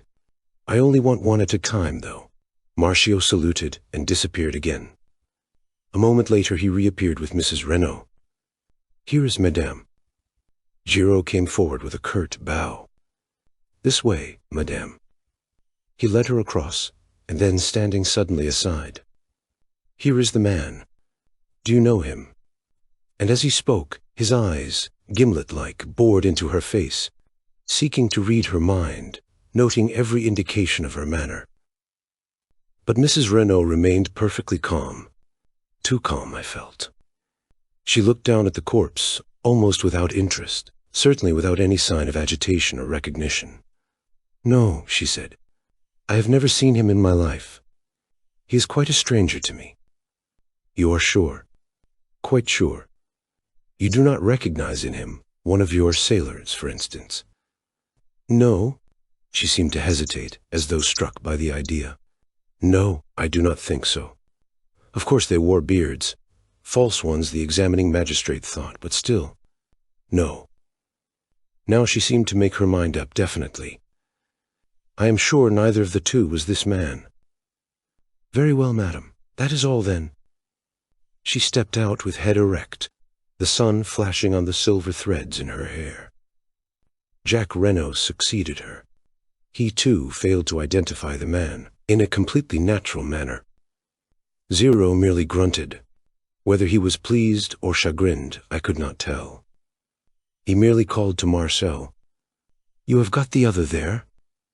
"Yes, monsieur." "Bring her in, then." The other was Madame d'Aubray. She came indignantly, protesting with vehemence. "I object, monsieur. This is an outrage. What have I to do with all this?" "Madame," said Giraud brutally, "I am investigating not one murder, but 2 murders. For all I know, you may have committed them both." "How dare you?" she cried. "How dare you insult me by such a wild accusation? It is infamous." "Infamous, is it? What about this?" Stooping, he again detached the hair and held it up. "Do you see this, madame?" He advanced towards her. "You permit that I see whether it matches." With a cry, she started backwards, white to the lips. "It is false, I swear it. I know nothing of the crime, of either crime. Anyone who says I do lies, mon Dieu, what shall I do?" "Calm yourself, madame," said Giraud coldly. "No one has accused you as yet, but you will do well to answer my questions without more ado." "Anything you wish, monsieur." "Look at the dead man. Have you ever seen him before?" Drawing nearer, a little of the color creeping back to her face, Madame d'Aubray looked down at the victim with a certain amount of interest and curiosity. Then she shook her head. "I do not know him." It seemed impossible to doubt her. The words came so naturally. Giraud dismissed her with a nod of the head. "You are letting her go?" I asked in a low voice. "Is that wise? Surely that black hair is from her head." "I do not need teaching my business," said Giraud dryly. "She is under surveillance. I have no wish to arrest her as yet." Then, frowning, he gazed down at the body. "Should you say that was a Spanish type at all?" he asked suddenly. I considered the face carefully. "No," I said at last. "I should put him down as a Frenchman, most decidedly." Giraud gave a grunt of dissatisfaction. "Same here."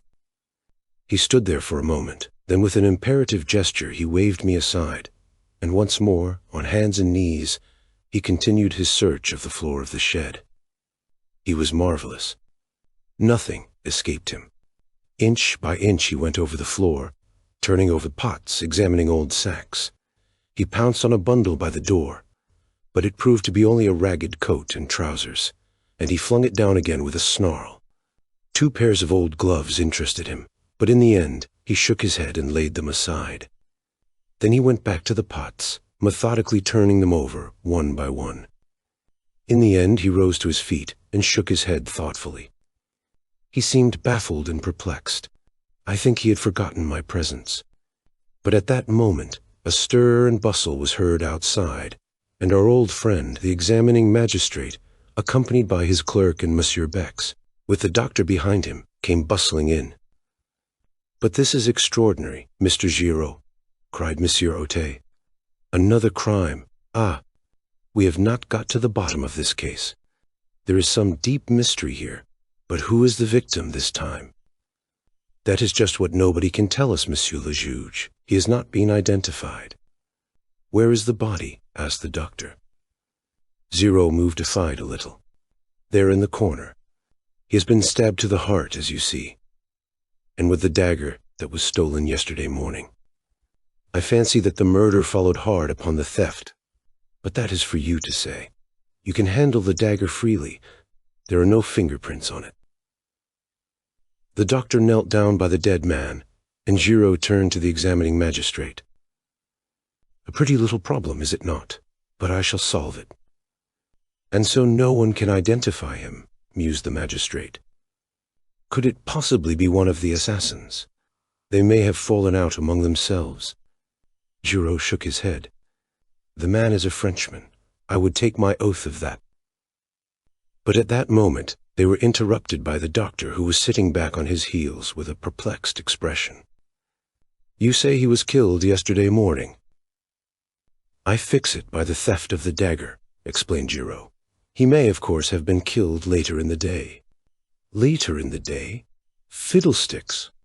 This man has been dead at least 48 hours, and probably longer." We stared at each other in blank amazement. Chapter 15. A Photograph. The doctor's words were so surprising that we were all momentarily taken aback. Here was a man stabbed with a dagger which we knew to have been stolen only 24 hours previously, and yet Dr. Deron asserted positively that he had been dead at least 48 hours. The whole thing was fantastic to the last extreme. We were still recovering from the surprise of the doctor's announcement when a telegram was brought to me.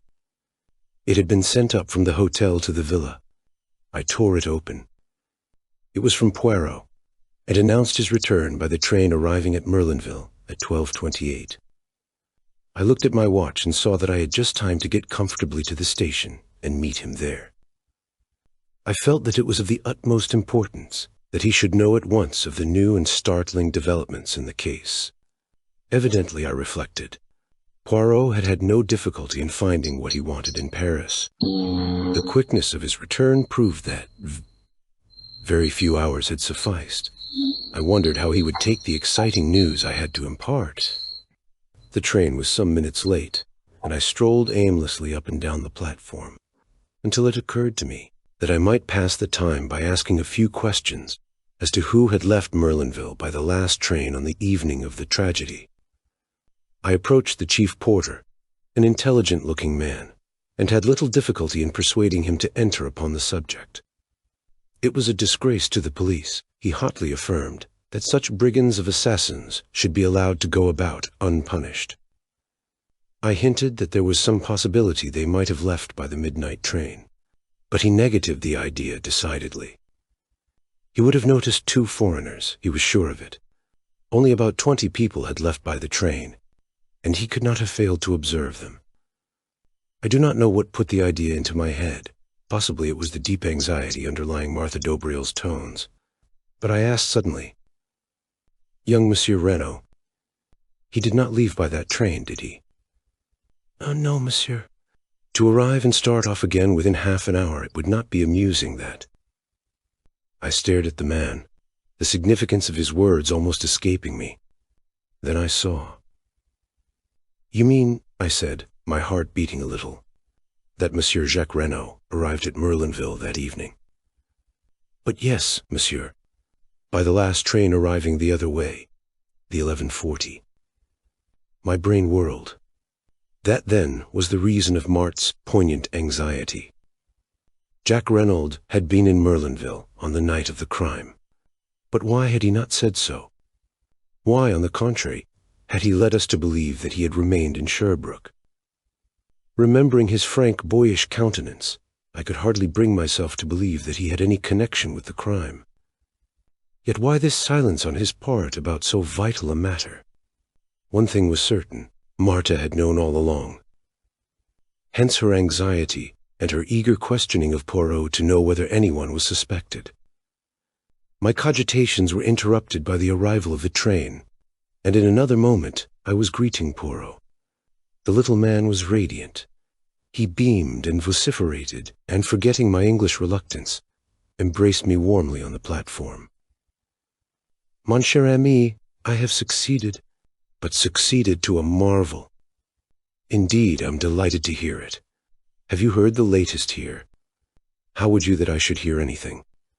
There have been some developments, eh? The brave Giraud, he's made an arrest. Or even arrests, perhaps. Oh, but I will make him look foolish, that one. But where are you taking me, my friend? Do we not go to the hotel? It is necessary that I attend to my mustaches. They are deplorably limp from the heat of traveling. Also, without doubt, there is dust on my coat, and my tie, that I must rearrange. I cut short his remonstrances. My dear Poirot, never mind all that. We must go to the villa at once. There has been another murder. I have frequently been disappointed when fancying that I was giving news of importance to my friend. Either he has known it already, or he has dismissed it as irrelevant to the main issue. And in the latter case, events have usually proved him justified. But this time, I could not complain of missing my effect. Never have I seen a man so flabbergasted. His jaw dropped. All the jauntiness went out of his bearing. He stared at me open-mouthed. What is that you say? Another murder? Oh, then I am all wrong. I have failed. Giraud may mock himself at me. He will have reason. You did not expect it, then? I? Not the least in the world. It demolishes my theory. It ruins everything. No. He stopped dead, thumping himself on the chest. It is impossible. I cannot be wrong.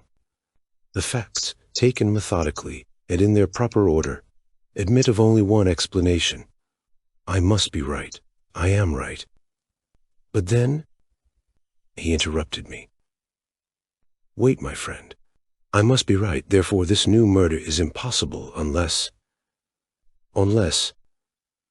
Oh, wait, I implore you, say no word. He was silent for a moment or two. Then resuming his normal manner, he said in a quiet, assured voice, The victim is a man of middle age. His body was found in the locked shed near the scene of the crime, and had been dead at least 48 hours. And it is most probable that he was stabbed in a similar manner to Monsieur Renaud, though not necessarily in the back.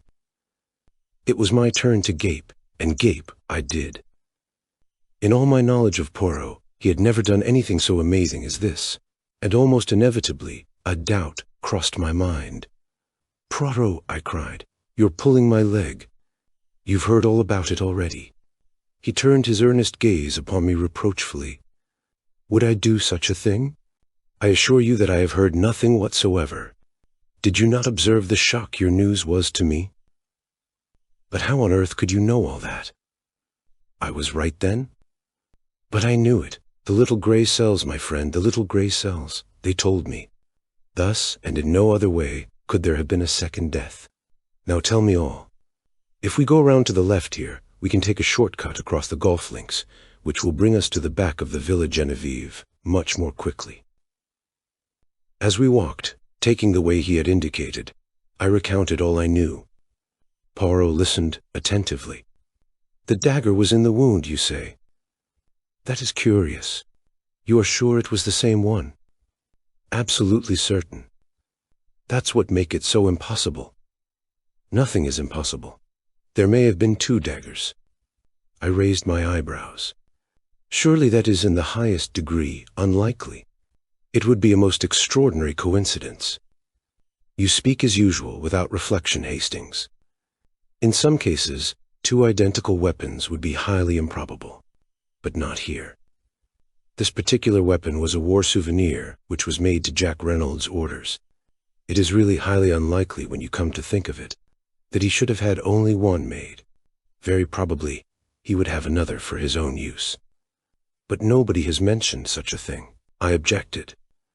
A hint of the lecturer crept into Poirot's tone.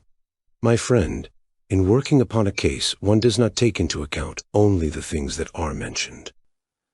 There is no reason to mention many things which may be important. Equally, there is often an excellent reason for not mentioning them. You can take your choice of the two motives. I was silent, impressed in spite of myself. Another few minutes brought us to the famous shed. We found all our friends there, and after an interchange of polite amenities, Poirot began his task. Having watched Giraud at work, I was keenly interested. Poirot bestowed but a cursory glance on the surroundings. The only thing he examined was the ragged coat and trousers by the door. A disdainful smile rose to Giraud's lips, and as though noting it, Poirot flung the bundle down again. "Old clothes of the gardeners?" he queried. "Exactly," said Giraud. Poirot knelt down by the body. His fingers were rapid, but methodical. He examined the texture of the clothes and satisfied himself that there were no marks on them. The boots he subjected to special care, also the dirty and broken fingernails. Whilst examining the latter, he threw a quick question at Giraud. "You saw these?" "Yes, I saw them," replied the other. His face remained inscrutable. Suddenly Poirot stiffened. "Dr. Durand?" "Yes." The doctor came forward. "There is foam on the lips. You observed it." "I didn't notice it, I must admit." "But you observe it now?" "Oh, certainly." Poirot again shot a question at Giraud. "You noticed it, without doubt?" The other did not reply. Poirot proceeded. The dagger had been withdrawn from the wound. It reposed in a glass jar by the side of the body. Poirot examined it. Then he studied the wound closely. When he looked up, his eyes were excited and shone with the green light I knew so well. "It is a strange wound, this. It has not bled. There is no stain on the clothes. The blade of the dagger is slightly discolored, that is all. What do you think, Monsieur le Docteur?" "I can only say that it is most abnormal." "It is not abnormal at all. It is most simple. The man was stabbed after he was dead." And stilling the clamor of voices that arose with a wave of his hand, Poirot turned to Giraud and added, "Monsieur Giraud agrees with me, do you not, monsieur?" Whatever Giraud's real belief, he accepted the position without moving a muscle. Calmly and almost scornfully he replied, "Certainly I agree." The murmur of surprise and interest broke out again. "But what an idea!" cried Monsieur Hercule. "To stab a man after he's dead. Barbaric, unheard of. Some unappeasable hate, perhaps." "No, Monsieur le Juge," said Poirot. "I should fancy it was done quite cold-bloodedly, to create an impression." "What impression?" "The impression it nearly did create," returned Poirot oracularly. Monsieur Bex had been thinking. "How, then, was the man killed?" "He was not killed. He died. He died, Monsieur le Juge, if I'm not much mistaken, of an epileptic fit." This statement of Poirot's again aroused considerable excitement. Dr. Durand knelt down again and made a searching examination. At last he rose to his feet. "Well, Monsieur le Docteur."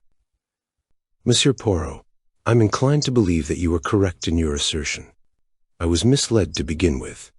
The incontrovertible fact that the man had been stabbed distracted my attention from any other indications. Poirot was the hero of the hour. The examining magistrate was profuse in compliments. Poirot responded gracefully, and then excused himself on the pretext that neither he nor I had yet lunched, and that he wished to repair the ravages of the journey. As we were about to leave the shed, Giraud approached us. "One more thing, Poirot," he said in his suave, mocking voice. "We found this coiled round the handle of the dagger. A woman's hair." "Ah," said Poirot, "a woman's hair. What woman's, I wonder?" "I wonder also," said Giraud. Then with a bow, he left us. "He was insistent, the good Giraud," said Poirot thoughtfully, as we walked towards the hotel. "I wonder in what direction he hopes to mislead me. A woman's hair. We lunched heartily, but I found Poirot somewhat distrait and inattentive. Afterwards, we went up to our sitting room, and there I begged him to tell me something of his mysterious journey to Paris. "Willingly, my friend. I went to Paris to find this." He took from his pocket a small faded newspaper cutting. It was the reproduction of a woman's photograph. He handed it to me. I uttered an exclamation. "You recognize it, my friend?" I nodded. Although the photo obviously dated from very many years back, and the hair was dressed in a different style, the likeness was unmistakable. "Madame d'Aubray," I exclaimed. Poirot shook his head with a smile. "Not quite correct, my friend. She did not call herself by that name in those days. That is a picture of the notorious Madame Baroldi." Madame Baroldi. In a flash, the whole thing came back to me. The murder trial that had evoked such worldwide interest. The Baroldi case. Chapter 16. The Baroldi case. Some 20 years or so before the opening of the present story, Monsieur Arnold Baroldi, a native of Lyon, arrived in Paris, accompanied by his pretty wife and their little daughter, a mere babe. Monsieur Baroldi was a junior partner in a firm of wine merchants, a stout, middle-aged man, fond of the good things of life, devoted to his charming wife, and altogether unremarkable in every way. The firm in which Monsieur Baroldi was a partner was a small one, and although doing well, it did not yield a large income to the junior partner. The Baroldis had a small apartment and lived in a very modest fashion to begin with. But unremarkable though Monsieur Baroldi might be, his wife was plentifully gilded with the brush of romance, young and good-looking, and gifted withal, with a singular charm of manner. Madame Baroldi at once created a stir in the quarter, especially when it began to be whispered that some interesting mystery surrounded her birth. It was rumored that she was the illegitimate daughter of a Russian Grand Duke. Others asserted that it was an Austrian Archduke, and that the union was legal, though morganatic.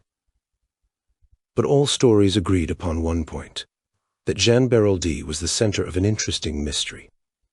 Questioned by the curious, Madame Baroldi did not deny these rumors. On the other hand, she let it be clearly understood that, though her lips were sealed, all these stories had a foundation in fact. To intimate friends she unburdened herself further, spoke of political intrigues, of papers, of obscure dangers that threatened her. There was also much talk of crown jewels that were to be sold secretly, with herself acting as the go-between.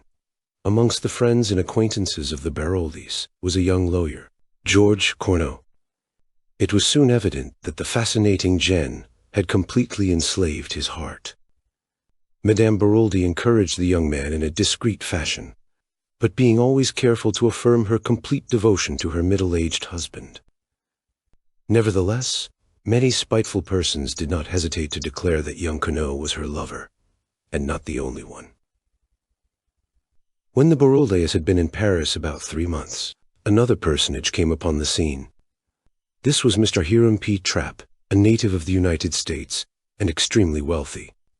Introduced to the charming and mysterious Madame Baroldi, he fell a prompt victim to her fascinations. His admiration was obvious, though strictly respectful. About this time, Madame Baroldi became more outspoken in her confidences. To several friends she declared herself greatly worried on her husband's behalf. She explained that he had been drawn into several schemes of a political nature, and also referred to some important papers that had been entrusted to him for safekeeping, and which concerned a secret of far-reaching European importance. They had been entrusted to his custody to throw pursuers off the track, but Madame Baroldi was nervous, having recognized several important members of the revolutionary circle in Paris. On the 28th day of November, the blow fell. The woman who came daily to clean and cook for the Baroldis was surprised to find the door of the apartment standing wide open. Hearing faint moans issuing from the bedroom, she went in. A terrible sight met her eyes. Madame Baroldi lay on the floor, bound hand and foot, uttering feeble moans, having managed to free her mouth from a gag. On the bed was Monsieur Baroldi, lying in a pool of blood, with a knife driven through his heart. Madame Baroldi's story was clear enough. Suddenly awakened from sleep, she had discerned 2 masked men bending over her. Stifling her cries, they had bound and gagged her. They had then demanded of Monsieur Baroldi the famous secret. But the intrepid wine merchant refused point-blank to accede to their request. Angered by his refusal, one of the men incontinently stabbed him through the heart. With the dead man's keys, they had opened the safe in the corner and had carried away with them a mass of papers.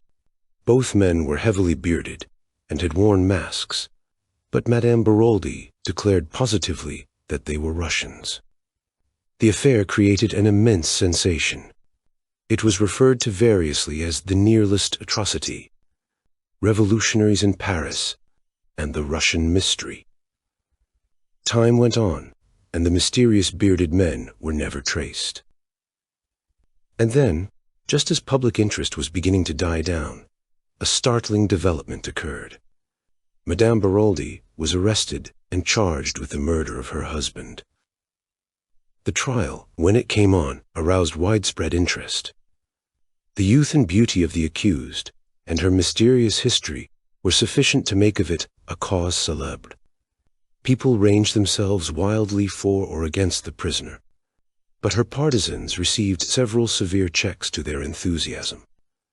The romantic past of Madame Baroldi, her royal blood, and the mysterious intrigues in which she had her being were shown to be mere fantasies of the imagination.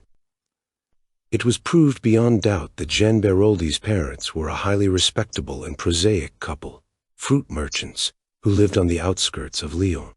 The Russian Grand Duke, the court intrigues, and the political schemes, all the stories current, were traced back to the lady herself.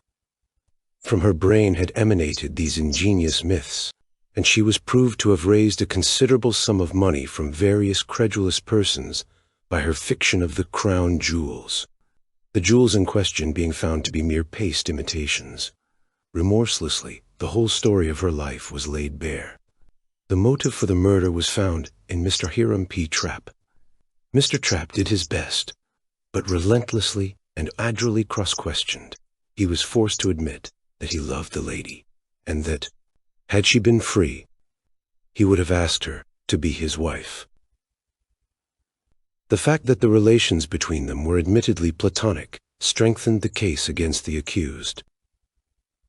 Debarred from becoming his mistress by the simple, honorable nature of the man, Jeanne Baroldi had conceived the monstrous project of ridding herself of her elderly, undistinguished husband and becoming the wife of the rich American. Throughout, Madame Baroldi confronted her accusers with complete sang-froid and self-possession. Her story never varied. She continued to declare strenuously that she was of royal birth, and that she had been substituted for the daughter of the fruit seller at an early age. Absurd and completely unsubstantiated as these statements were, a great number of people believed implicitly in their truth. But the prosecution was implacable.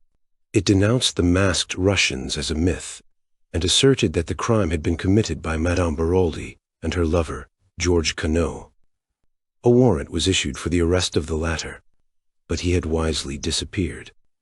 Evidence showed that the bonds which secured Madame Baroldi were so loose that she could easily have freed herself.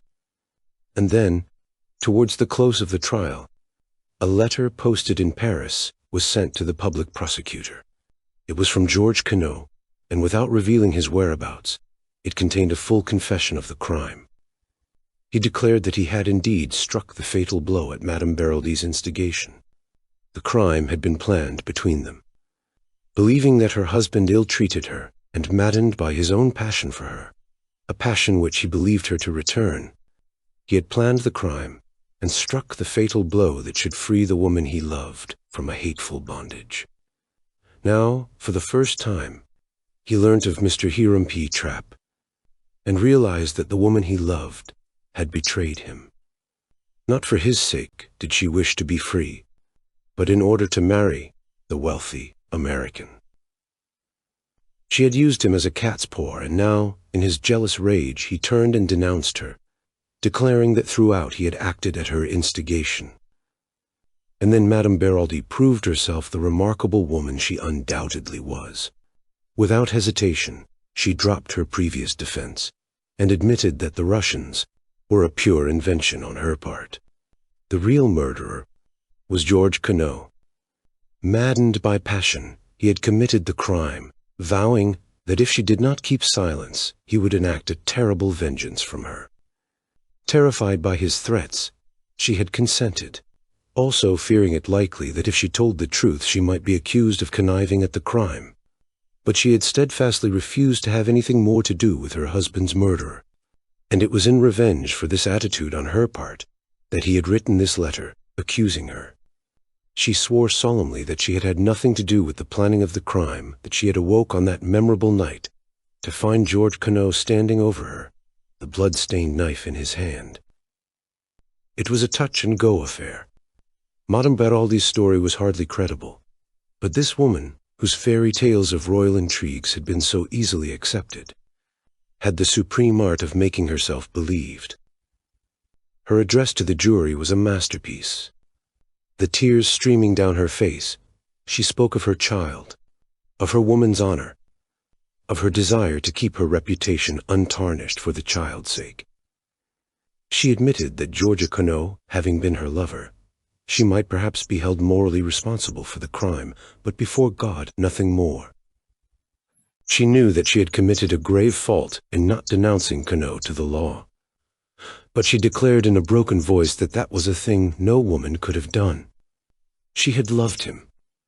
Could she let her hand be the one to send him to the guillotine?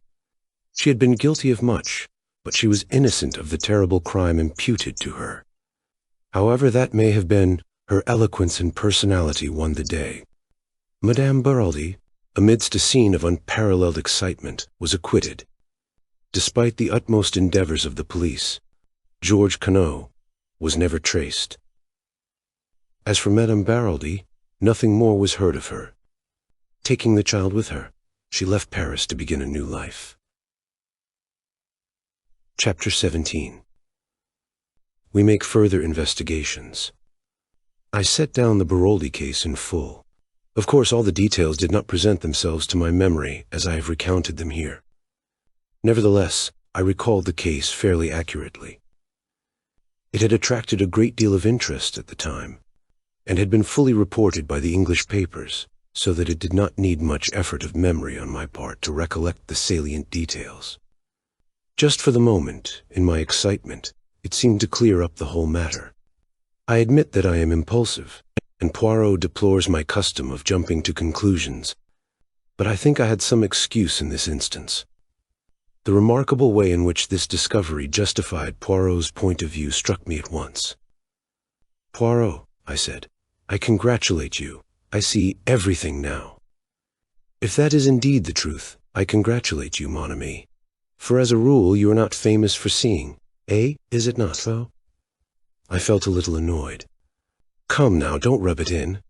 You've been so confoundedly mysterious all along with your hints and your insignificant details that anyone might fail to see what you were driving at."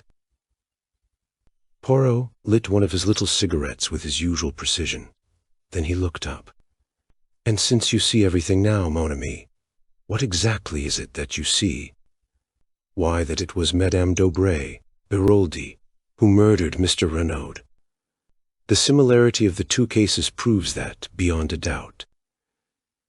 "Then you consider that Madame Baraldi was wrongly acquitted, that in actual fact she was guilty of connivance in her husband's murder?" I opened my eyes wide.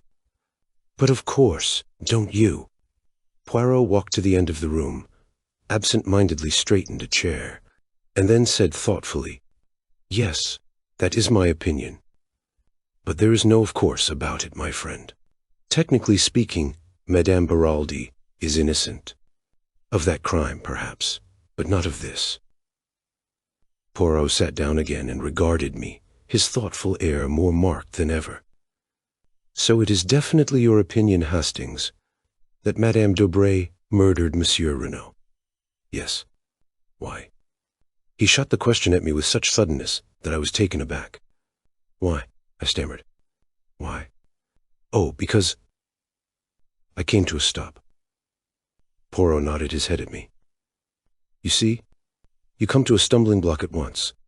Why should Madame d'Aubray, I shall call her that for clearness' sake, murder Monsieur Renaud? We can find no shadow of a motive. She does not benefit by his death. Considered as either mistress or blackmailer, she stands to lose. You cannot have a murder without a motive. The first crime was different. There we had a rich lover waiting to step into her husband's shoes. Money is not the only motive for murder, I objected. True, agreed Poirot, placidly. There are two others. The crime passionnel is one, and there is the third rare motive. Murder for an idea which implies some form of mental derangement on the part of the murderer. Homicidal mania and religious fanaticism belong to that class. We can rule it out here. But what about the crime passionnel? Can you rule that out? If Madame Dubray was Renault's mistress, if she found that his affection was cooling, or if her jealousy was aroused in any way, might she not have struck him down in a moment of anger? Poirot shook his head.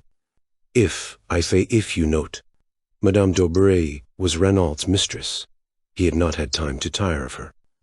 And in any case, you mistake her character. She's a woman who can simulate great emotional stress. She's a magnificent actress. But, looked at dispassionately, her life disproves her appearance. Throughout, if we examine it, she had been cold-blooded and calculating in her motives and actions. It was not to link her life with that of her young lover that she connived at her husband's murder. The rich American, for whom she probably did not care a button, was her objective. If she committed a crime, she would always do so for gain. Here there was no gain. Besides, how do you account for the digging of the grave? That was a man's work. She might have had an accomplice, I suggested, unwilling to relinquish my belief. I passed to another objection. You have spoken of the similarity between the two crimes. Wherein does that lie, my friend? I stared at him in astonishment. Why, Poirot, it was you who remarked on that. The story of the masked men, the secret, the papers. Poirot smiled a little. Do not be so indignant, I beg of you. I repudiate nothing. The similarity of the two stories links the two cases together inevitably.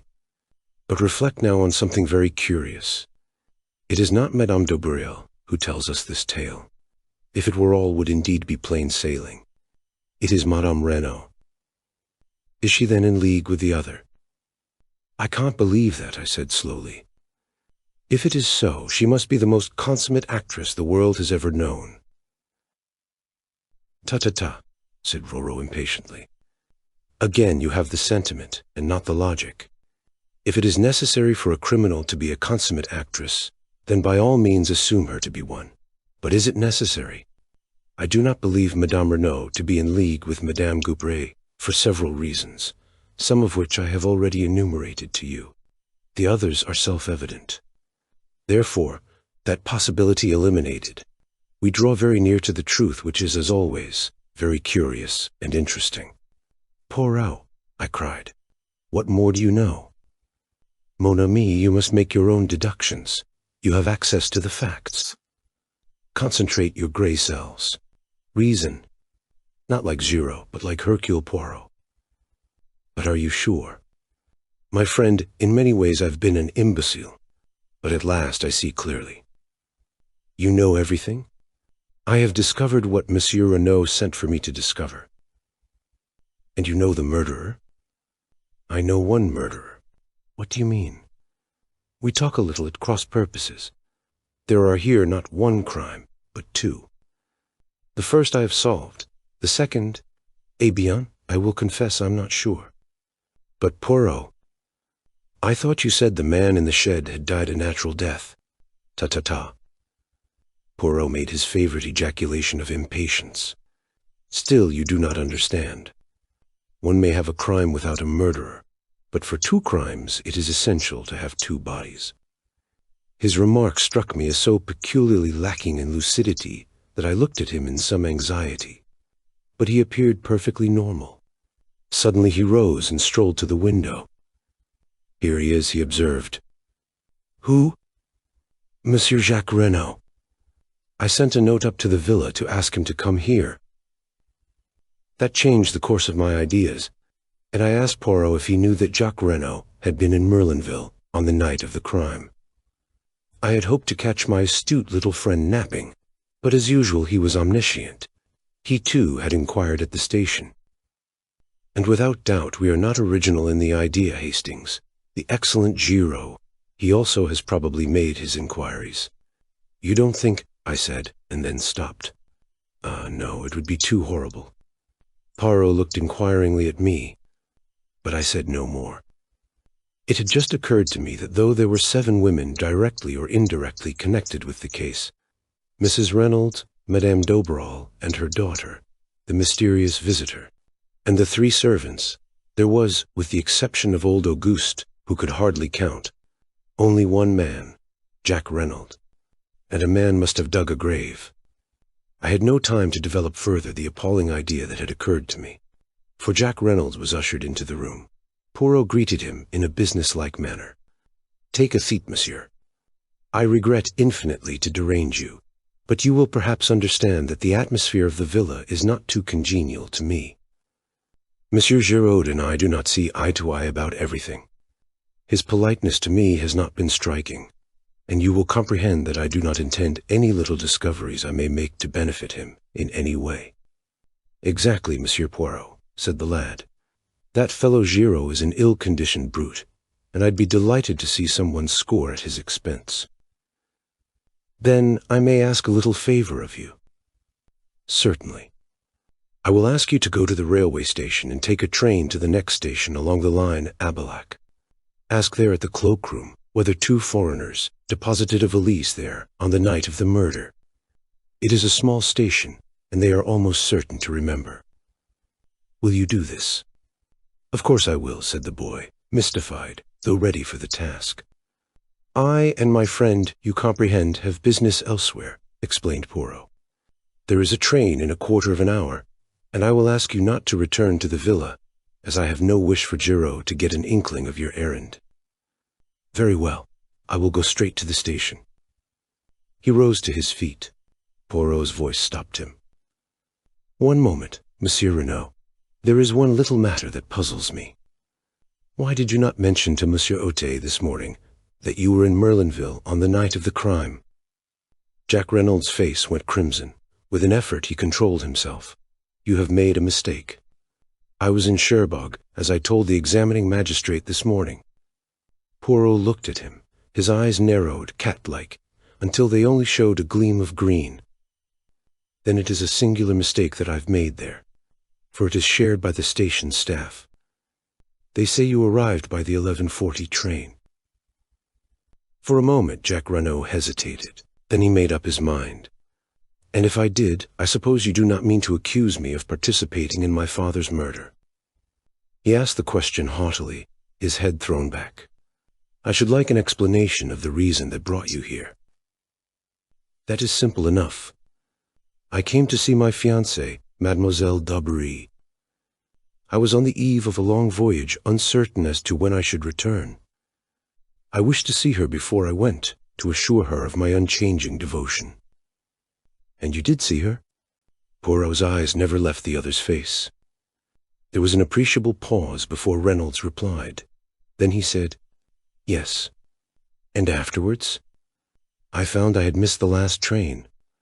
I walked to Saint-Beauvais, where I knocked up a garage and got a car to take me back to Sherbrooke."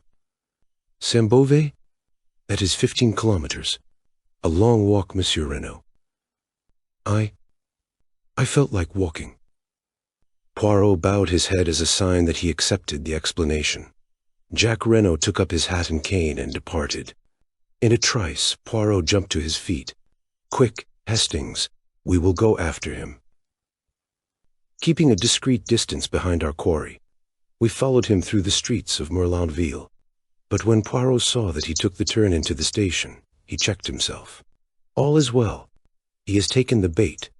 He will go to Abilac, and will inquire for the mythical valise left by the mythical foreigners. Yes, mon ami, all that was a little invention of my own."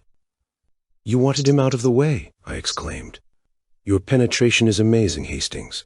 Now, if you please, we will go up to the Villa Genevieve." Chapter 18. Giraud Acts. "By the way, Poirot," I said as we walked along the hot white road, "I've got a bone to pick with you. I dare say you meant well, but really it was no business of yours to go mooching round to the Hotel du Phare without letting me know." Poirot shot a quick sidelong glance at me. "And how did you know I had been there?" he inquired.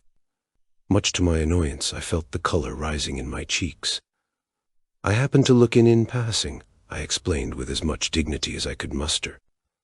I rather feared Poirot's banter, but to my relief and somewhat to my surprise, he only shook his head with a rather unusual gravity. "If I have offended your susceptibilities in any way, I demand pardon of you. You will understand better soon. But believe me, I have striven to concentrate all my energies on the case." "Oh, it's all right," I said, mollified by the apology. "I know it's only that you have my interest at heart, but I can take care of myself all right." Poirot seemed to be about to say something further, but checked himself. Arrived at the villa, Poirot led the way up to the shed where the second body had been discovered.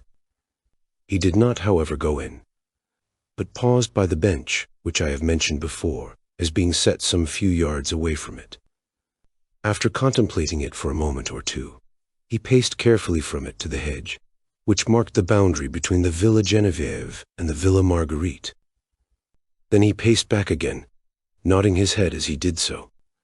Returning again to the hedge, he parted the bushes with his hands. "With good fortune," he remarked to me over his shoulder, "Mademoiselle Marthe may find herself in the garden. I desire to speak to her, and would prefer not to call formally at the Villa Marguerite. Ah, all is well. There she is. Mademoiselle. Homme, s'il vous plaît." I joined him at the moment that Marthe Debreu, looking slightly startled, came running up to the hedge at his call. "A little word with you, mademoiselle, if it is permitted." "Certainly, Monsieur Poirot." Despite her acquiescence, her eyes looked troubled and afraid. "Mademoiselle, do you remember running after me on the road the day that I came to your house with the examining magistrate? You asked me if anyone was suspected of the crime, and you told me 2 Chileans." Her voice sounded rather breathless, and her left hand stole to her breast. "Will you ask me the same question again, mademoiselle?" "What do you mean?"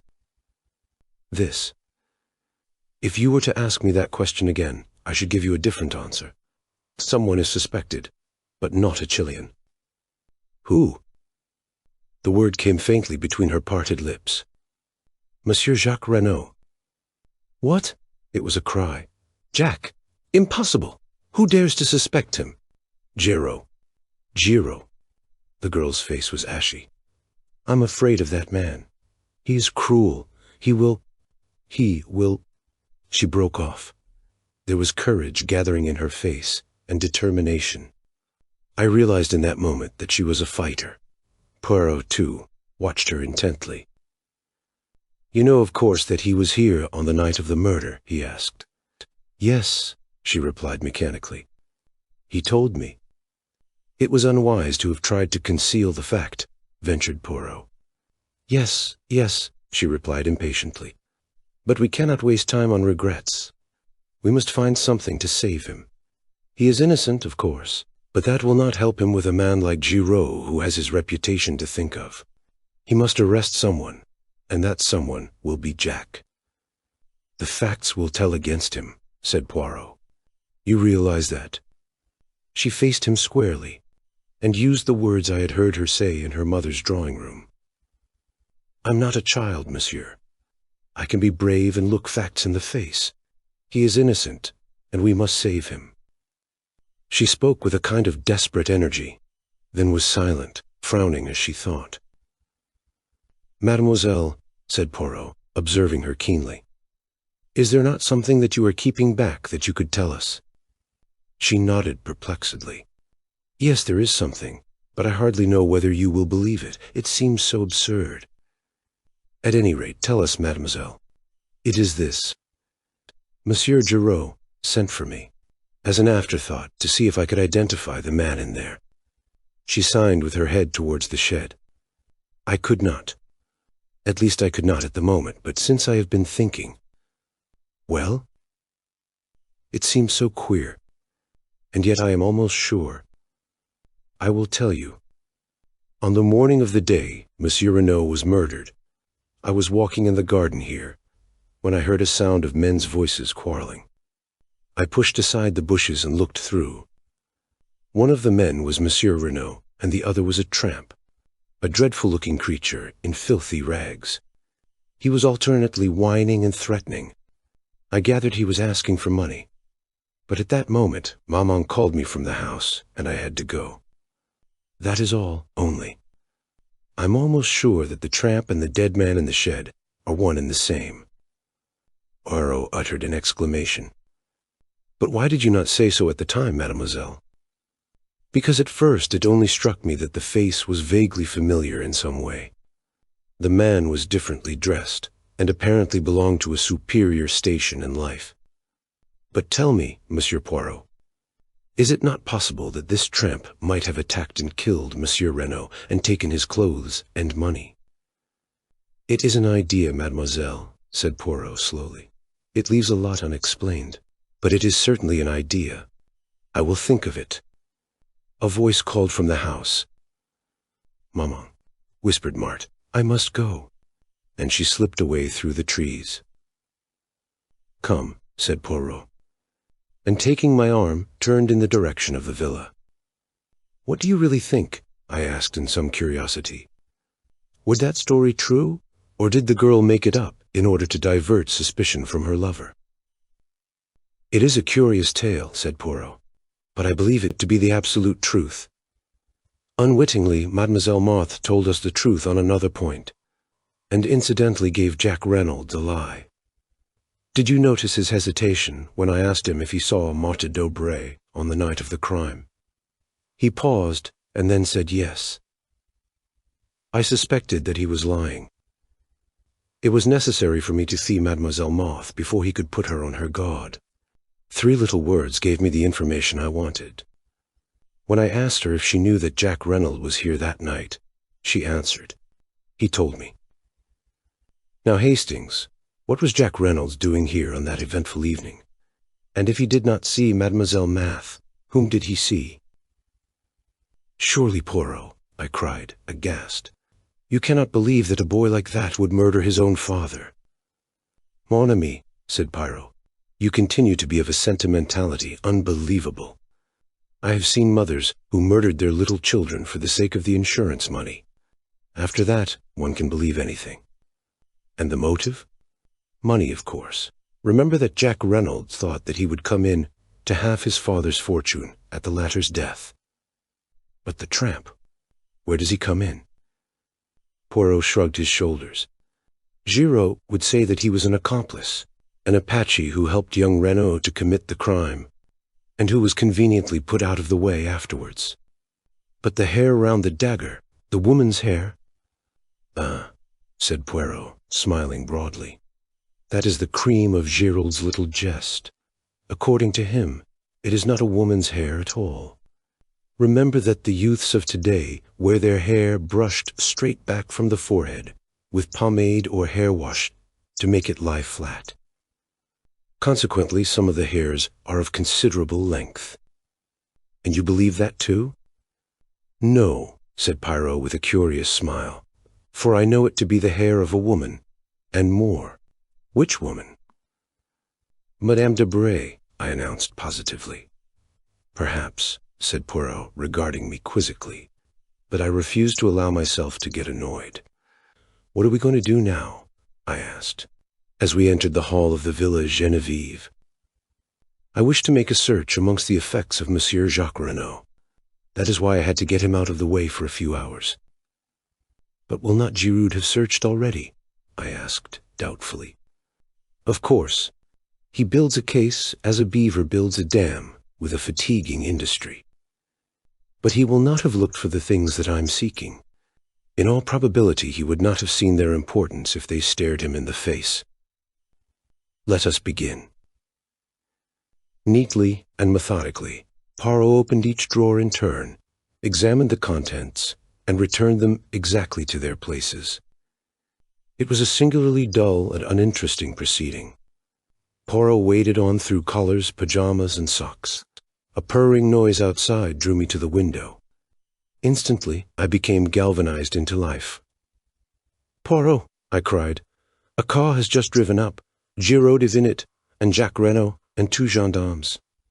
Sacre tonnerre, growled Poirot. That animal of a Giraud, could he not wait? I shall not be able to replace the things in this last drawer with the proper method. Let us be quick. Unceremoniously, he tumbled out the things on the floor, mostly ties and handkerchiefs. Suddenly, with a cry of triumph, Poirot pounced on something. A small square cardboard, evidently a photograph. Thrusting it into his pocket, he returned the things pell-mell to the drawer, and seizing me by the arm dragged me out of the room and down the stairs. In the hall stood Giraud, contemplating his prisoner. "Good afternoon, Monsieur Giraud," said Poirot. "What have we here?" Giraud nodded his head towards Jack. He was trying to make a getaway, but I was too sharp for him. He is under arrest for the murder of his father, Monsieur Paul Renaud. Poirot wheeled to confront the boy who leaned limply against the door, his face ashy pale. "What do you say to that June home?" Jacques Renaud stared at him stonily. "Nothing," he said. Werther, Chapter 19. I use my gray cells. I was dumbfounded. Up to the last, I had not been able to bring myself to believe Jacques Renaud guilty. I had expected a ringing proclamation of his innocence when Poirot challenged him. But now, watching him as he stood, white and limp against the wall, and hearing the damning admission fall from his lips, I doubted no longer. But Poirot had turned to Giraud. "What are your grounds for arresting him?" "Do you expect me to give them to you?" "As a matter of courtesy, yes." Giraud looked at him doubtfully. He was torn between a desire to refuse rudely and the pleasure of triumphing over his adversary. "You think I have made a mistake, I suppose?" he sneered. "It would not surprise me," replied Poirot, with a soupçon of malice. Giraud's face took on a deeper tinge of red. "Eh bien, come in here, you shall judge for yourself." He flung open the door of the salon, and we passed in, leaving Jacques Renaud in the care of the 2 other men. "Now, Monsieur Poirot," said Giraud, laying his hat on the table and speaking with the utmost sarcasm, "I will treat you to a little lecture on detective work. I will show you how we moderns work." "Bien," said Poirot, composing himself to listen. "I will show you how admirably the old god can listen." And he leaned back and closed his eyes, opening them for a moment to remark, "Do not fear that I shall sleep. I will attend most carefully." "Of course," began Giraud. "I soon saw through all that Chilean tomfoolery. 2 men were in it, but they were not mysterious foreigners. All that was a blind." "Very creditable so far, my dear Giraud," murmured Poirot. "Especially after that clever trick of theirs with the match and cigarette end." Giraud glared, but continued. "A man must have been connected with the case in order to dig the grave. There is no man who actually benefits by the crime, but there was a man who thought he would benefit. I heard of Jacques Renaud's quarrel with his father, and of the threats that he had used. The motive was established. Now, as to means. Jacques Renaud was in Merlinville that night. He concealed the fact, which turned suspicion into certainty. Then we found a second victim, stabbed with the same dagger. We know when that dagger was stolen. Captain Hastings here can fix the time. Jacques Renaud, arriving from Sherbrooke, was the only person who could have taken it. I have accounted for all the other members of the household." Poirot interrupted. "You are wrong. There is one other person who could have taken the dagger." "You refer to Monsieur Stonor?" "He arrived at the front door in an automobile which had brought him straight from Calais. Believe me, I have looked into everything. Monsieur Jacques Renaud arrived by train. An hour elapsed between his arrival and the moment he presented himself at the house. Without doubt, he saw Captain Hastings and his companion leave the shed, slipped in himself, and took the dagger, stabbed his accomplice in the shed, who was already dead." Giroud shrugged his shoulders. Possibly he did not observe that. He may have judged him to be sleeping. Without doubt, they had a rendezvous. In any case, He knew this apparent second murder would greatly complicate the case. It did. "But it could not deceive Monsieur Giraud," murmured Poirot. "You mock yourself at me, but I will give you one last irrefutable proof. Madame Renault's story was false, a fabrication from beginning to end. We believe Madame Renault to have loved her husband, yet she lied to shield his murderer. For whom will a woman lie? Sometimes for herself, usually for the man she loves, always for her children. That is the last, the irrefutable proof. You cannot get round it." Giraud paused, flushed and triumphant. Poirot regarded him steadily. "That is my case," said Giraud. "What have you to say to it?" "Only that there is one thing you have failed to take into account." "What is that?" Jack Renault was presumably acquainted with the planning out of the golf course. He knew that the body would be discovered almost at once, when they started to dig the bunker. Giraud laughed out loud. "But it is idiotic what you say there. He wanted the body to be found. Until it was found, he could not presume death, and would have been unable to enter into his inheritance." I saw a quick flash of green in Poirot's eyes as he rose to his feet. "Then why bury it?" he asked softly. "Reflect, Giraud. Since it was to Jack Renault's advantage that the body should be found without delay, why dig a grave at all?" Giraud did not reply. The question found him unprepared. He shrugged his shoulders as though to intimate that it was of no importance. Poirot moved towards the door. I followed him. "There is one more thing that you have failed to take into account," he said, over his shoulder. "What is that?" "The piece of lead piping," said Poirot, and left the room. Jack Renault still stood in the hall, with a white, dumb face. But as we came out of the salon, he looked up sharply. At the same moment, there was the sound of a footfall on the staircase. Mrs. Renault was descending it. At the sight of her son, standing between the two myrmidons of the law, she stopped as though petrified. "Jack," she faltered. "Jack, what is this?" He looked up at her, his face set. "They have arrested me, mother." "What?" She uttered a piercing cry, and before anyone could get to her, swayed and fell heavily. We both ran to her and lifted her up. In a minute, Poirot stood up again. "She has cut her head badly, on the corner of the stairs. I fancy there is a slight concussion also. If Giraud wants a statement from her, he will have to wait. She will probably be unconscious for at least a week." Denise and François had run to their mistress, and leaving her in their charge, Poirot left the house.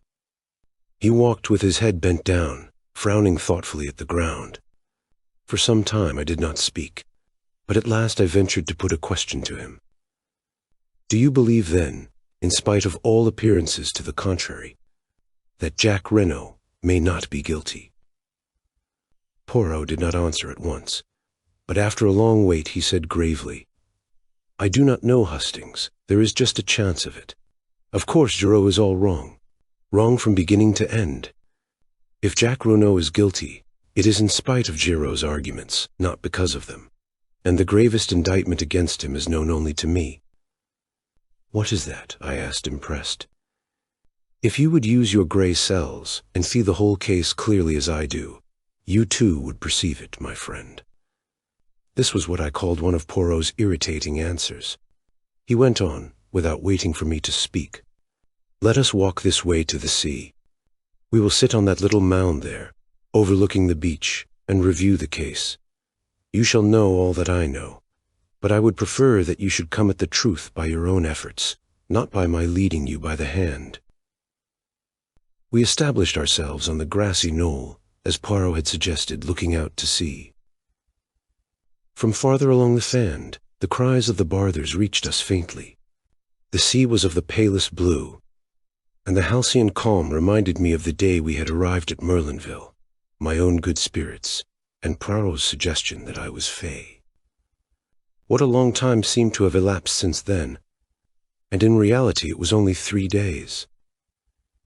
"Think, my friend," said Poirot's voice encouragingly. "Arrange your ideas, be methodical, be orderly. There is the secret of success. I endeavored to obey him, casting my mind back over all the details of the case, and reluctantly it seemed to me that the only clear and possible solution was that of Giraud, which Poirot despised. I reflected anew. If there was daylight anywhere, it was in the direction of Madame d'Aubigny. Giraud was ignorant of her connection with the Baroldi case. Poirot had declared the Baroldi case to be all-important. It was there I must seek. I was on the right track now. And suddenly I started as an idea of bewildering luminosity shot into my brain. Trembling, I built up my hypothesis. You have a little idea, I see, mon ami capitale. We progress. I sat up and lit a pipe. Poirot, I said, it seems to me we have been strangely remiss. I say we, although I dare say I would be nearer the mark. But you must pay the penalty of your determined secrecy. So I say again, we have been strangely remiss. There is someone we have forgotten. And who is that? Inquired Poirot, with twinkling eyes. George Connaught. Chapter 20. An amazing statement. The next moment Poirot embraced me warmly.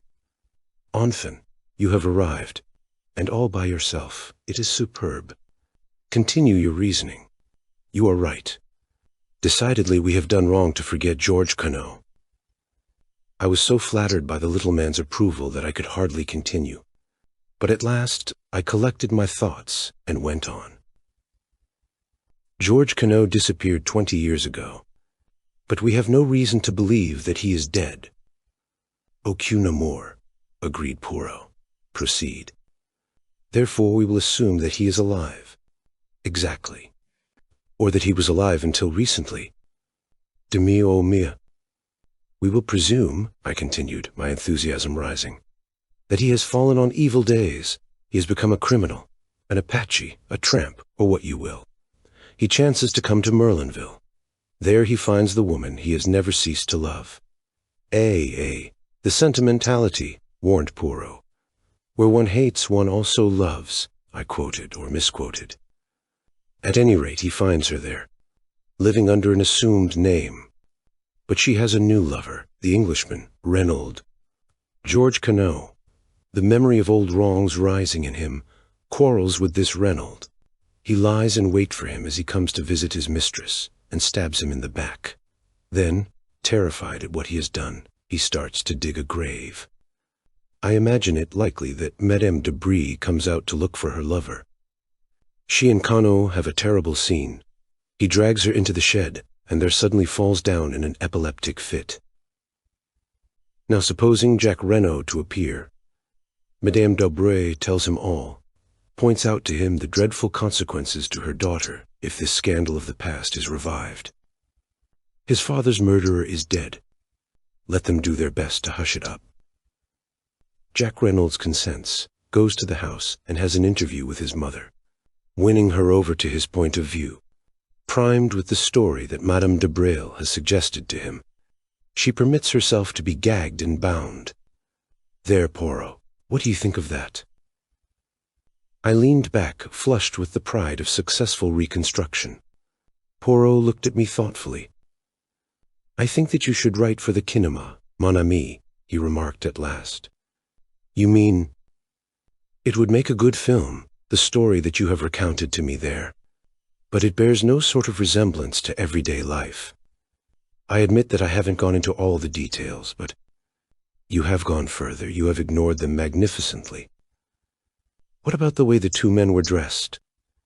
Do you suggest that after stabbing his victim, Connaught removed his suit of clothes, donned it himself, and replaced the dagger? I don't see that that matters, I objected rather huffily. He may have obtained clothes and money from Madame de Breuil by threats earlier in the day. By threats, eh? You seriously advance that supposition? Certainly. He could have threatened to reveal her identity to the Reynolds, which would probably have put an end to all hopes of her daughter's marriage. You are wrong, Hastings. He could not blackmail her, for she had the whip hand. George Connaught, remember, is still wanted for murder. A word from her, and he is in danger of the guillotine. I was forced, rather reluctantly, to admit the truth of this. "Your theory," I remarked acidly, "is doubtless correct as to all the details." "My theory is the truth," said Poirot quietly, "and the truth is necessarily correct. In your theory, you made a fundamental error. You permitted your imagination to lead you astray with midnight assignations and passionate love scenes. But in investigating crime, we must take our stand upon the commonplace. Shall I demonstrate my methods to you?" "Oh, by all means let us have a demonstration." Poirot sat very upright and began, wagging his forefinger emphatically to emphasize his points. "I will start as you started, from the basic fact of George Queneau. Now, the story told by Madame Beraldi in court as to the Russians was admittedly a fabrication. If she was innocent of connivance in the crime, it was concocted by her, and by her only, as she stated. If, on the other hand, she was not innocent, it might have been invented by either her or George Queneau. Now, in this case we are investigating, we meet the same tale. As I pointed out to you, the facts render it very unlikely that Madame d'Aubreuil inspired it. So we turn to the hypothesis that the story had its origin in the brain of George Queneau. Very good.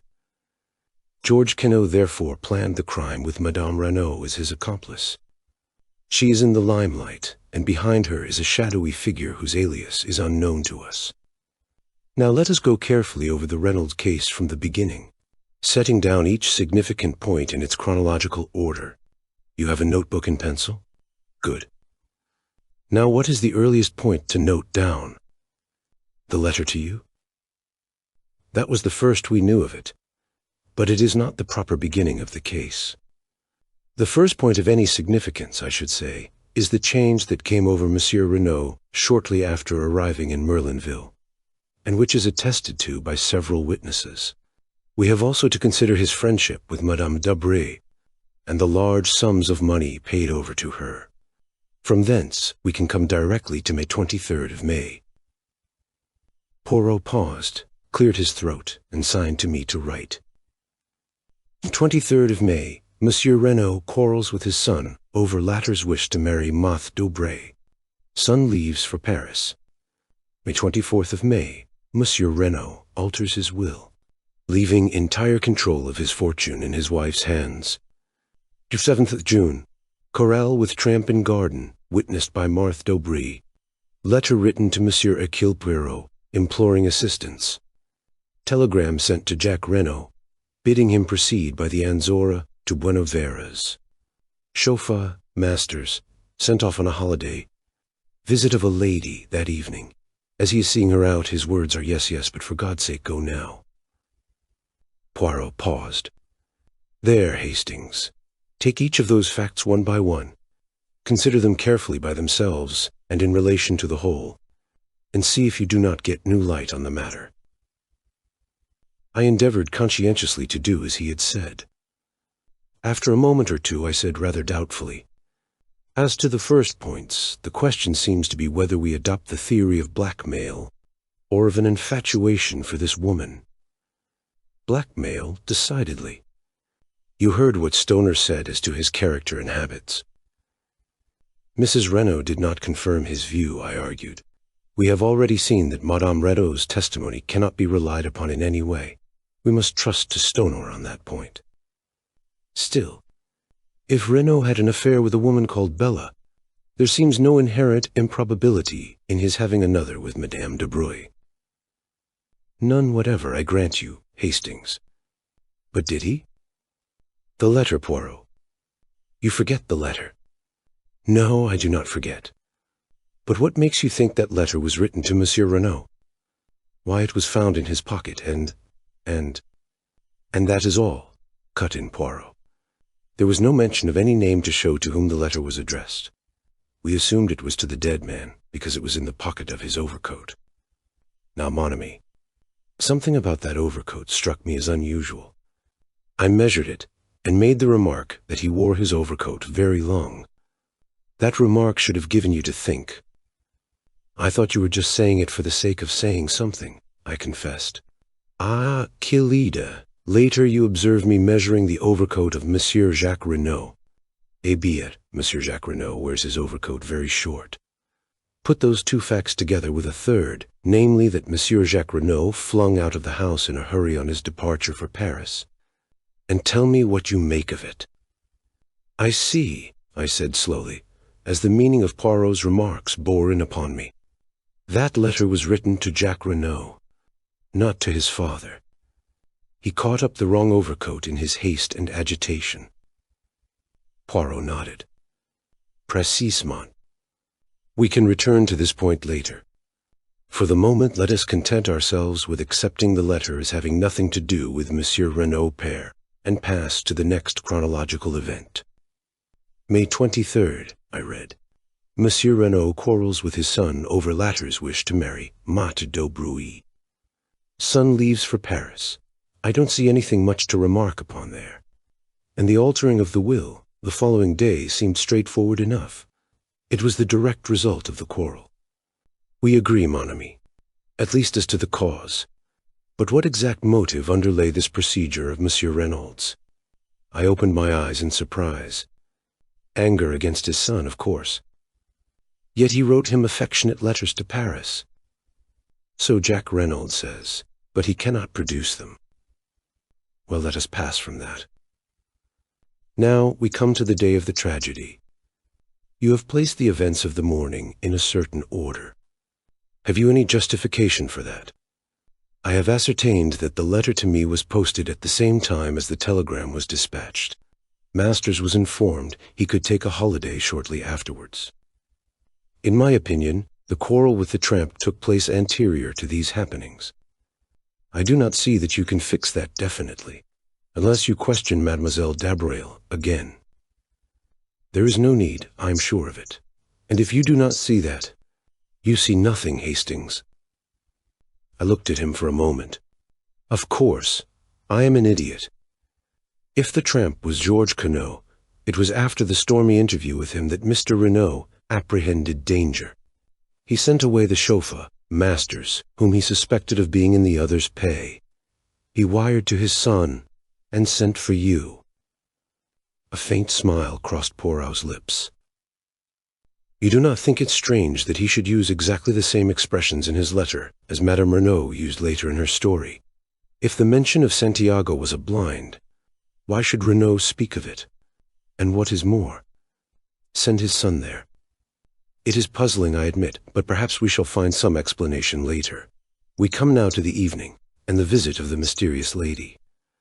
I confess that fairly baffles me, unless it was Madame d'Aubray, as Françoise all along maintained. Poirot shook his head. My friend, where are your wits wandering? Remember the fragment of check and the fact that the name Bella Duvin was faintly familiar to Stonor? And I think we may take it for granted that Bella Duvin is the full name of Jack's unknown correspondent, and that it was she who came to the Villa Genevieve that night. Whether she intended to see Jack, or whether she meant all along to appeal to his father, we cannot be certain, but I think we may assume that this is what occurred. She produced her claim upon Jack, probably showed letters that he had written her, and the older man tried to buy her off by writing a check. This she indignantly tore up. The terms of her letter are those of a woman genuinely in love, and she would probably deeply resent being offered money. In the end, he got rid of her, and here the words that he used are significant. Yes, but for God's sake go now, I repeated. They seem to me a little vehement, perhaps, that is all. That is enough. He was desperately anxious for the girl to go. Why? Not only because the interview was unpleasant. No, it was the time that was slipping by, and for some reason time was precious. Why should it be? I asked, bewildered. That is what we ask ourselves. Why should it be? But later we have the incident of the wristwatch, which again shows us that time plays a very important part in the crime. We are now fast approaching the actual drama. It is 10:10 when Bella Duvin leaves, and by the evidence of the wristwatch we know that the crime was committed, or at any rate that it was staged, before 12 o'clock. We have reviewed all the events anterior to the murder. There remains only one unplaced. By the doctor's evidence, the tramp, when found, had been dead at least 48 hours, with a possible margin of 24 hours more. Now, with no other facts to help me than those we have discussed, I place the death as having occurred on the morning of June 7th. I stared at him, stupefied. But how? Why? How can you possibly know? Because only in that way can the sequence of events be logically explained. Mon ami, I've taken you step by step along the way. Do you not now see what is so glaringly plain? My dear Poirot, I can't see anything glaring about it. I did think I was beginning to see my way before, but I'm now hopelessly fogged. Poirot looked at me sad and shook his head. Mon Dieu, but it is triste. A good intelligence, and so deplorably lacking in method. There is an exercise most excellent for the development of the little gray cells. I will impart it to you. For heaven's sake, not now. You really are the most irritating of fellows, Poirot. For goodness sake, get on and tell me who killed Monsieur Renaud. That is just what I am not sure of as yet. But you said it was glaringly clear. We talk at cross purposes, my friend. Remember, it is 2 crimes we are investigating, for which, as I pointed out to you, we have the necessary 2 bodies. There. Ne vous impatientez pas. I explain all. To begin with, we apply our psychology. We find 3 points at which Monsieur Renaud displays a distinct change of view and action. 3 psychological points, therefore. The first occurs immediately after arriving in Milenville. The second, after quarreling with his son on a certain subject. The third, on the morning of June 7th. Now for the 3 causes. We can attribute number 1 to meeting Madame d'Aubry. Number 2 is indirectly connected with her, since it concerns a marriage between Monsieur Renaud's son and her daughter. But the cause of number 3 is hidden from us. We have to deduce it. Now, mon ami, let me ask you a question. Who do we believe to have planned this crime? George Cuno, I said doubtfully, eyeing Poirot warily. Exactly. Now Giraud laid it down as an axiom that a woman lies to save herself, the man she loves, and her child. Since we are satisfied that it was George Cuno who dictated the lie to her, and as George Cuno is not Jacques Renaud, follows that the 3rd case is put out of court. And still attributing the crime to George Cuno, the first is equally so.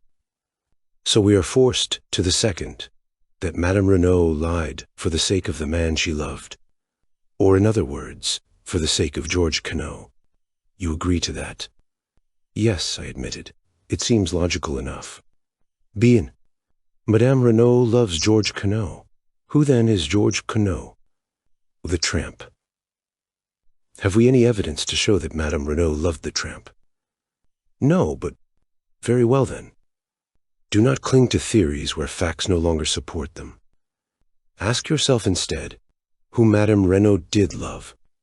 I shook my head perplexed. Mais oui, you know perfectly. Who did Madame Renaud love so dearly that when she saw his dead body, she fell down in a swoon? I stared, dumbfounded. Her husband? I gasped. Poirot nodded. Her husband, or George Cuno, whichever you like to call him. I rallied myself. But it's impossible. How impossible? Did we not agree just now that Madame d'Aubry was in a position to blackmail George Cuno? Yes, but... And did she not very effectively blackmail Monsieur Renaud? That may be true enough, but... And is it not a fact that we know nothing of Monsieur Renaud's youth and upbringing? That he springs suddenly into existence as a French-Canadian exactly 22 years ago? All that is so, I said more firmly. But you seem to me to be overlooking one salient point. What is it, my friend? Why, we have admitted Georges Cuno planned the crime. That brings us to the ridiculous statement that he planned his own murder. Eh bien, mon ami, said Poirot placidly. That is just what he did do. Chapter 21.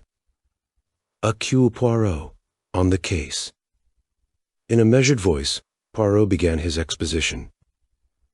It seems strange to you, mon ami, that a man should plan his own death.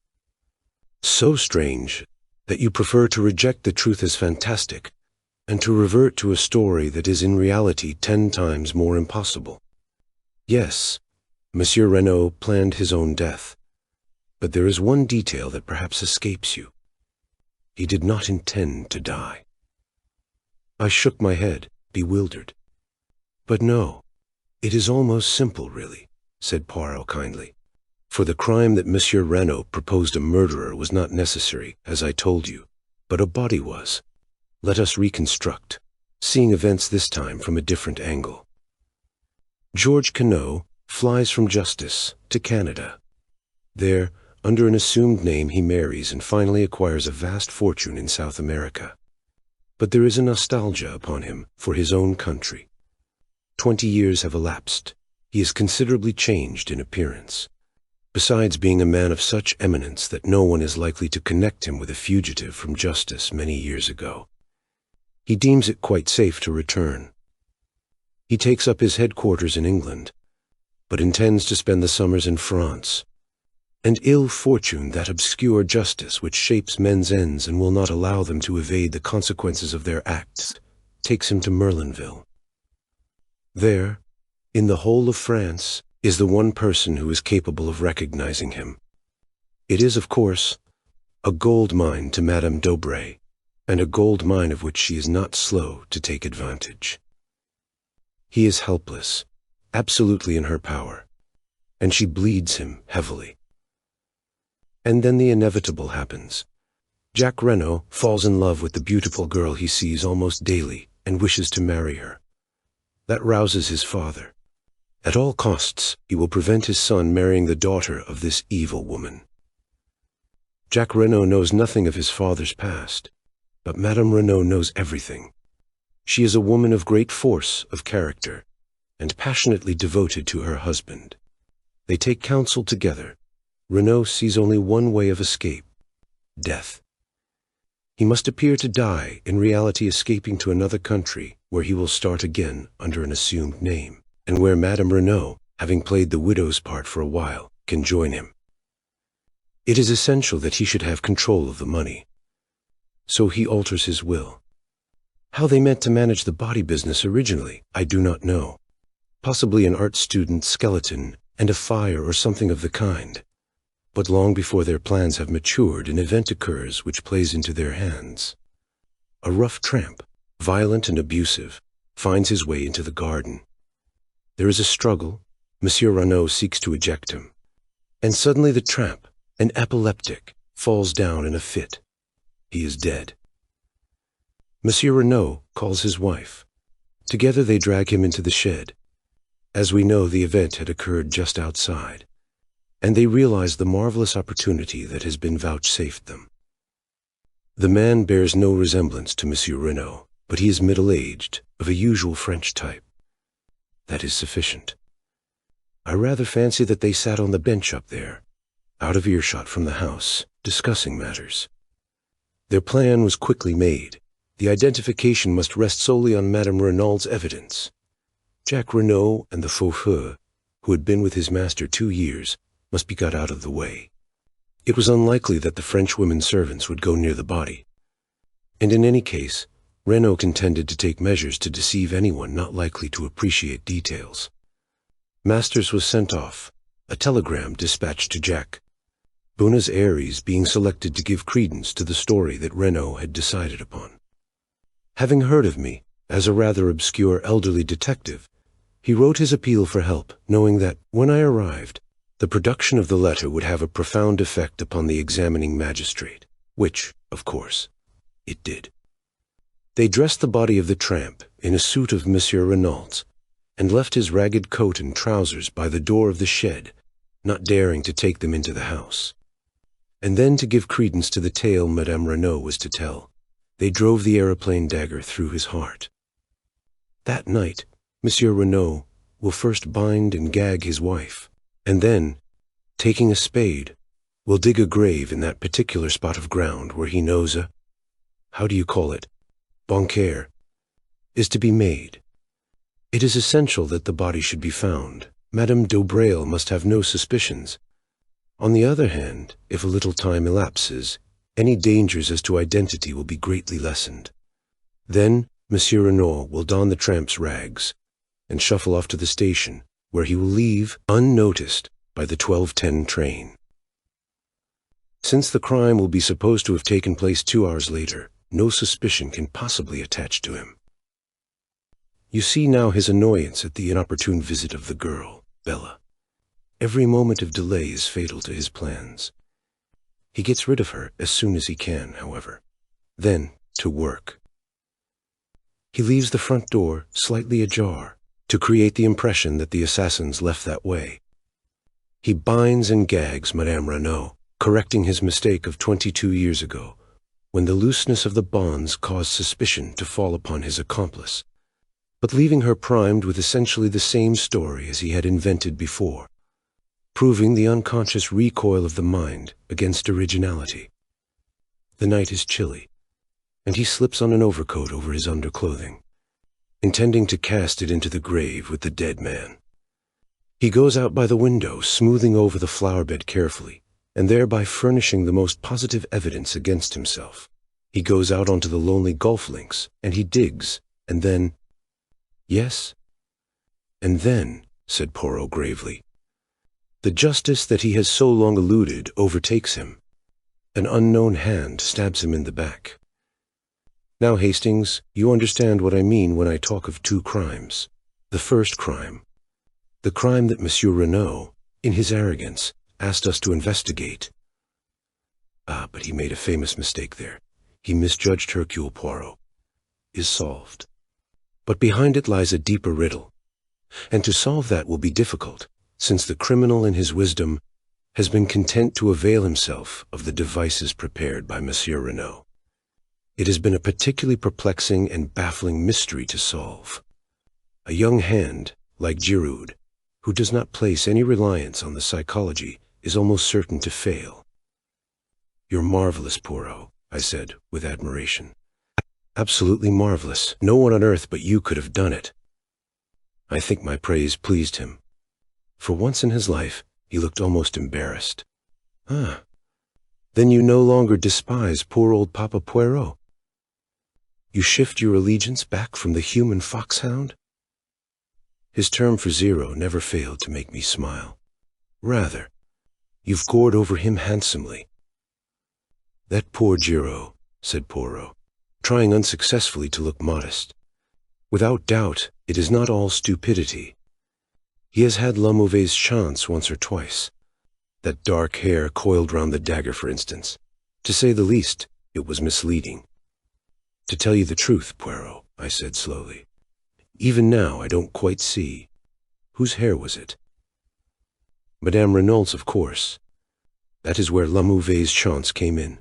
Her hair, dark originally, is almost completely silvered. It might just as easily have been a gray hair.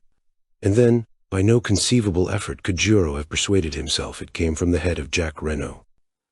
But it is all of a piece. Always the facts must be twisted to fit the theory. Did not Giraud find the traces of 2 persons, a man and a woman, in the shed? And how does that fit in with his reconstruction of the case? I will tell you. It does not fit in. And so, we shall hear no more of them. I ask you, is that a methodical way of working?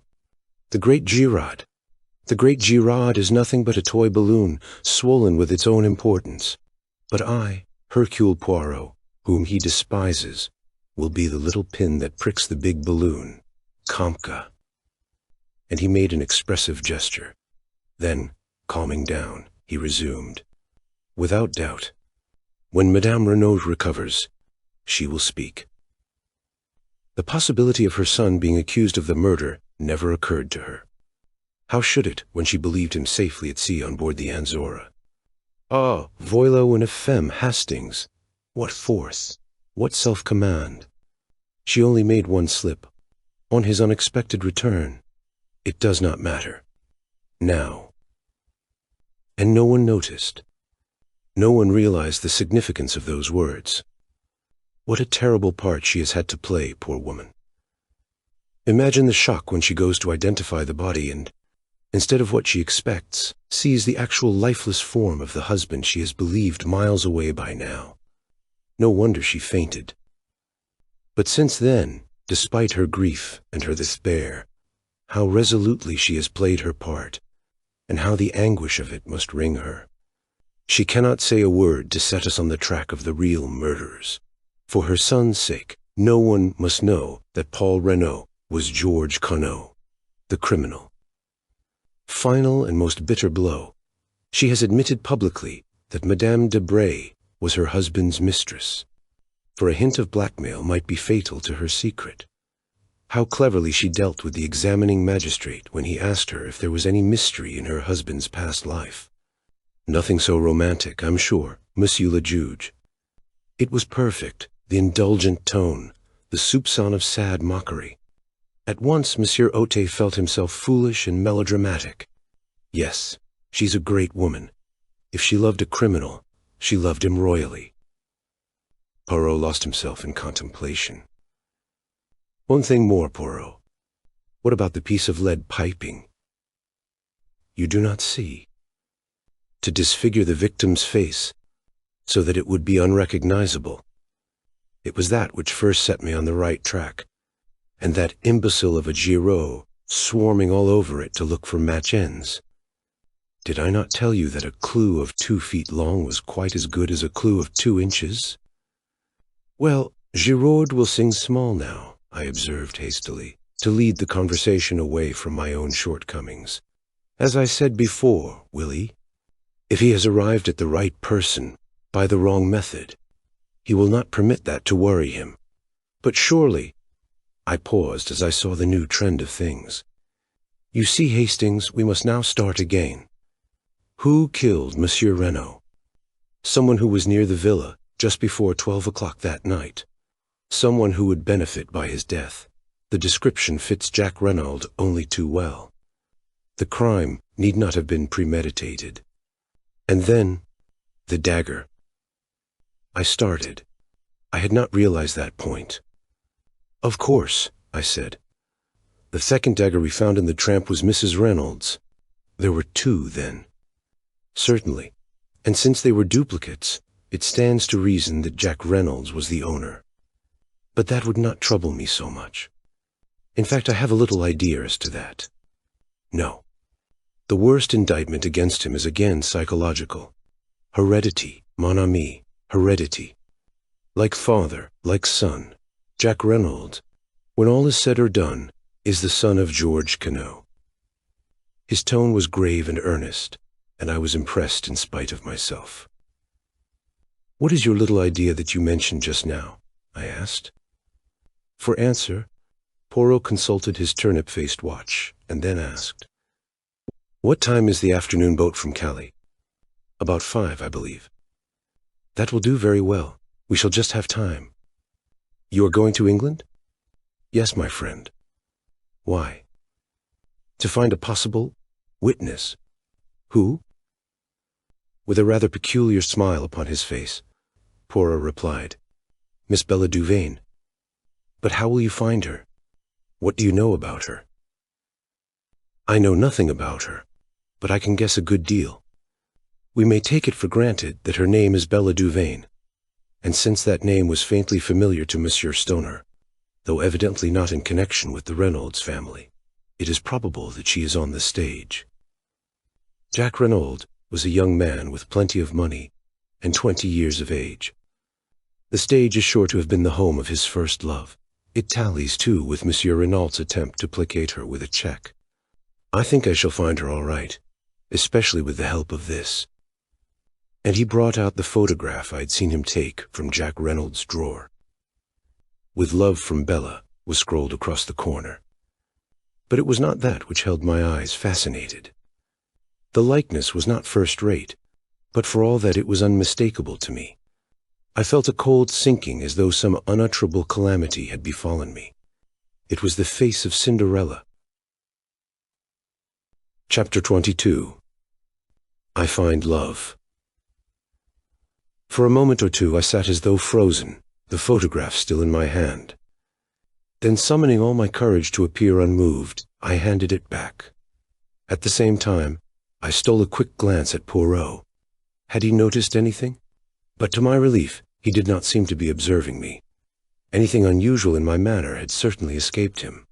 He rose briskly to his feet. "We have no time to lose. We must make our departure with all dispatch. All is well. The sea, it will be calm." In the bustle of departure, I had no time for thinking, but once on board the boat, secure from Poirot's observation, he, as usual, was practicing the method most excellent of Laverguet. I pulled myself together and attacked the facts dispassionately. How much did Poirot know? Was he aware that my acquaintance of the train and Bella Duvane were one and the same? Why had he gone to the Hotel du Fer? On my behalf, as I had believed? Or had I only fatuously thought so, and was this visit undertaken with a deeper and more sinister purpose? But in any case, why was he bent on finding this girl? Did he suspect her of having seen Jack Reynolds commit the crime? Or did he suspect, but that was impossible. The girl had no grudge against the elder Renaud, no possible motive for wishing his death. What had brought her back to the scene of the murder? I went over the facts carefully. She must have left the train at Calais, where I parted from her that day. No wonder I'd been unable to find her on the boat. If she had dined in Calais, and then taken a train out to Merlinville, she would have arrived at the Villa Genevieve just about the time that Françoise said. What had she done when she left the house just after 10? Presumably either gone to an hotel or returned to Calais. And then? The crime had been committed on Tuesday night.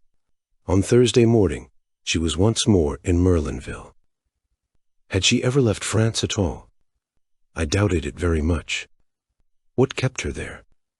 The hope of seeing Jack Renaud. I had told her, as at the time we believed, that he was on the high seas, en route to Buenos Aires. Possibly she was aware that the Anzora had not sailed, but to know that she must have seen Jack. Was that what Poirot was after? Had Jack Renaud, returning to see Martha Dubreuil, come face to face instead with Bella Duvine, the girl he had heartlessly thrown over? I began to see daylight. If that were indeed the case, it might furnish Jack with the alibi he needed. Yet under those circumstances, his silence seemed difficult to explain. Why could he not have spoken out boldly? Did he fear for this former entanglement of his to come to the ears of Martha Dubreuil? I shook my head, dissatisfied. The thing had been harmless enough. A foolish boy and girl affair. And I reflected cynically that the son of a millionaire was not likely to be thrown over by a penniless French girl, who moreover loved him devotedly, without a much graver cause. Altogether, I found the affair puzzling and unsatisfactory. I disliked intensely being associated with Poirot in hunting this girl down, but I could not see any way of avoiding it, without revealing everything to him, and this, for some reason, I was loath to do. Poirot reappeared brisk and smiling at Dover, and our journey to London was uneventful. It was past 9 o'clock when we arrived, and I supposed that we should return straight away to our rooms and do nothing till the morning. But Poirot had other plans. "We must lose no time, mon ami. The news of the arrest will not be in the English papers until the day after tomorrow, but still, we must lose no time." I did not quite follow his reasoning, but I merely asked how he proposed to find the girl. "You remember Joseph Aarons, the theatrical agent? No? I assisted him in a little matter of a Japanese wrestler. A pretty little problem. I must recount it to you one day. He, without doubt, will be able to put us in the way of finding out what we want to know." It took us some time to run Mr. Aarons to earth, and it was after midnight when we finally managed it. He greeted Poirot with every evidence of warmth, and professed himself ready to be of service to us in any way. "There's not much about the profession I don't know," he said, beaming genially. "Eh bien, Monsieur Poirot, I desire to find a young girl called Bella Duvine." "Bella Duvine, I know the name, but for the moment I can't place it. What's her line?" "That I do not know, but here is her photograph." Mr. Aarons studied it for a moment, then his face lighted. Got it. He clapped his thigh. The Dulcibella Kids, by the Lord. The Dulcibella Kids. That's it. They're sisters, acrobats, dancers, and singers. Give quite a good little turn. They're in the provinces somewhere, I believe, if they're not resting. They've been on in Paris for the last 2 or 3 weeks. Can you find out for me exactly where they are? Easy as a bird. You go home, and I'll send you round the dope in the morning. With this promise, we took leave of him. He was as good as his word.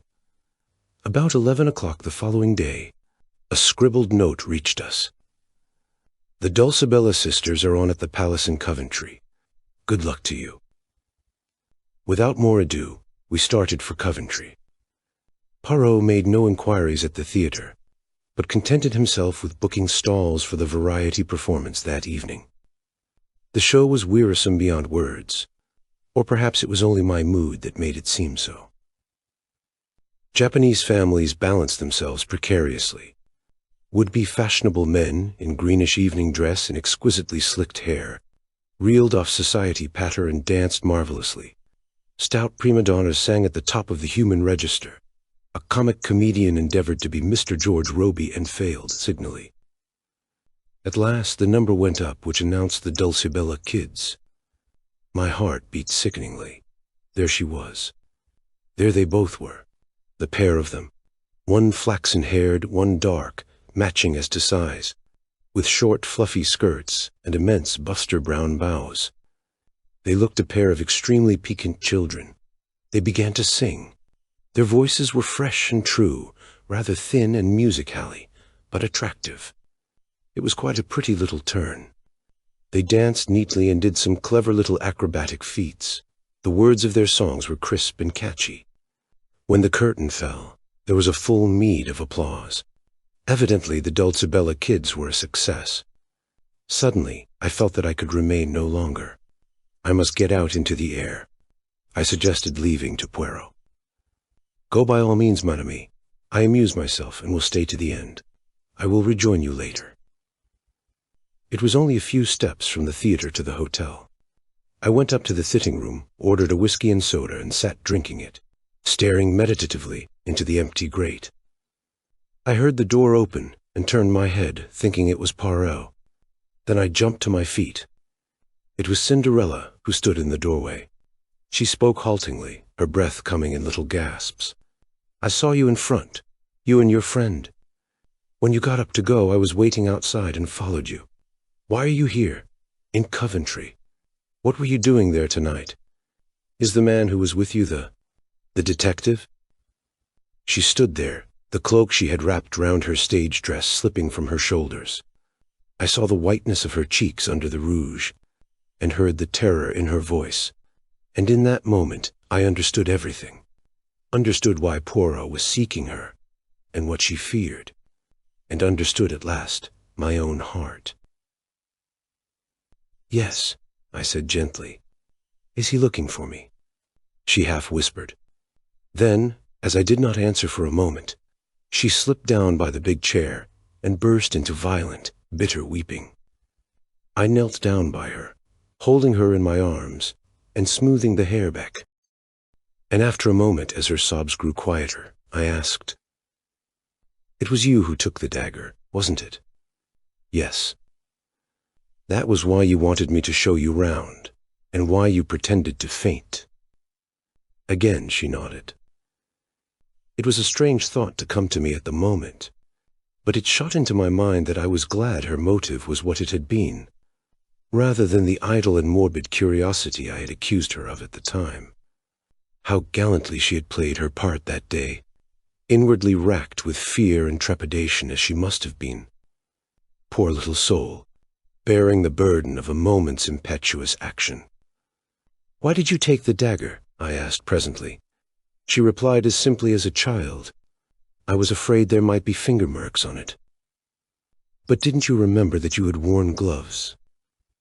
She shook her head as though bewildered, and then said slowly, "Are you going to give me up to the police?" "Good God, no." Her eyes sought mine long and earnestly, and then she asked in a little quiet voice that sounded afraid of itself, Why not?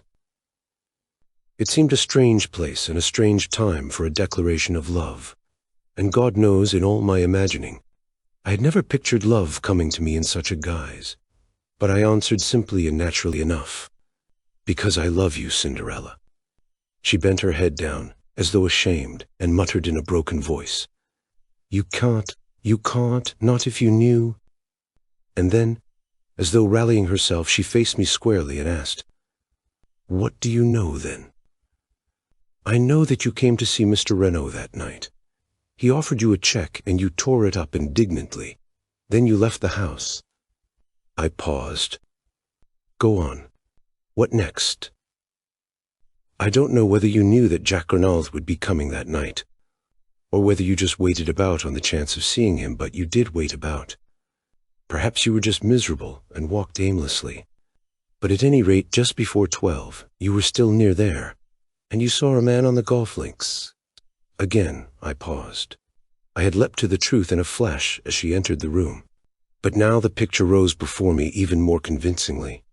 I saw vividly the peculiar pattern of the overcoat on the dead body of Mr. Renaud, and I remembered the amazing likeness that had startled me into believing for one instant that the dead man had risen from the dead when his son burst into our conclave in the salon.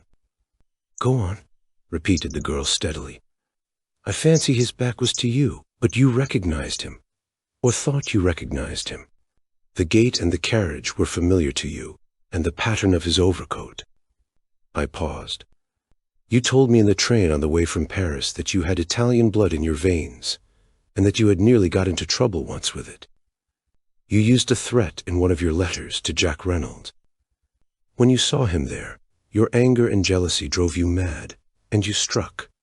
I don't believe for a minute that you meant to kill him, but you did kill him, Cinderella." She had flung up her hands to cover her face, and in a choked voice she said, You're right. I can see it all as you tell it." Then she turned on me almost savagely. "And you love me. Knowing what you do, how can you love me?" "I don't know," I said a little wearily. "I think love is like that, a thing one cannot help. I have tried, I know, ever since the first day I met you, and love has been too strong for me." And then suddenly, when I least expected it, she broke down again, casting herself down on the floor and sobbing wildly. "Oh, I can't," she cried. "I don't know what to do. I don't know which way to turn. Oh, pity me, someone, and tell me what to do." Again, I knelt by her, soothing her as best I could. "Don't be afraid of me, Bella. For God's sake, don't be afraid of me. I love you, that's true, but I don't want anything in return. Only let me help you. Love him still if you have to, but let me help you, as he can't." It was as though she had been turned to stone by my words. She raised her head from her hands and stared at me. "You think that?" she whispered. "You think that I love Jacques Renaud?" Then, half laughing, half crying, she flung her arms passionately round my neck and pressed her sweet, wet face to mine. "Not as I love you," she whispered. "Never as I love you." Her lips brushed my cheek, and then, seeking my mouth, kissed me again and again with a sweetness and fire beyond belief. The wildness of it, and the wonder, I shall not forget, no, not as long as I live. It was a sound in the doorway that made us look up. Poirot was standing there looking at us. I did not hesitate. With a bound, I reached him and pinioned his arms to his sides. "Quick," I said to the girl. "Get out of here, as fast as you can. I'll hold him." With one look at me, she fled out of the room past us. I held Poirot in a grip of iron. "Mon ami," observed the latter mildly, "you do this sort of thing very well. The strong man holds me in his grasp, and I am helpless as a child. But all this is uncomfortable and slightly ridiculous. Let us sit down and be calm. You won't pursue her?" "Mon Dieu, no." "And my Giraud, release me, my friend." Keeping a suspicious eye upon him, for I paid Poirot the compliment of knowing that I was no match for him in astuteness, I relaxed my grip, and he sank into an armchair, feeling his arms tenderly. It is that you have the strength of a bull when you are roused, Hastings. ABN. And do you think you have behaved well to your old friend? I show you the girl's photograph and you recognize it, but you never say a word. There was no need if you knew that I recognized it, I said rather bitterly. So Poirot had known all along. I had not deceived him for an instant. Ta. You did not know that I knew that. And tonight, you helped the girl to escape when we have found her with so much trouble. ABN, it comes to this. Are you going to work with me or against me, Hastings? For a moment or two I did not answer. To break with my old friend gave me great pain. Yet I must definitely range myself against him. Would he ever forgive me? I wondered. He had been strangely calm so far, but I knew him to possess marvelous self-command. Poirot, I said, I'm sorry. I admit I've behaved badly to you over this, but sometimes one has no choice, and in future I must take my own line. Poirot nodded his head several times. I understand, he said. The mocking light had quite died out of his eyes, and he spoke with a sincerity and kindness that surprised me. It is that, my friend, is it not?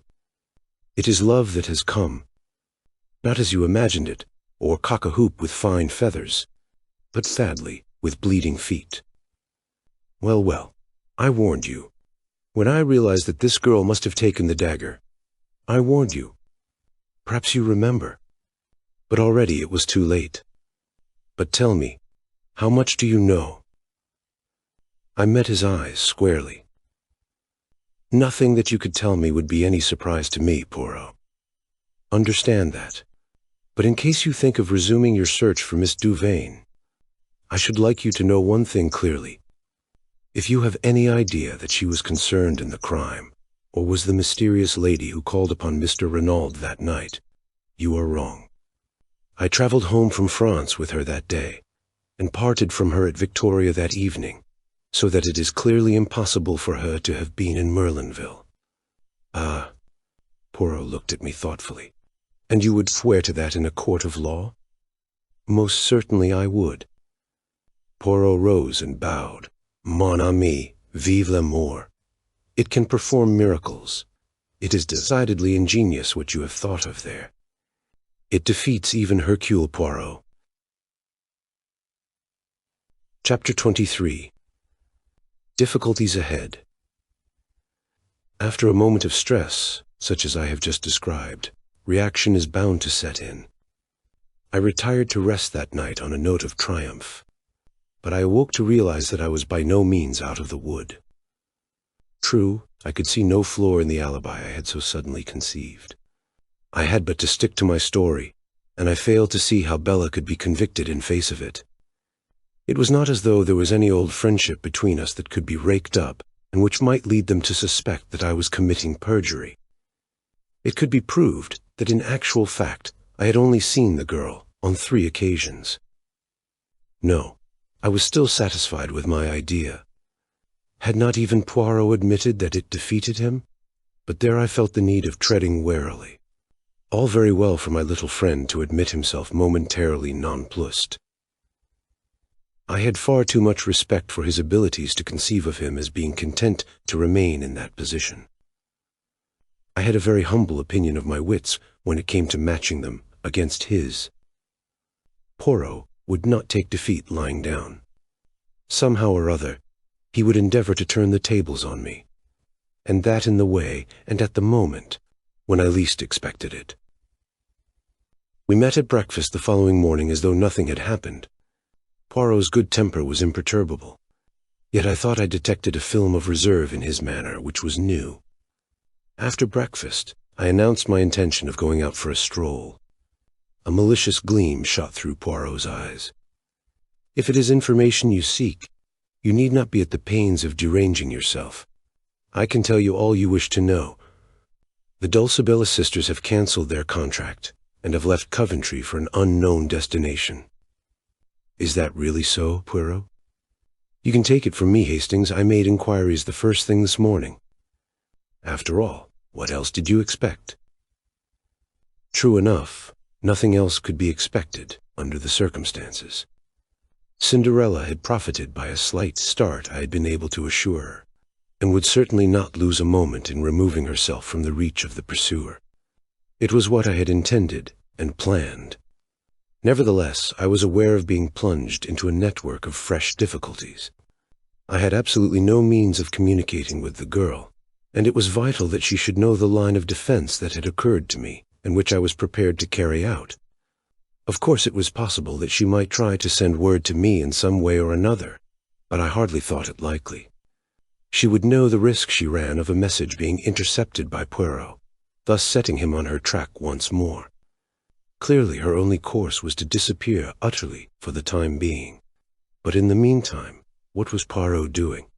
I studied him attentively. He was wearing his most innocent air and staring meditatively into the far distance. He looked altogether too placid and supine to give me reassurance. I had learned with Poirot that the less dangerous he looked, the more dangerous he was. His quiescence alarmed me. Observing a troubled quality in my glance, he smiled benignantly. "You are puzzled, Hastings? You ask yourself why I do not launch myself in pursuit?" "Well, something of the kind. It is what you would do, were you in my place. I understand that. But I'm not of those who enjoy rushing up and down a country seeking a needle in a haystack, as you English say. No, let Mademoiselle Bella Duvin go. Without doubt, I shall be able to find her when the time comes. Until then, I'm content to wait." I stared at him doubtfully. Was he seeking to mislead me? I had an irritating feeling that even now he was master of the situation. My sense of superiority was gradually waning. I had contrived the girl's escape and evolved a brilliant scheme for saving her from the consequences of her rash act. But I could not rest easy in my mind. Poirot's perfect calm awakened 1,000 apprehensions. "I suppose, Poirot," I said rather diffidently, "I mustn't ask what your plans are. I've forfeited the right." "But not at all. There's no secret about them. We return to France without delay." "We?" "Precisely, we. You know very well that you cannot afford to let Papa Poirot out of your sight. Eh? Is it not so, my friend? But remain in England by all means if you wish." I shook my head. He had hit the nail on the head. I could not afford to let him out of my sight. Although I could not expect his confidence after what had happened, I could still check his actions. The only danger to Bella lay with him. Giraud and the French police were indifferent to her existence. At all costs, I must keep near Poirot. Poirot observed me attentively as these reflections passed through my mind, and gave a nod of satisfaction. "I am right, am I not? And as you are quite capable of trying to follow me, disguised with some absurdity such as a false beard, which everyone would perceive, bien entendu, I much prefer that we should voyage together. It would annoy me greatly that anyone should mock themselves at you." "Very well, then. But it's only fair to warn you. I know all. You are my enemy. Be my enemy, then. It does not worry me at all. So long as it's all fair and above board, I don't mind. You have to the full the English passion for fair play. Now your scruples are satisfied. Let us depart immediately. There is no time to be lost. Our stay in England has been short but sufficient. I know what I wanted to know." The tone was light, but I read a veiled menace into the words. "Still," I began, and stopped. "Still, as you say, without doubt you are satisfied with the part you are playing." "Me, I preoccupy myself with Jack Renauld." "Jack Renauld." The words gave me a start. I had completely forgotten that aspect of the case. Jack Reynolds in prison, with the shadow of the guillotine looming over him. I saw the part I was playing in a more sinister light. I could save Bella, yes, but in doing so I ran the risk of sending an innocent man to his death. I pushed the thought from me with horror. It could not be. He would be acquitted. Certainly he would be acquitted. But the cold fear came back. Suppose he were not. What then? Could I have it on my conscience? Horrible thought. Would it come to that in the end? A decision. Bella or Jack Reynolds? The promptings of my art were to save the girl I loved at any cost to myself. But if the cost were to another, the problem was altered. What would the girl herself say? I remembered that no word of Jack Reynolds' arrest had passed my lips. As yet she was in total ignorance of the fact that her former lover was in prison charged with a hideous crime which he had not committed. When she knew, how would she act? Would she permit her life to be saved at the expense of his? Certainly she must do nothing rash. Jack Renaud might, and probably would, be acquitted without any intervention on her part. If so, good. But if he was not, that was the terrible, the unanswerable problem. I fancied that she ran no risk of the extreme penalty. The circumstances of the crime were quite different in her case. She could plead jealousy and extreme provocation, and her youth and beauty would go for much. The fact that by a tragic mistake it was old Mr. Reynolds, and not his son, who paid the penalty, would not alter the motive of the crime. But in any case, however lenient the sentence of the court, it must mean a long term of imprisonment. No, Bella must be protected, and at the same time, Jack Renaud must be saved. How this was to be accomplished, I did not see clearly, but I pinned my faith to Poirot. He knew. Come what might, he would manage to save an innocent man. He must find some pretext other than the real one. It might be difficult, but he would manage it somehow. And with Bella unsuspected, and Jack Renaud acquitted, all would end satisfactorily. So I told myself repeatedly, but at the bottom of my heart there still remained a cold fear. Chapter 24. Save him. We crossed from England by the evening boat, and the following morning saw us in Saint-Omer, where Jack Reynolds had been taken. Poirot lost no time in visiting Monsieur Otet, as he did not seem disposed to make any objections to my accompanying him. I bore him company. After various formalities and preliminaries, we were conducted to the examining magistrate's room. He greeted us cordially. I was told that you had returned to England, Monsieur Poirot. I'm glad to find that such is not the case. It is true that I went there, Monsieur le Juge, but it was only for a flying visit. A side issue, but one that I fancied might repay investigation. And it did, eh? Poirot shrugged his shoulders. Monsieur Otet nodded, sighing. We must resign ourselves, I fear. That animal Giraud, his manners are abominable, but he is undoubtedly clever. Not much chance of that one making a mistake.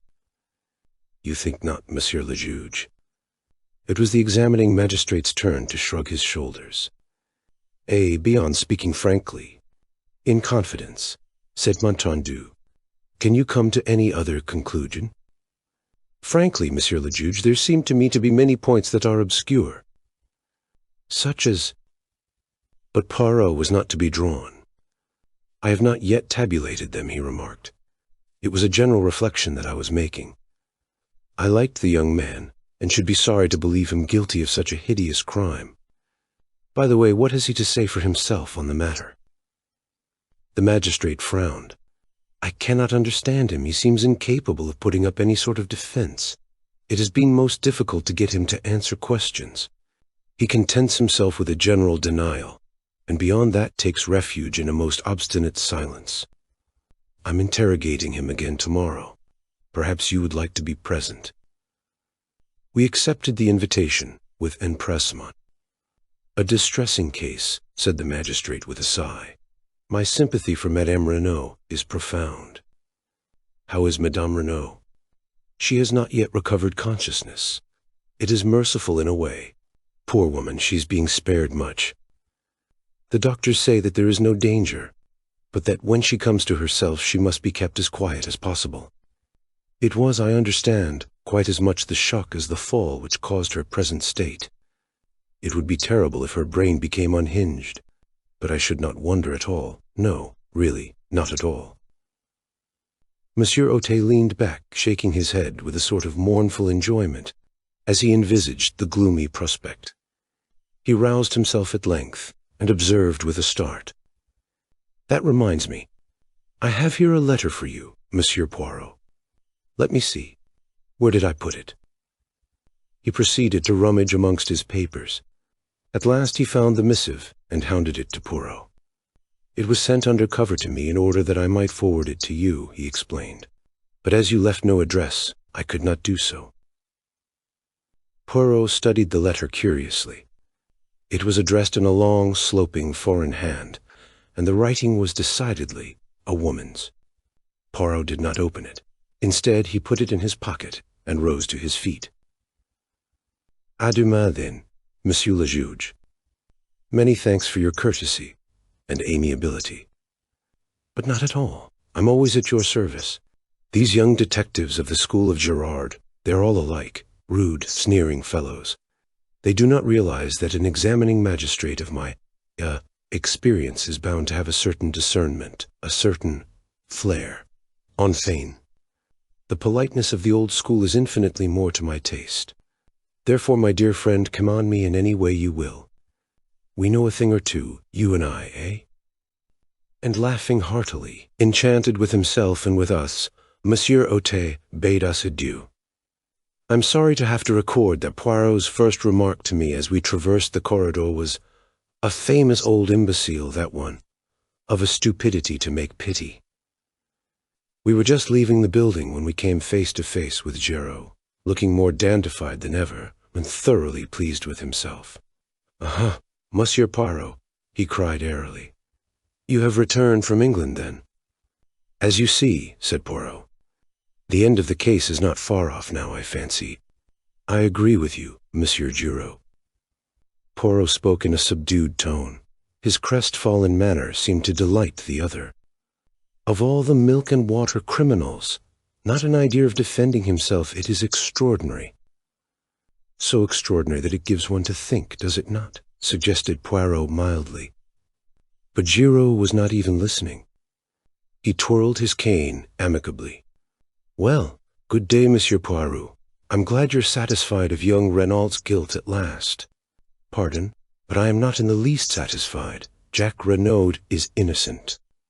Giraud stared for a moment, then burst out laughing, tapping his head significantly with the brief remark, "Pouk." Poirot drew himself up. A dangerous light showed in his eyes. "Monsieur Giraud, throughout the case your manner to me has been deliberately insulting. You need teaching a lesson. I am prepared to wager you 500 francs that I find the murderer of Monsieur Renaud before you do. Is it agreed?" Giraud stared helplessly at him and murmured again, "Talk." "Come now," urged Poirot. "Is it agreed? I have no wish to take your money from you. Make your mind easy. You will not." "Oh, well then, I agree. You speak of my manner to you being insulting. Eh bien, once or twice your manner has annoyed me." "I am enchanted to hear it," said Poirot. "Good morning, Monsieur Giraud. Come, Hastings." I said no word as we walked along the street. My heart was heavy. Poirot had displayed his intentions only too plainly. I doubted more than ever my powers of saving Bella from the consequences of her act. This unlucky encounter with Giraud had roused Poirot and put him on his mettle. Suddenly I felt a hand laid on my shoulder and turned to face Gabriel Stano. We stopped and greeted him, and he proposed strolling with us back to our hotel. "And what are you doing here, Monsieur Stano?" inquired Poirot. "One must stand by one's friends," replied the other dryly, "especially when they are unjustly accused." "Then you do not believe that Jack Renaud committed the crime?" I asked eagerly. "Certainly I don't. I know the lad. I admit that there have been one or two things in this business that have staggered me completely. But nonetheless, in spite of his fool way of taking it, I'll never believe that Jack Reynolds is a murderer." My heart warmed to the secretary. His words seemed to lift a secret weight from my heart. "I have no doubt that many people feel as you do," I exclaimed. "There is really absurdly little evidence against him. I should say that there was no doubt of his acquittal. No doubt whatever. But Stanhope hardly responded as I could have wished. "I'd give a lot to think as you do," he said gravely. He turned to Poirot. "What's your opinion, monsieur?" "I think that things look very black against him," said Poirot quietly. "You believe him guilty?" said Stoner sharply. "No, but I think he will find it hard to prove his innocence." "He's behaving so damned queerly," muttered Stoner. "Of course I realize that there's a lot more in this affair than meets the eye. Gerard's not wise to that because he's an outsider. But the whole thing has been damned odd." "As to that," Lee said soonest mended, "if Mrs. Renault wants to hush anything up, I'll take my cue from her. It's her show, and I've too much respect for her judgment to shove my oar in. But I can't get behind this attitude of Jack's. Anyone would think he wanted to be thought guilty." "But it's absurd," I cried, bursting in. "For one thing, the dagger—" I paused, uncertain as to how much Poirot would wish me to reveal. I continued, choosing my words carefully. "We know that the dagger could not have been in Jack Renault's possession that evening. Mrs. Renault knows that." "True," said Stanhope. "When she recovers, she will doubtless say all this and more. Well, I must be leaving you." "One moment." Poirot's hand arrested his departure. "Can you arrange for word to be sent to me at once should Madame Renault recover consciousness?" "Certainly, that's easily done." "That point about the dagger is good, Poirot," I urged as we went upstairs. "I couldn't speak very plainly before Steno. That was quite right of you. We might as well keep the knowledge to ourselves as long as we can. As to the dagger, your point hardly helps Jack Renault. You remember that I was absent for an hour this morning, before we started from London?" "Yes." "Well, I was employed in trying to find the firm Jack Reynolds employed to convert his souvenirs. It was not very difficult. ABN, Hastings. They made to his order not 2 paper knives, but 3. So that, after giving one to his mother, and one to Bella Duvin, there was a 3rd which he doubtless retained for his own use. No, Hastings, I fear the dagger question will not help us to save him from the guillotine." "It won't come to that," I cried, stung. Poirot shook his head uncertainly. "You will save him," I cried positively. Poirot glanced at me dryly. "Have you not rendered it impossible, mon ami?" "Some other way," I muttered. "Ah, sapristi. But it is miracles you ask from me. No, say no more. Let us instead see what is in this letter." And he drew out the envelope from his breast pocket. His face contracted as he read. Then he handed the one flimsy sheet to me. "There are other women in the world who suffer, Hastings." The writing was blurred, and the note had evidently been written in great agitation. "Dear Monsieur Poirot, if you get this, I beg of you to come to my aid. I have no one to turn to, and at all costs, Jack must be saved. I implore of you on my knees to help us. Martha Dabré." I handed it back, moved. "You will go?" "At once. We will command an auto." Half an hour later saw us at the Villa Marguerite. Marthe was at the door to meet us, and led Poirot in, clinging with both hands to one of his. "Ah, you have come. It is good of you. I have been in despair, not knowing what to do. They will not let me go to see him in prison even. I suffer horribly. I am nearly mad. Is it true what they say, that he does not deny the crime? But that is madness. It is impossible that he should have done it. Never for 1 minute will I believe it." "Neither do I believe it, mademoiselle," said Poirot gently. "But then, why does he not speak? I do not understand." "Perhaps because he's screening someone," suggested Poirot, watching her. Marthe frowned. "Screening someone? Do you mean his mother?" "Ah, from the beginning I have suspected her. Who inherits all that vast fortune? She does. It is easy to wear widow's weeds and play the hypocrite, and they say that when he was arrested, she fell down. Like that." She made a dramatic gesture. "And without doubt, Monsieur Stoner, the secretary, he helped her. They are thick as thieves, those two. It is true she is older than he, but what do men care if a woman is rich? There was a hint of bitterness in her tone. Stoner was in England, I put in. He says so, but who knows? Mademoiselle, said Poirot quietly, if we are to work together, you and I, we must have things clear. First, I will ask you a question. Yes, monsieur? Are you aware of your mother's real name? Marthe looked at him for a minute. Then letting her head fall forward on her arms, she burst into tears. There, there, said Poirot, patting her on the shoulder. Calm yourself, petite. I see that you know. Now a second question. Did you know who Monsieur Renaud was? Monsieur Renaud. She raised her head from her hands and gazed at him wonderingly. Ah, I see you do not know that. Now listen to me carefully. Step by step, he went over the case, much as he had done to me on the day of our departure for England. Marthe listened, spellbound.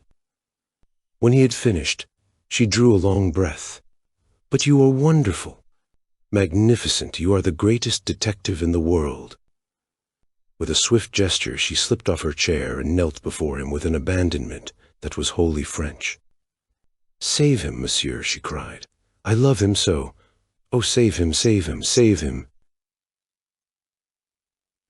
Chapter 25. An unexpected denouement. We were present the following morning at the examination of Jack Reynolds. Short as the time had been, I was shocked at the change that had taken place in the young prisoner. His cheeks had fallen in. There were deep black circles round his eyes, and he looked haggard and distraught, as one who had wooed sleep in vain for several nights. He betrayed no emotion at seeing us. The prisoner and his counsel, Maître Grossier, were accommodated with chairs. A formidable guard with resplendent saber stood before the door. The patient greffier sat at his desk. The examination began. Reynolds, began the magistrate, do you deny that you were in Merlinville on the night of the crime? Jack did not reply at once. Then he said with a hesitancy of manner which was piteous, I told you that I was in Sherbrooke. Maître Grossier frowned and sighed. I realized at once that Jack Renaud was obstinately bent on conducting his own case as he wished, to the despair of his legal representative. The magistrate turned sharply. Send in the station witnesses. In a moment or two, the door opened to admit a man whom I recognized as being a porter at Merlinville Station. You were on duty on the night of June 7th. Yes, monsieur. You witnessed the arrival of the 11:40 train. Yes, monsieur. Look at the prisoner. Do you recognize him as having been one of the passengers to alight? Yes, monsieur le juge. There is no possibility of your being mistaken. No, monsieur. I knew Monsieur Jacques Renaud well. Nor of your being mistaken as to the date. No, monsieur, because it was the following morning, June 8th, that we heard of the murder. Another railway official was brought in and confirmed the first one's evidence. The magistrate looked at Jack Renaud. These men have identified you positively. What have you to say? Jack shrugged his shoulders. Nothing. Monsieur Oquet exchanged a glance with the greffier as the scratching of the latter's pen recorded the answer. Reynolds, continued the magistrate, do you recognize this? He took something from the table by his side and held it out to the prisoner. I shuddered as I recognized the aeroplane dagger. Pardon, cried Maître Grossier. I demand to speak to my client before he answers that question.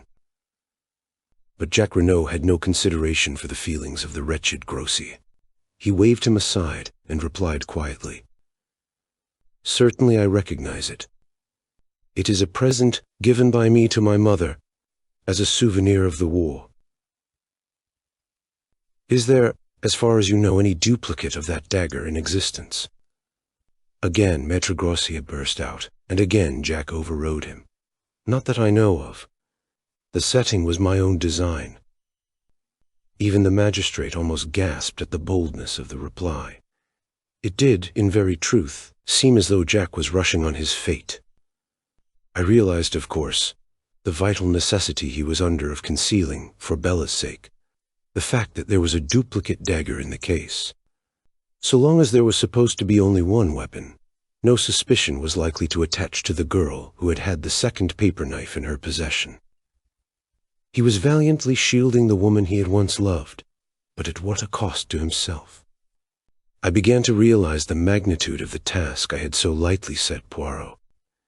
It would not be easy to secure the acquittal of Jacques Renaud by anything short of the truth. Monsieur Otet spoke again, with a peculiarly biting inflection. Madame Renaud told us that this dagger was on her dressing table on the night of the crime. But Madame Renaud is a mother. It will doubtless astonish you, Reynolds, but I consider it highly likely that Madame Renaud was mistaken, and that by inadvertence, perhaps, you had taken it with you to Paris. Doubtless you will contradict me. I saw the lad's handcuffed hands clench themselves. The perspiration stood out in beads upon his brow, as with a supreme effort he interrupted Monsieur Otet in a hoarse voice. I shall not contradict you. It is possible. It was a stupefying moment. Maître Grossier rose to his feet, protesting. My client has undergone a considerable nervous strain. I should wish it put on record that I do not consider him answerable for what he says. The magistrate quelled him angrily. For a moment, a doubt seemed to arise in his own mind. Jacques Renaud had almost overdone his part. He leaned forward and gazed at the prisoner, searchingly. You fully understand, Renaud, that on the answers you have given me, I shall have no alternative but to commit you for trial. Jack's pale face flushed. He looked steadily back. Monsieur Otet, I swear that I did not kill my father. But the magistrate's brief moment of doubt was over. He laughed a short, unpleasant laugh. Without doubt. Without doubt. They are always innocent, our prisoners. By your own mouth you are condemned. You can offer no defense, no alibi, only a mere assertion, which would not deceive a babe, that you are not guilty. You killed your father, Renaud. Cruel and cowardly murder, for the sake of money, which you believed would come to you at his death. Your mother was an accessory after the fact. Doubtless, in view of the fact that she acted as a mother, the courts will extend an indulgence to her that they will not accord to you, and rightly so. Your crime was a horrible one, to be held in abhorrence by gods and men. Monsieur Otet was enjoying himself, working up his period steeped in the solemnity of the moment and his own role as representative of justice. You killed, and you must pay the consequences of your action. I speak to you not as a man, but as justice, eternal justice, which— Monsieur Otet was interrupted, to his intense annoyance.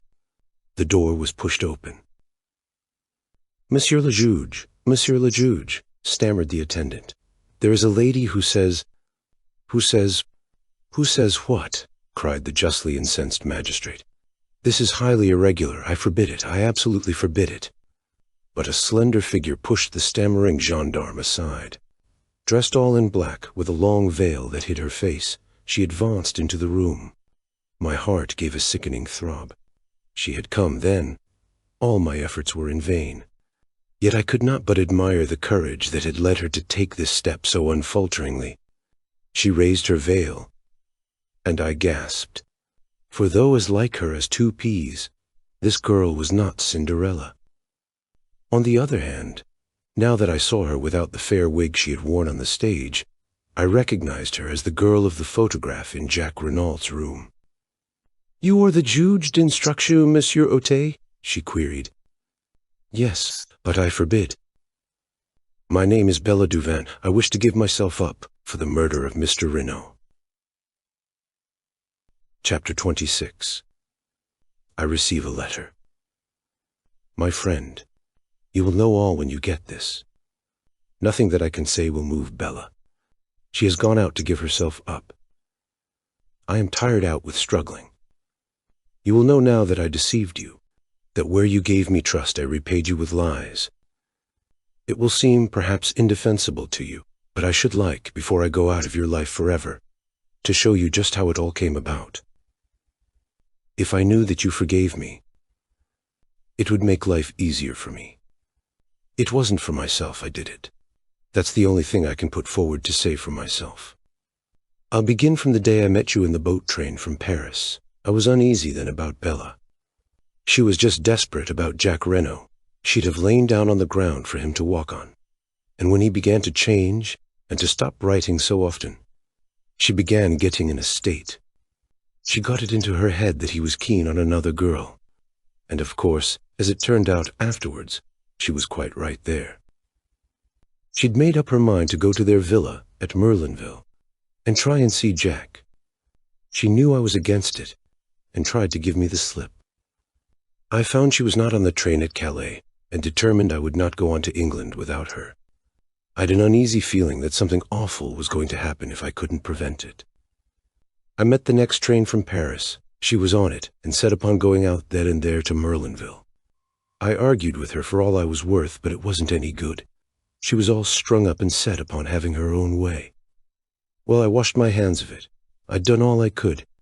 It was getting late. I went to an hotel and Bella started for Merlinville.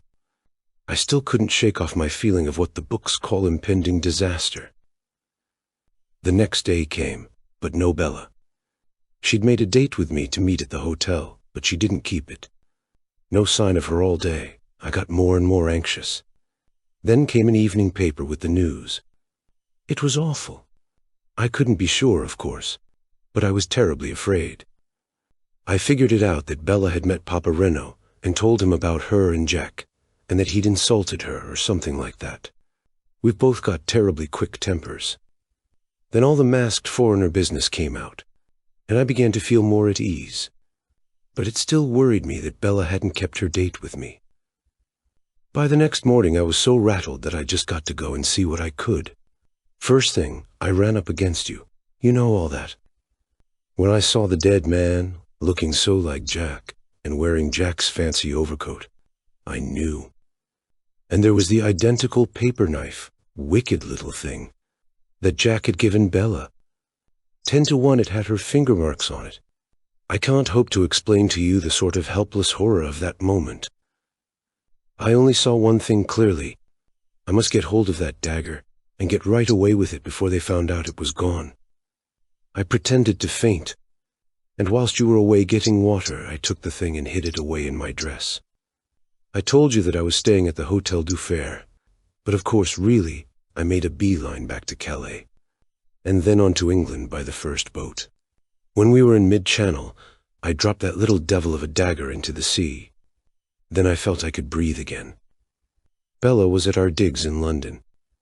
She looked like nothing on God's earth. I told her what I'd done, and that she was pretty safe for the time being. She stared at me, and then began laughing. Laughing. Laughing. It was horrible to hear her. I felt that the best thing to do was to keep busy. She'd go mad if she had time to brood on what she'd done. Luckily, we got an engagement at once. And then I saw you and your friend, watching us that night. I was frantic. You must suspect or you wouldn't have tracked us down. I had to know the worst, so I followed you. I was desperate. And then, before I'd had time to say anything, I tumbled to it that it was me you suspected, not Bella. Or at least that you thought I was Bella since I'd stolen the dagger. I wish, honey, that you could see back into my mind at that moment. You'd forgive me, perhaps. I was so frightened and muddled and desperate. All I could get clearly was that you would try and save me. I didn't know whether you'd be willing to save her. I thought very likely not. It wasn't the same thing, and I couldn't risk it. Bella's my twin. I'd got to do the best for her. So I went on lying. I felt mean. I feel mean still. That's all enough too, you'll say, I expect. I ought to have trusted you. If I had... As soon as the news was in the paper that Jack Reynolds had been arrested, it was all up.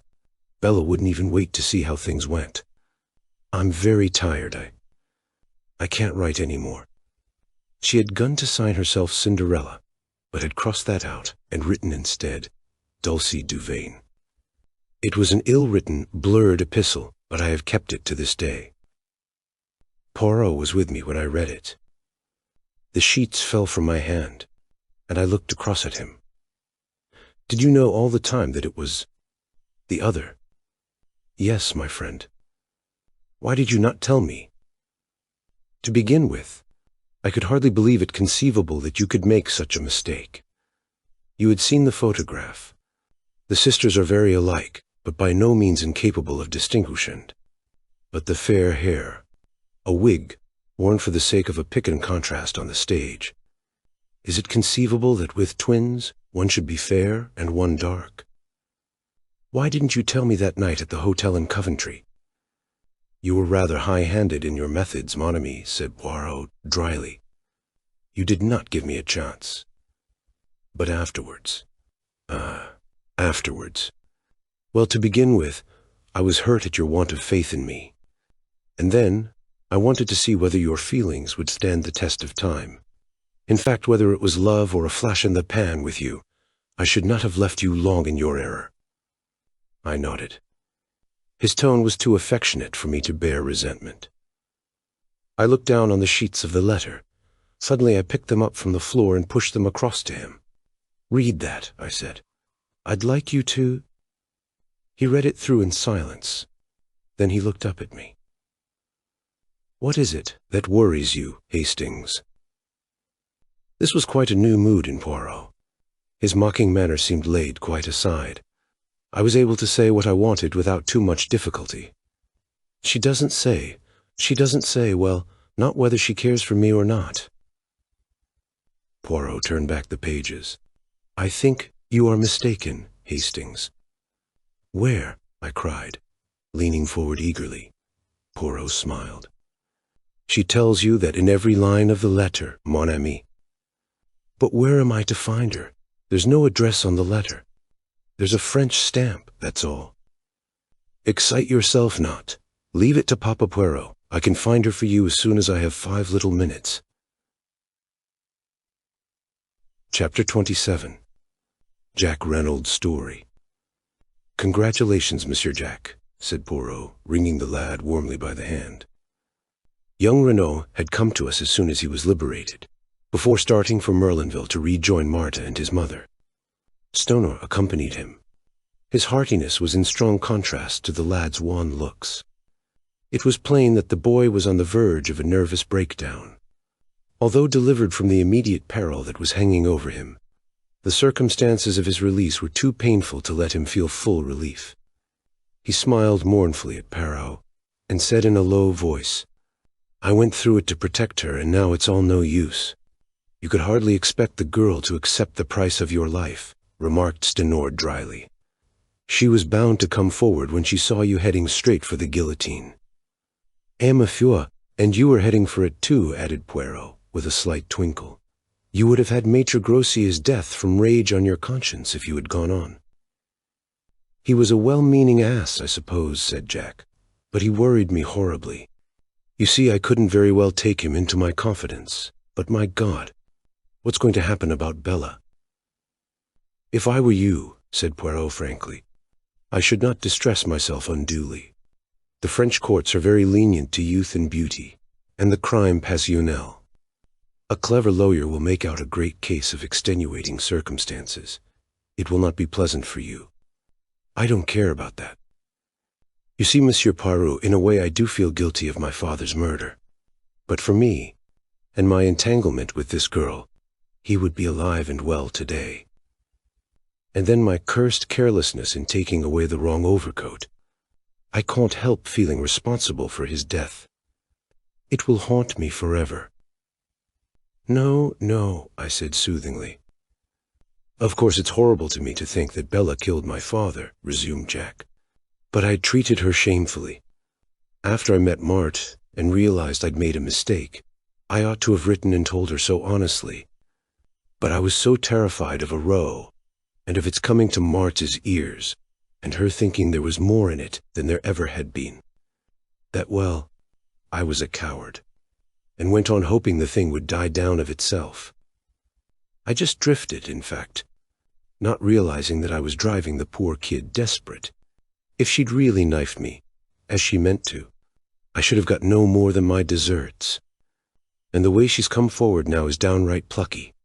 I'd have stood the racket, up to the end. He was silent for a moment or two, and then burst out on another tack. What gets me is why the governor should be wandering about in underclothes and my overcoat at that time of night. I suppose he'd just given the foreign Johnnies the slip, and my mother must have made a mistake about its being 2 o'clock when they came. Or it wasn't all a frame-up, was it? I mean, my mother couldn't think that it was me. Poirot reassured him quickly. No, Monsieur Jacques. Have no fears on that score. As for the rest, I will explain it to you one of these days. It is rather curious. But will you recount to us exactly what did occur on that terrible evening? There's very little to tell.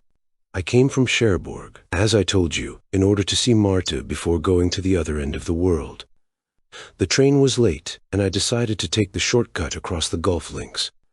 I could easily get into the grounds of the Villa Marguerite from there. I had nearly reached the place when...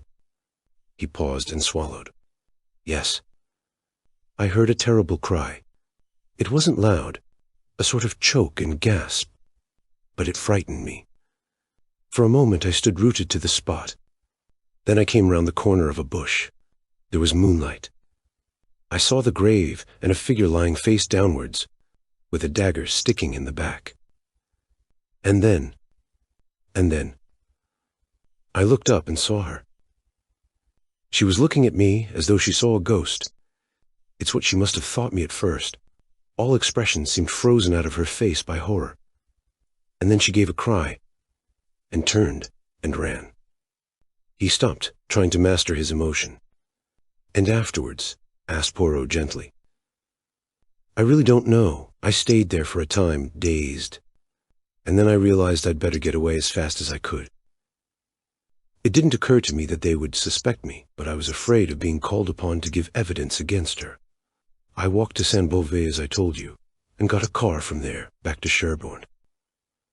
A knock came at the door, and a page entered with a telegram which he delivered to Stonor. He tore it open. Then he got up from his seat. Mrs. Renaud has regained consciousness, he said. Ah, Poirot sprang to his feet. Let us all go to Merlinville at once. A hurried departure was made forthwith. Stonor, at Jack's instance, agreed to stay behind and do all that could be done for Bella Duveen. Poirot, Jack Renaud, and I set off in the Renaud car. The run took just over 40 minutes. As we approached the doorway of the Villa Marguerite, Jack Renaud shot a questioning glance at Poirot. How would it be if you went on first to break the news to my mother that I am free? While you break it in person to Mademoiselle Math, eh? Finished Poirot with a twinkle. But yes, by all means, I was about to propose such an arrangement myself. Jack Renaud did not wait for more. Stopping the car, he swung himself out and ran up the path to the front door. We went on in the car to the Villa Genevieve. Poirot, I said, do you remember how we arrived here that first day, and were met by the news of Monsieur Renaud's murder?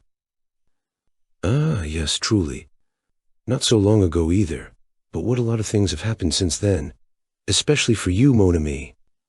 Poirot, what have you done about finding Belle? I mean, Dulcie. Calm yourself, Hastings. I arrange everything. You're being a precious long time about it, I grumbled. Poirot changed the subject.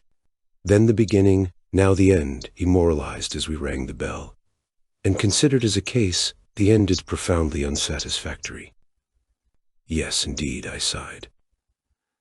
You are regarding it from the sentimental standpoint, Hastings. That was not my meaning. We will hope that Mademoiselle Bella will be dealt with leniently. And after all, Jack Renaud cannot marry both the girls. I spoke from a professional standpoint. This is not a crime well ordered and regular, such as a detective delights in. The mise en scène designed by Georges Corneau, that indeed is perfect. But the denouement, ah no, a man killed by accident in a girl's fit of anger. Ah, indeed, what order or method is there in that? and in the midst of a fit of laughter on my part at Poirot's peculiarities, the door was opened by Françoise. Poirot explained that he must see Mrs. Renaud at once, and the old woman conducted him upstairs. I remained in the salon. It was some time before Poirot reappeared. He was looking unusually grave. "Vous voilà, Hastings, sacre tonnerre, but there are squalls ahead." "What do you mean?" I cried.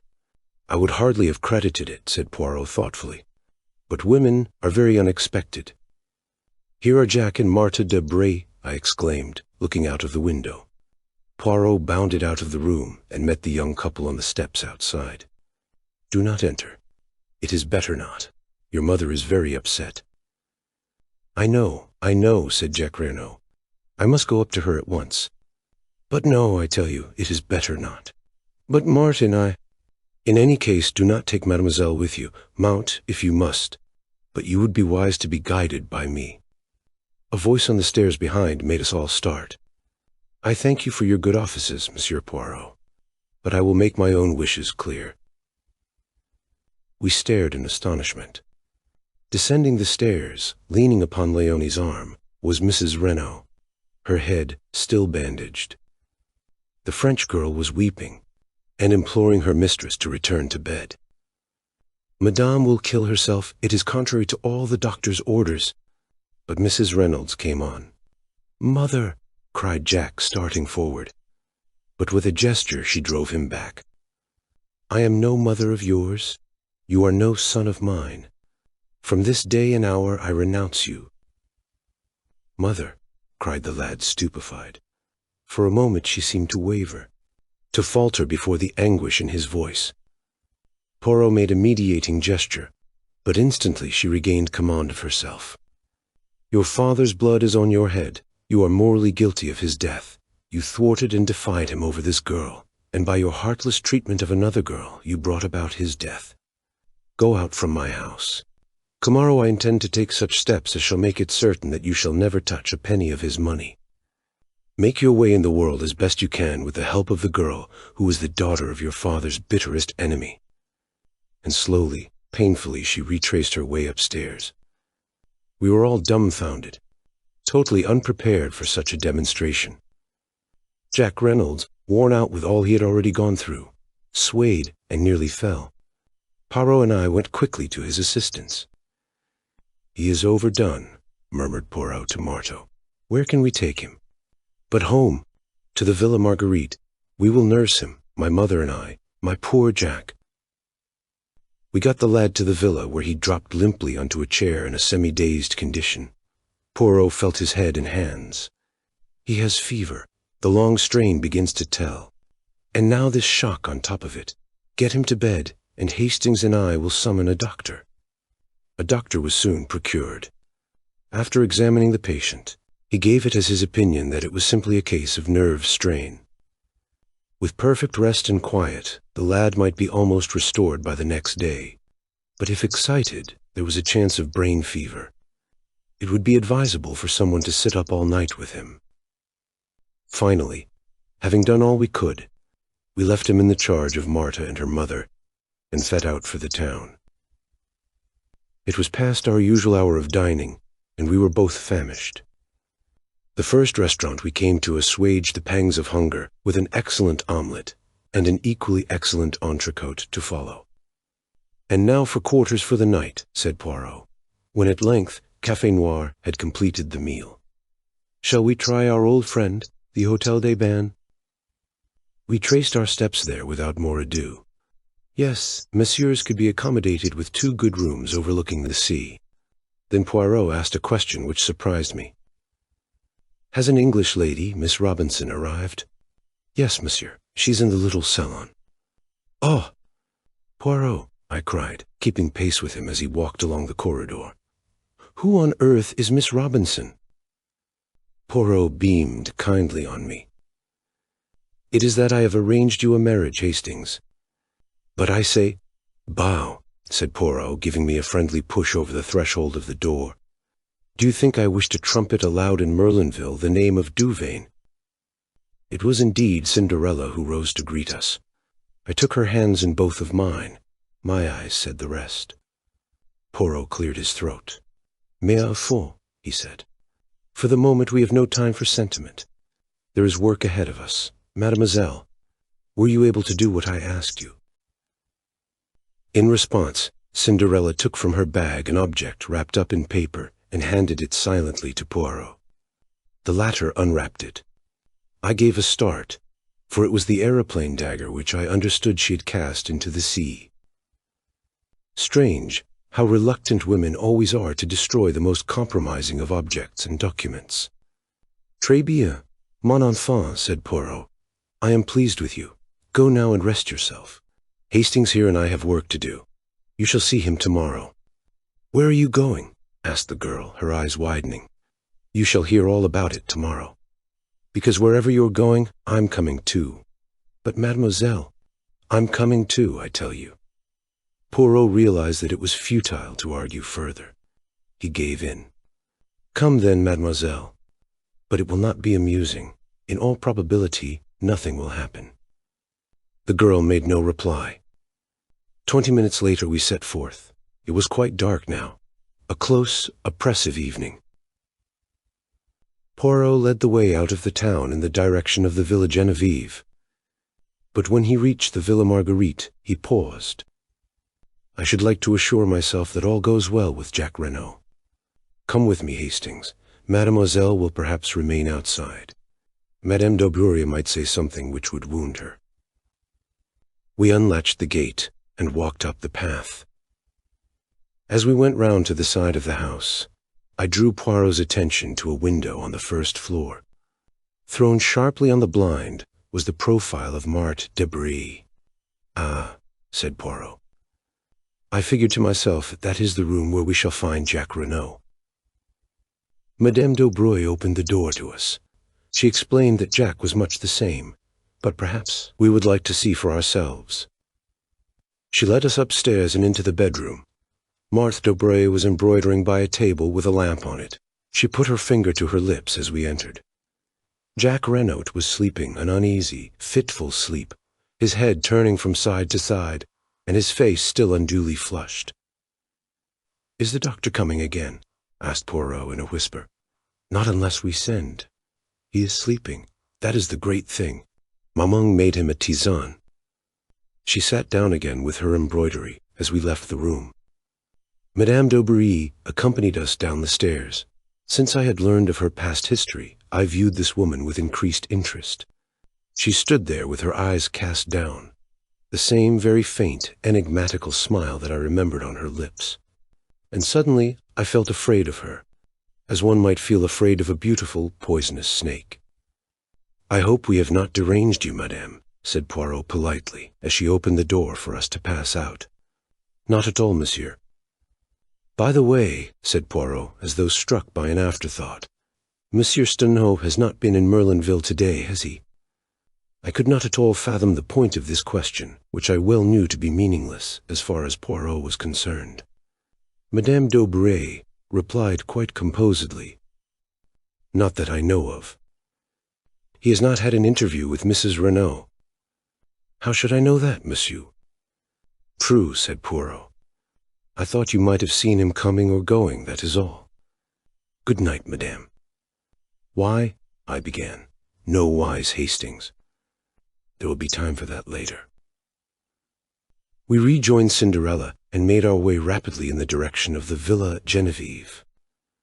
Poirot looked over his shoulder once at the lighted window and the profile of Marthe as she bent over her work. He is being guarded at all events, he muttered. Arrived at the Villa Genevieve, Poirot took up his stand behind some bushes to the left of the drive, where, whilst enjoying a good view ourselves, we were completely hidden from sight.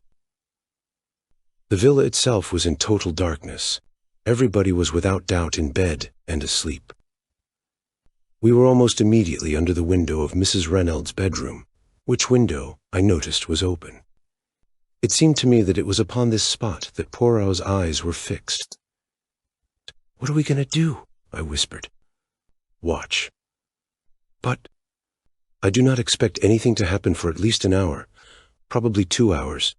But But his words were interrupted by a long, thin, drawn cry. "Help!" A light flashed up in the second-floor room on the right-hand side of the house. The cry came from there, and even as we watched, there came a shadow on the blind as of two people struggling. "Mille tonnerres!" cried Poirot. "She must have changed her room!" Dashing forward, he battered wildly on the front door. Then, rushing to the tree in the flower-bed, he swarmed up it with the agility of a cat. I followed him, as with a bound he sprang in through the open window. Looking over my shoulder, I saw Dulcie reaching the branch behind me.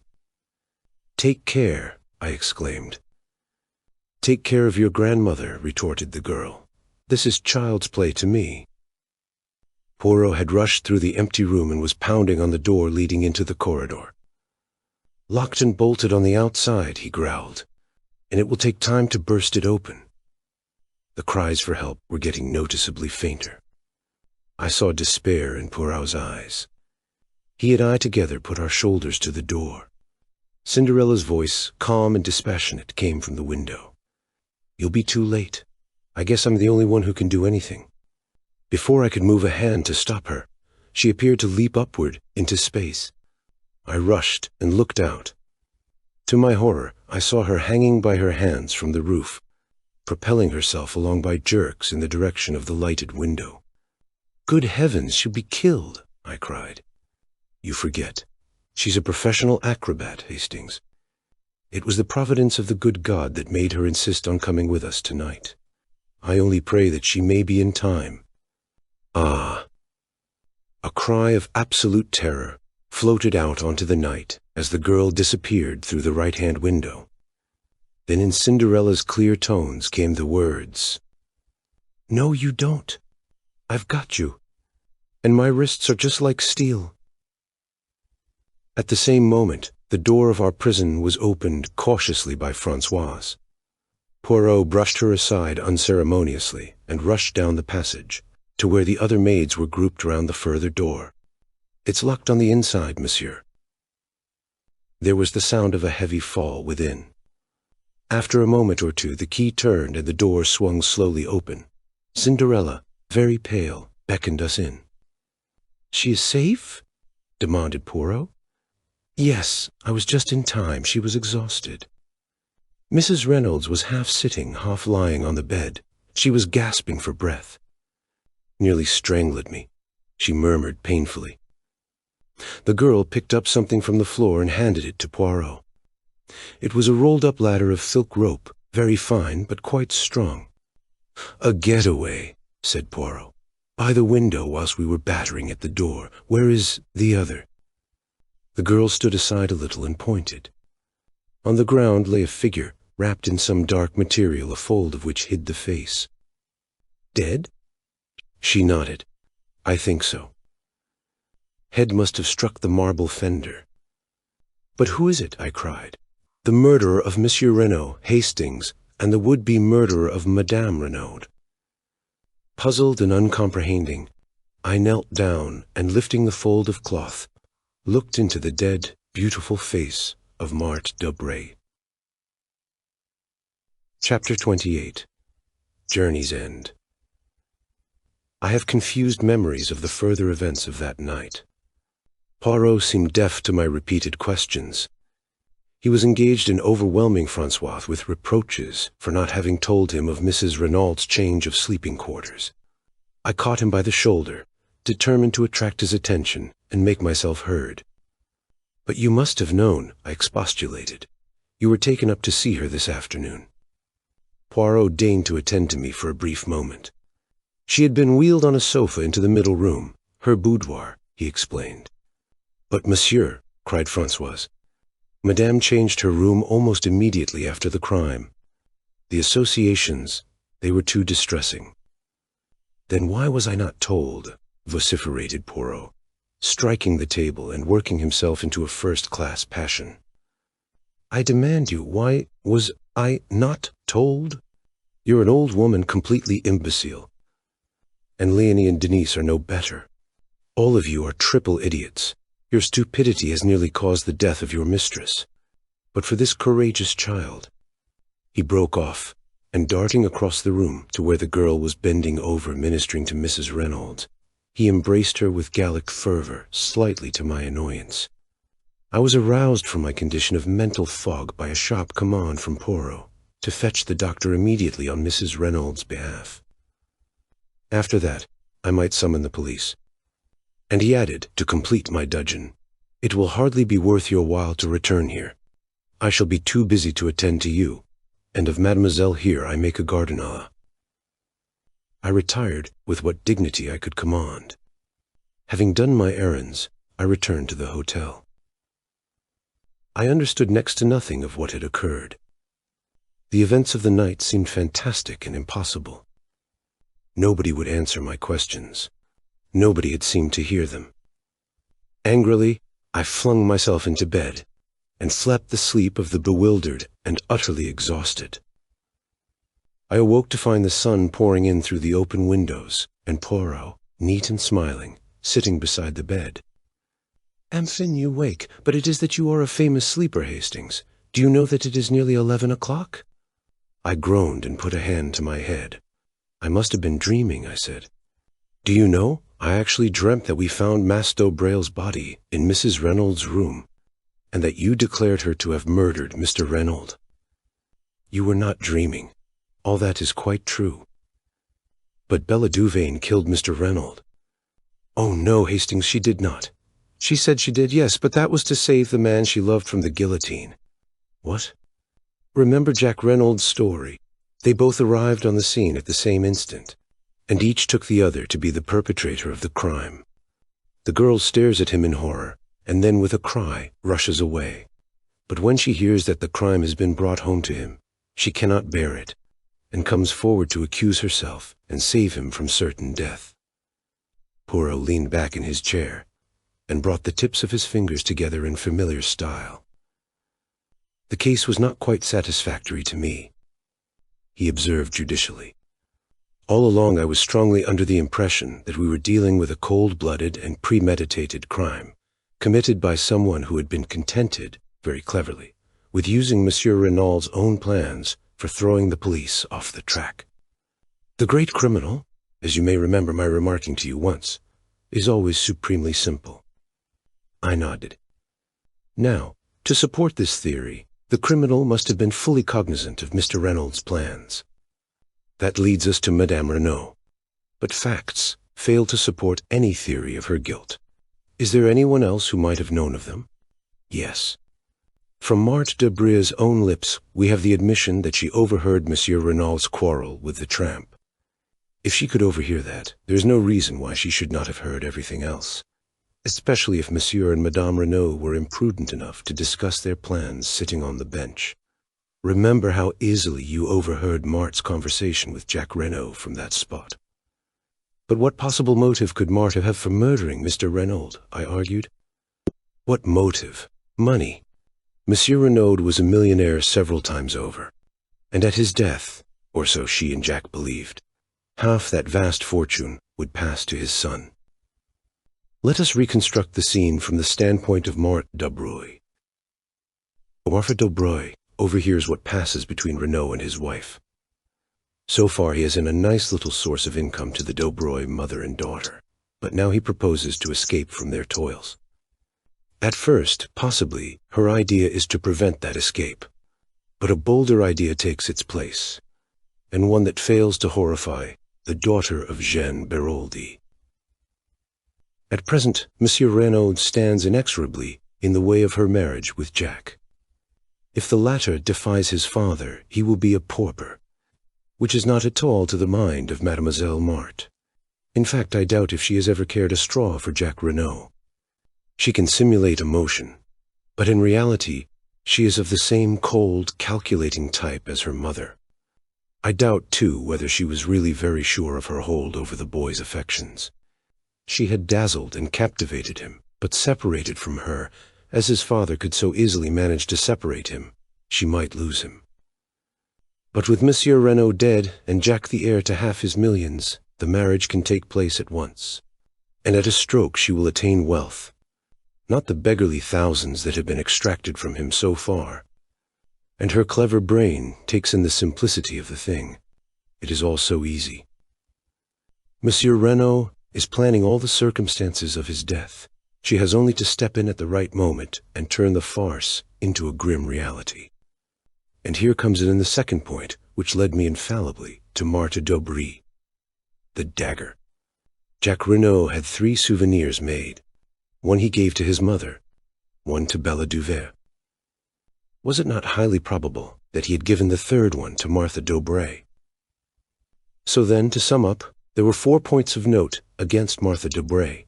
1. Marthe d'Aubry could have overheard Monsieur Renaud's plans. 2. Marthe d'Aubry had a direct interest in causing Monsieur Renaud's death. 3. Marthe d'Aubray was the daughter of the notorious Madame Baraldi, who in my opinion was morally and virtually the murderess of her husband, although it may have been Georges Quinault's hand which struck the actual blow. 4. Marthe d'Aubray was the only person, besides Jack Reynolds, likely to have the third dagger in her possession. Poirot paused and cleared his throat. Of course, when I learned of the existence of the other girl, Bella Duvert, I realized that it was quite possible that she might have killed Monsieur Renaud. The solution did not commend itself to me because, as I pointed out to you, Hastings, an expert, such as I am, likes to meet a foeman worthy of his steel. Still, one must take crimes as one finds them, not as one would like them to be. It did not seem very likely that Bella Duvert would be wandering about carrying a souvenir paper knife in her hand. But of course she might have had some idea all the time of revenging herself on Jacques Renaud. When she actually came forward and confessed to the murder, it seemed that all was over. And yet, I was not satisfied, mon ami. I was not satisfied. I went over the case again minutely, and I came to the same conclusion as before. If it was not Bella Duvert, the only other person who could have committed the crime was Marthe d'Aubray. But I had not one single proof against her. And then you showed me that letter from Mademoiselle Darcy, and I saw a chance of settling the matter once for all. The original dagger was stolen by Dulcie Duvert and thrown into the sea, since, as she thought, it belonged to her sister. But if, by any chance, it was not her sister's, but the one given by Jack to Marthe d'Aubray, why then, Bella Duvert's dagger would be still intact. I said no word to you, Hastings. It was no time for romance. But I sought out Mademoiselle Dulcie, told her as much as I deemed needful, and set her to search amongst the effects of her sister. Imagine my elation when she sought me out, according to my instructions, as Miss Robinson, with the precious souvenir in her possession. In the meantime, I had taken steps to force Mademoiselle Marthe into the open. By my orders, Mrs. Renaud repulsed her son, and declared her intention of making a will on the morrow, which should cut him off from ever enjoying even a portion of his father's fortune. It was a desperate step, but a necessary one, and Madame Renaud was fully prepared to take the risk, though unfortunately she also never thought of mentioning her change of room. I suppose she took it for granted that I knew. All happened as I thought. Marthe d'Aubray made a last bold bid for the Renaud millions, and failed. What absolutely bewilders me, I said, is how she ever got into the house without our seeing her. It seems an absolute miracle. We left her behind at the Villa Marguerite. We go straight to the Villa Genevieve, and yet she is there before us. But we did not leave her behind. She was out of the Villa Marguerite by the back way, whilst we were talking to her mother in the hall. That is where, as the Americans say, she put it over on Hercule Poirot. But the shadow on the blind, we saw it from the road. Eh bien, when we looked up, Madame d'Aubray had just had time to run upstairs and take her place. Madame d'Aubray. Yes, one is old and one is young, one dark and one fair, but for the purpose of a silhouette on a blind, their profiles are singularly alike. Even I did not suspect, triple imbecile that I was. I thought I had plenty of time before me, that she would not try to gain admission to the villa until much later. She had brains, that beautiful Mademoiselle Marthe. And her object was to murder Mrs. Renaud? Yes. The whole fortune would then pass to her son. but it would have been suicide, mon ami. On the floor by Martin de Brul's body, I found a pad and a little bottle of chloroform and a hypodermic syringe containing a fatal dose of morphine.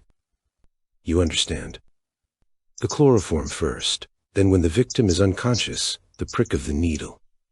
By the morning, the smell of the chloroform has quite disappeared, and the syringe lies where it has fallen from Madame Renault's hand. What would he say, the excellent Monsieur Ote? Poor woman. What did I tell you? The shock of joy. It was too much on top of the rest. Did I not say that I should not be surprised if her brain became unhinged? Altogether, a most tragic case, the Renault case. However, Hastings, things did not go quite as Mademoiselle Marthe had planned. To begin with, Madame Renault was awake and waiting for her. There is a struggle. But Madame Renault is terribly weak still. There is a last chance for Marthe d'Aubray. The idea of suicide is at an end. But if she can silence Madame Renault with her strong hands, make a getaway with her little silk ladder whilst we are still battering on the inside of the further door, and be back at the Villa Marguerite before we return there, it will be hard to prove anything against her. But she was checkmated, not by Hercule Poirot, but by La Petite Acrobat with her wrists of steel. I mused over the whole story. When did you first begin to suspect Marthe d'Aubray, Poirot? When she told us she had overheard the quarrel in the garden. Poirot smiled. My friend, do you remember when we drove into Merlinville that first day, and the beautiful girl we saw standing at the gate?